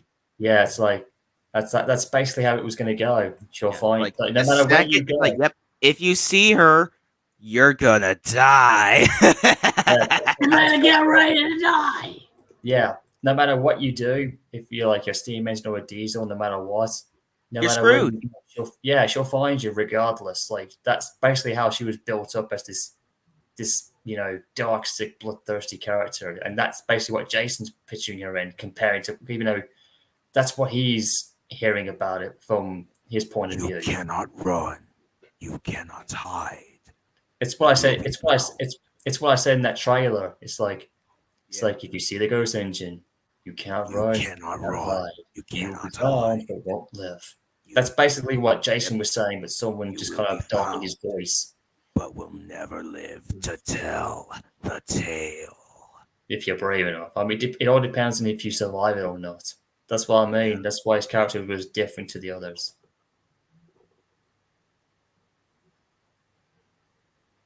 Yeah, that's how it goes. But You do despite see what that. I said, run like hell. If you see the red, as I say, if you see the red headlamp, run like hell. And he even says about the scrappers.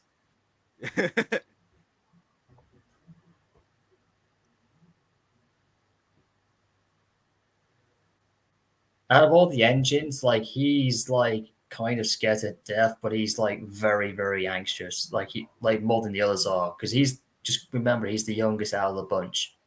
Jason is. He takes it very seriously, and Yeah. due to his anxiety. But despite what I said, run like hell. Now Thomas is thinking to himself with regret. Again. Yeah. That's how he is. It's like, no, I wish we'd never heard about it now. Because he's like, oh shit, now I could go at any time. Yeah.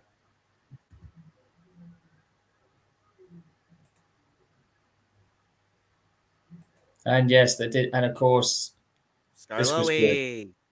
Yep, Scarlowy, and there's Bertram in the background. Oh yeah, I just noticed. I thought it was Duke, but no, that's Bertram. Yeah, Bertram and Smudger are two different people in this canon at the time. Henry's Yeah, over there. yeah, clearly. And of course, look who made a nice cameo. My favorite diesel of Wild Nor'Wester, Lincoln. Yay! Yeah, he Who's exists. that pulling the express? Is that Henry? Yeah, it's Henry. He's just dropping off his pass. That's why Scarlow is departing. Yeah. As you can see, Lincoln made a cameo. He's my Yay, favorite. He's my Lincoln. favorite diesel from Wild Nor'Wester's style.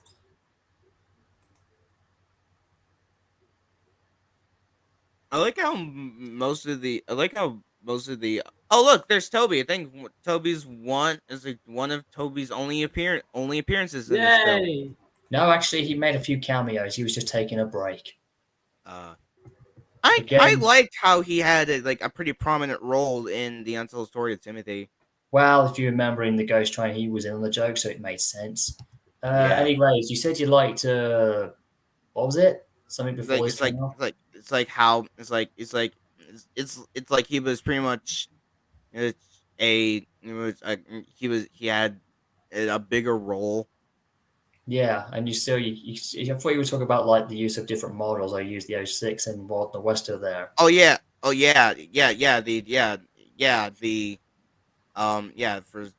the narrow gauge engines there was the Oh, hello. Yes. Oh, the 2006 and Wild Nor'Westers models. and it looks like Ash has disappeared again, and Ginger Jesus got developed into the sun. Oh dear. Hey, Jessica, the Miss Jinsey. Maybe 311 got him. Perhaps. Oh boy. And I see Jessica the Miss Jinsey popped in. Oh, nice.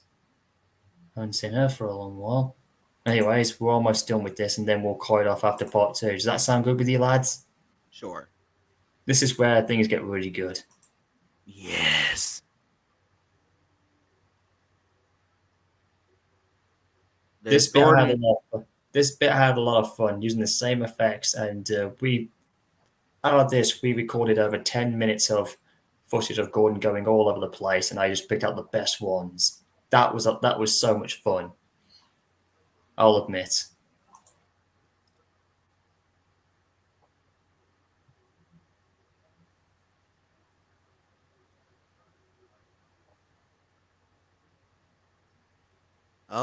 Gordon's got a smile on his face. But not for long. Nope, he's having a good run, but as they say at night time, and there's the fog that looks like steam again. Well, it's supposed to be. It's actually mist. That's the effect. It's mist. Yeah, I just at the time couldn't even make it thicker because it would just, not appear as good in the final rendering. So I had to keep it as it was, just like they did in season 2, and in season 5 almost. Because it helps out with the effects. They outplays with the models. Unknowingly, Gordon almost met his death in this shot. Like, no joke. He would have instantly died in this shot. Thank goodness it didn't happen. Because that's how close he came unknowingly. Yeah. Like, when you see 311's headlamp whistling, you're either going to, be captured by her or not. It all depends on what happens after that. Yeah. The only thing is that Gordon couldn't see is that 311 was whistling her ordinary bell, so she wasn't as, she was in her innocent form, but because he was blinded, he couldn't tell. Yeah. So, yeah, and he got scared to death. This was really cool. There she is. Stop!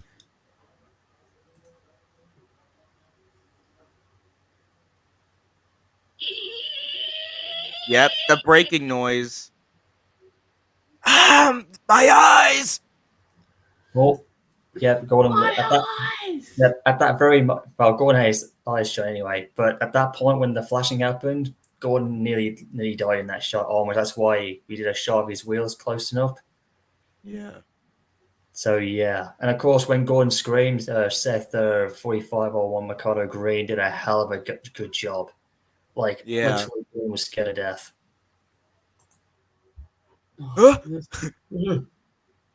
What happened? Where'd it go?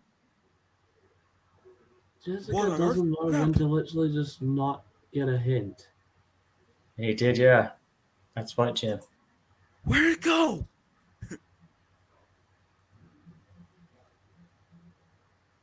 You're not getting a link, Jessica.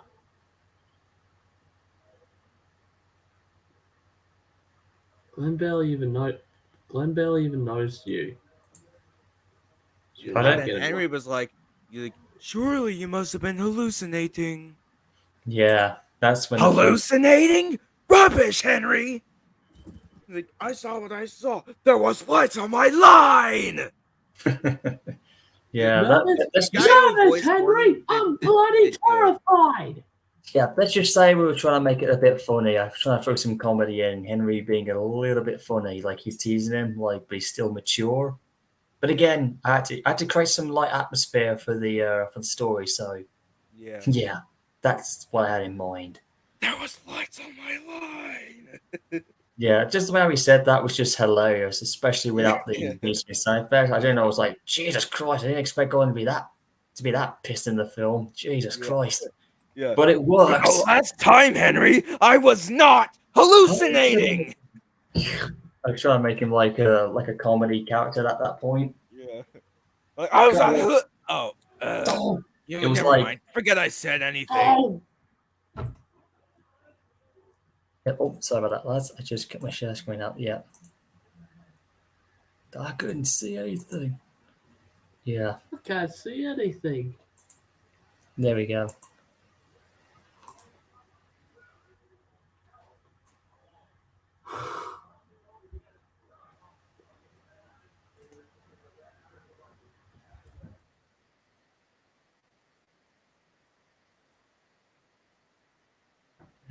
This was another thing that we got right in the fanfic as well. Yeah.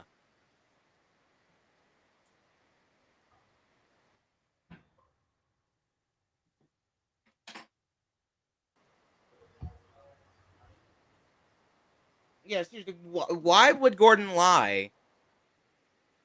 It's like he takes his job very seriously. He's lied before. When?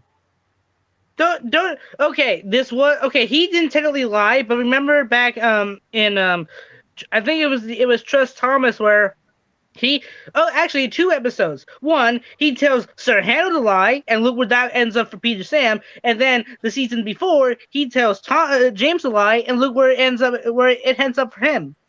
I know. Well, That technically doesn't count. That doesn't count as lying. That's literally telling someone else to lie. Yeah, basically. Yeah, That is not lying. advice. That is true. Yeah. Basically, this shot here, we were going to like turn the camera on, and then we would have seen 311 at the last moment. But I honestly would like that. we tried it, and it didn't work out well. And of course, we kept it like this, and it worked. Gordon doesn't even know that he is being watched. It's just that we just want. Is 311 actually right there? Yeah, basically, here's the trivia for you. We're actually looking through 311's eyesight in that shot. So that's the clever trivia that you didn't even realize. Wait, this was 311's eyes? Yeah, looking through her point of view. And yeah, that's why in the writing he doesn't even realize he's being watched. That's why this entire time this shot here is looking through 311's eyesight. Wow. Yeah, and she's not even on the track. She is. It's just that the camera's facing a different camera shot. That's all. Oh. Yeah. You see, like it's in between the two lines. Yeah, but we don't know if we're looking through. But we're looking through her left eye or something, maybe. Oh, okay. Headlamps. Hence why. That's interesting. And 311 is slightly snickering to herself. Yeah. Very quiet. Yeah. Yeah. Okay. All right.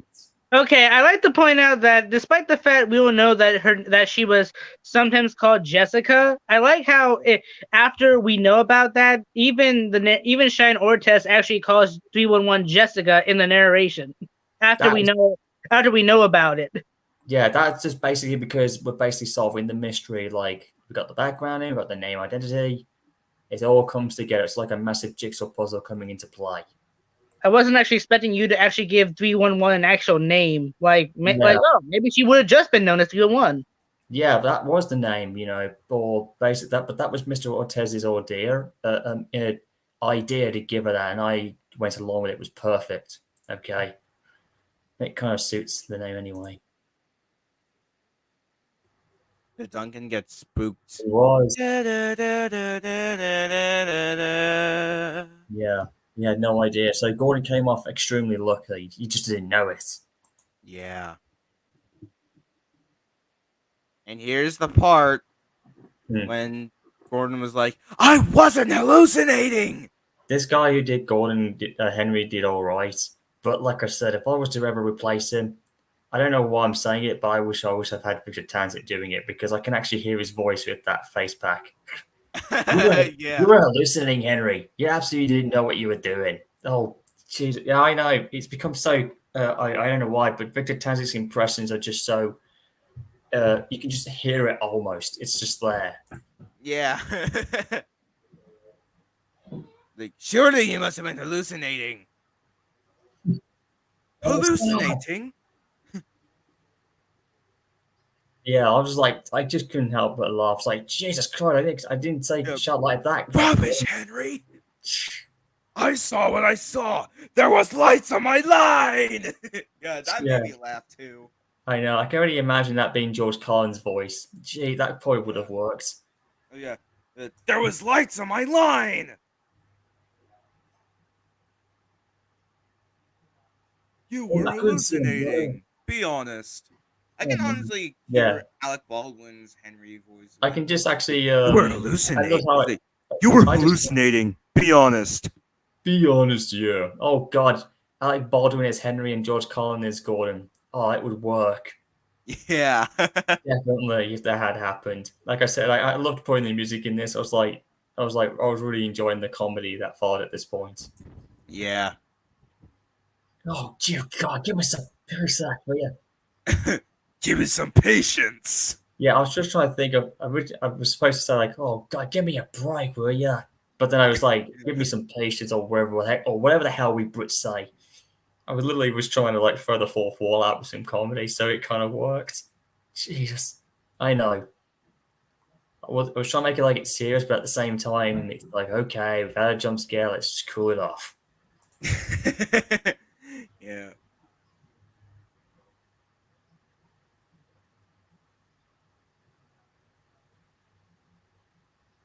I was oh, never mind. Yeah, that bit I did like that bit. That was like one of the best brief animations I ever did of Gordon, where he just looks there. It was perfect. It looked like a head sculpt at that point. Like it looked it was like it was part of the model then when he looked to his left.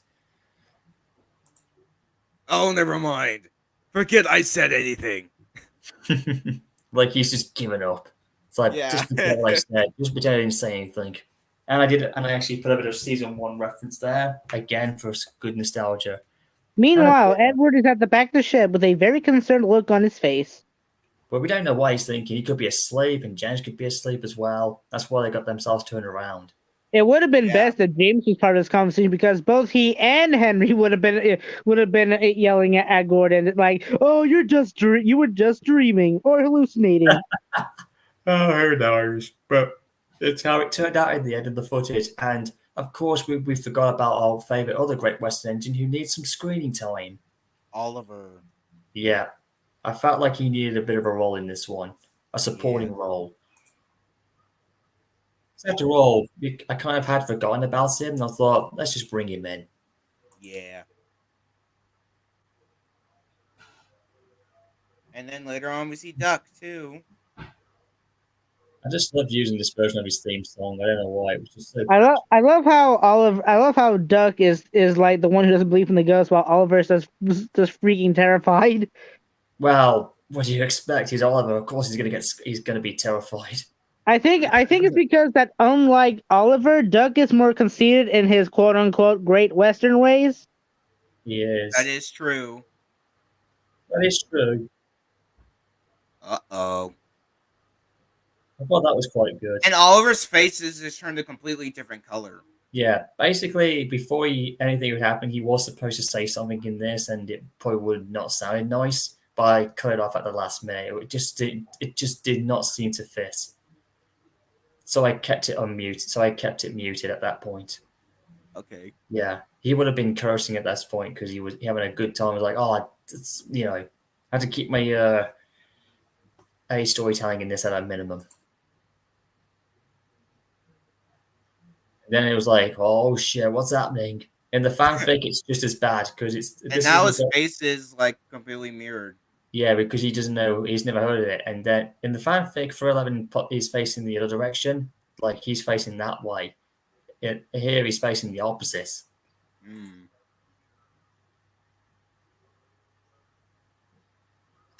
Look at that truck. He's got a bolster through his face. He's like, holy shit, what the hell's going on? The trucks are like the comic relief. Yeah, but they're more scarier than hell. Like, holy shit, and you can just hear that laughter in the background. Yeah. Okay. The mist is rolled in. Here And she then comes. we suddenly hear puffing and headlights, and goes by the Demon 311. Yep, Tank Engine 97 doing a hell of a good job for Oliver. It was quite impressive, Yep. I will admit.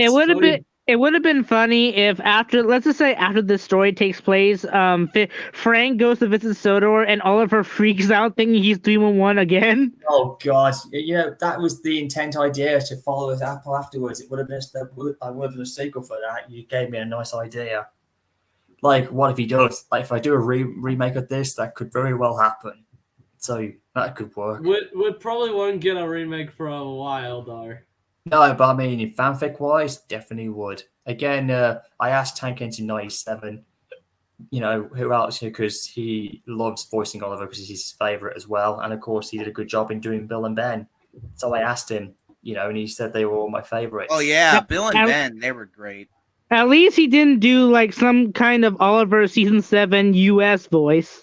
No, he did. He was just trying to speak like that was his impression at the time. Yeah, but if you ever saw the US narration of Snow from I think it was Snow Engine from season 7 in the US, he sounds a lot like this. He sounds like I'm a Great Western Engine. Yeah, yeah, he has like he has like No, he sounds like he sounds like the Great Western Engine from the Old West. Yeah, that's what I mean. Like, he was like the Great Western, like number 90, who now is in Strasbourg. That kind of I'm a Great Western Engine. That's pretty much ironically that's what I think Hank would sound like. That's how he would have sounded like. Yeah, that's pretty. When 301 passes by, what on bloody earth was that? Oh God! I actually want to see a redub with Oliver sounding like that. What my God! What the hell was that? What the hell in sheriff name was that? In this case, if it was Strasbourg number 90 who saw 311, he'd be like, "What in the name of Strasbourg was that? What in the name of Strasbourg was that?" Jesus Christ! What enough have we had with this? It's commentary content. That was his first time doing Oliver,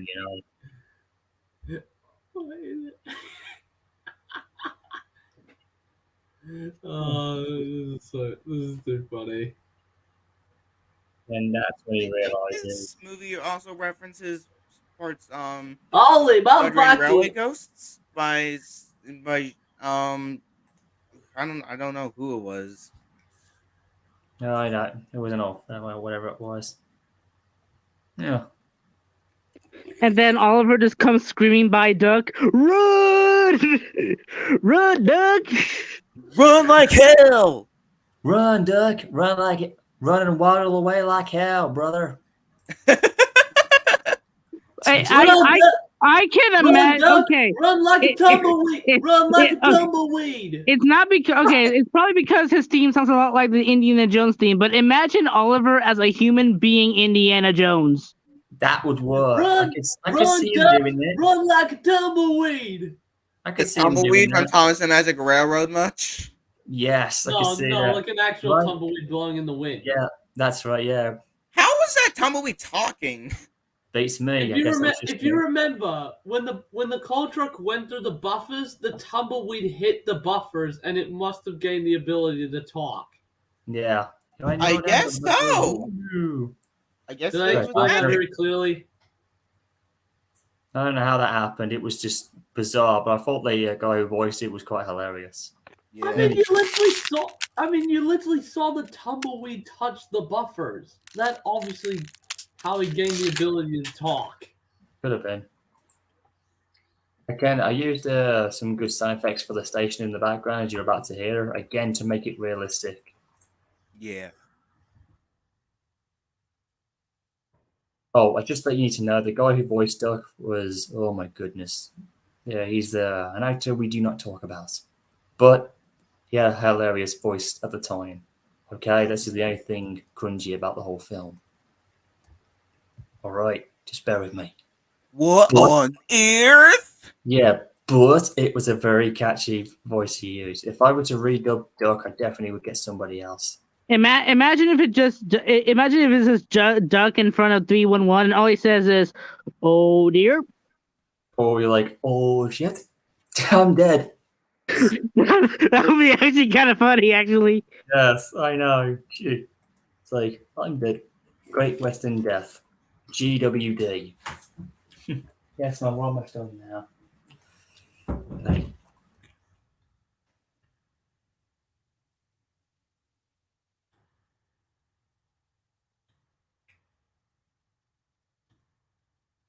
What are you on about? What are you on about? I'm telling you too. I done saw a ghost. Just what? Jesus Christ! This is the bit where it was so catchy. Anytime if I see Oliver, I'm literally just gonna talk in the US dub. Oh Jesus Christ! Oh, come on, Jim. No, that's. I think Alec Baldwin did the best Oliver voice. Like, which era? Season 5 or 6? Season 5. Okay, good. Because season 6 was terrible. Yeah, Right. in terms of I was dubbing, anyway. Yeah, I was just throwing a reference there from. It was like sloppily Mr. edited. Clark. Just mentioned Mr. Clark from Shonda Productions, a little bit of a head twist.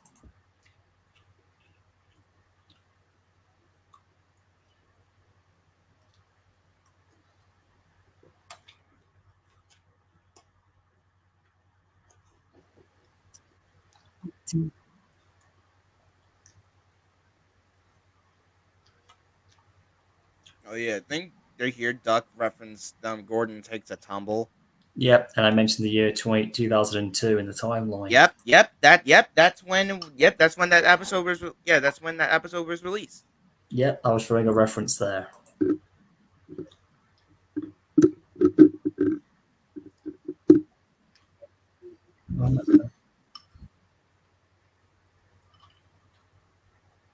Maybe animation coming up. The animation. I just love that animation. Run, Duck! The darn ghost is coming after us! Don't be dapper. Oh, now he's screwed. Yep. It's the bell. Oh boy. First time we see him in person. Oh god, the red light. What on earth? Yeah, I know. Now he finally believes it. Originally, I was going to say like, "What the fuck?" Yeah, bleeping out the lines there. What can you see, Duck? What can you see, Doug? I see death. Yeah. I see death. Red headlights, red steam. Oh boy. Yeah, she's right next to the duck. You would think he was going to be like comatose, but no. But damn, does he get a scare of his life.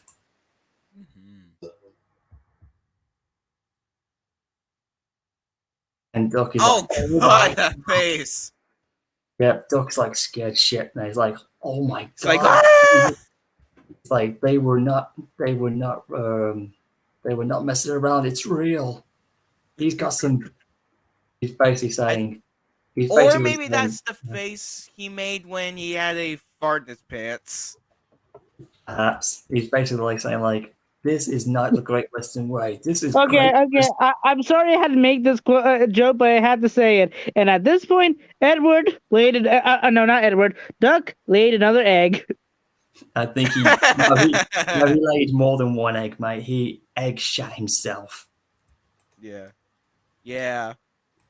And again, as I was going to say, this isn't the Great Western way. This is Great Western shite. If there was one engine 311 would be annoyed with, it would be Tom Moss the prank engine. No, hands down. I remember him. Same here. Oh, Thomas. Wow. Yes. Imagine there was a trains model of him. How did I not forget about him? That's nostalgia. Imagine Tom Moss the prank engine encountering the Demon 311. He would be screwed. He'd be like, "Uh-oh," and just run. Oh wow, nice editing. You got like the fog and like yeah, the that light. was very, very difficult to put together. That took me like hours to put it in the right position with the blendering. That was not easy. That was not easy. Yeah, what was the editing software that you used? I used Final Cut Express for this back in the day. I like to point out that Demon 311's whistle is from Sierra Railroad number 34. That was basically it was the whistle everybody was familiar with for the Demon style. Was every time she pops in, I always try to make it thicker and thicker as if to masquerade her like a shadow. Yeah. And basically everybody on the platform to have no idea. So I was wondering, do the passengers even see this? No, they have to. They had no idea. So basically, they're seeing a scared pannier tank and two auto coaches scared of absolutely nothing. No, they had no idea. But now Duck realized they were not messing around. It's for real. Yes, it's real. And after that, Duck did not blend her again. He was like, oh, shite, I guess I will not take the bait ever again. I'm out of here. Yeah, he basically called his Great Western agent that he was doing. He's like, oh dear, I might as well take the final firing. Oh jeez.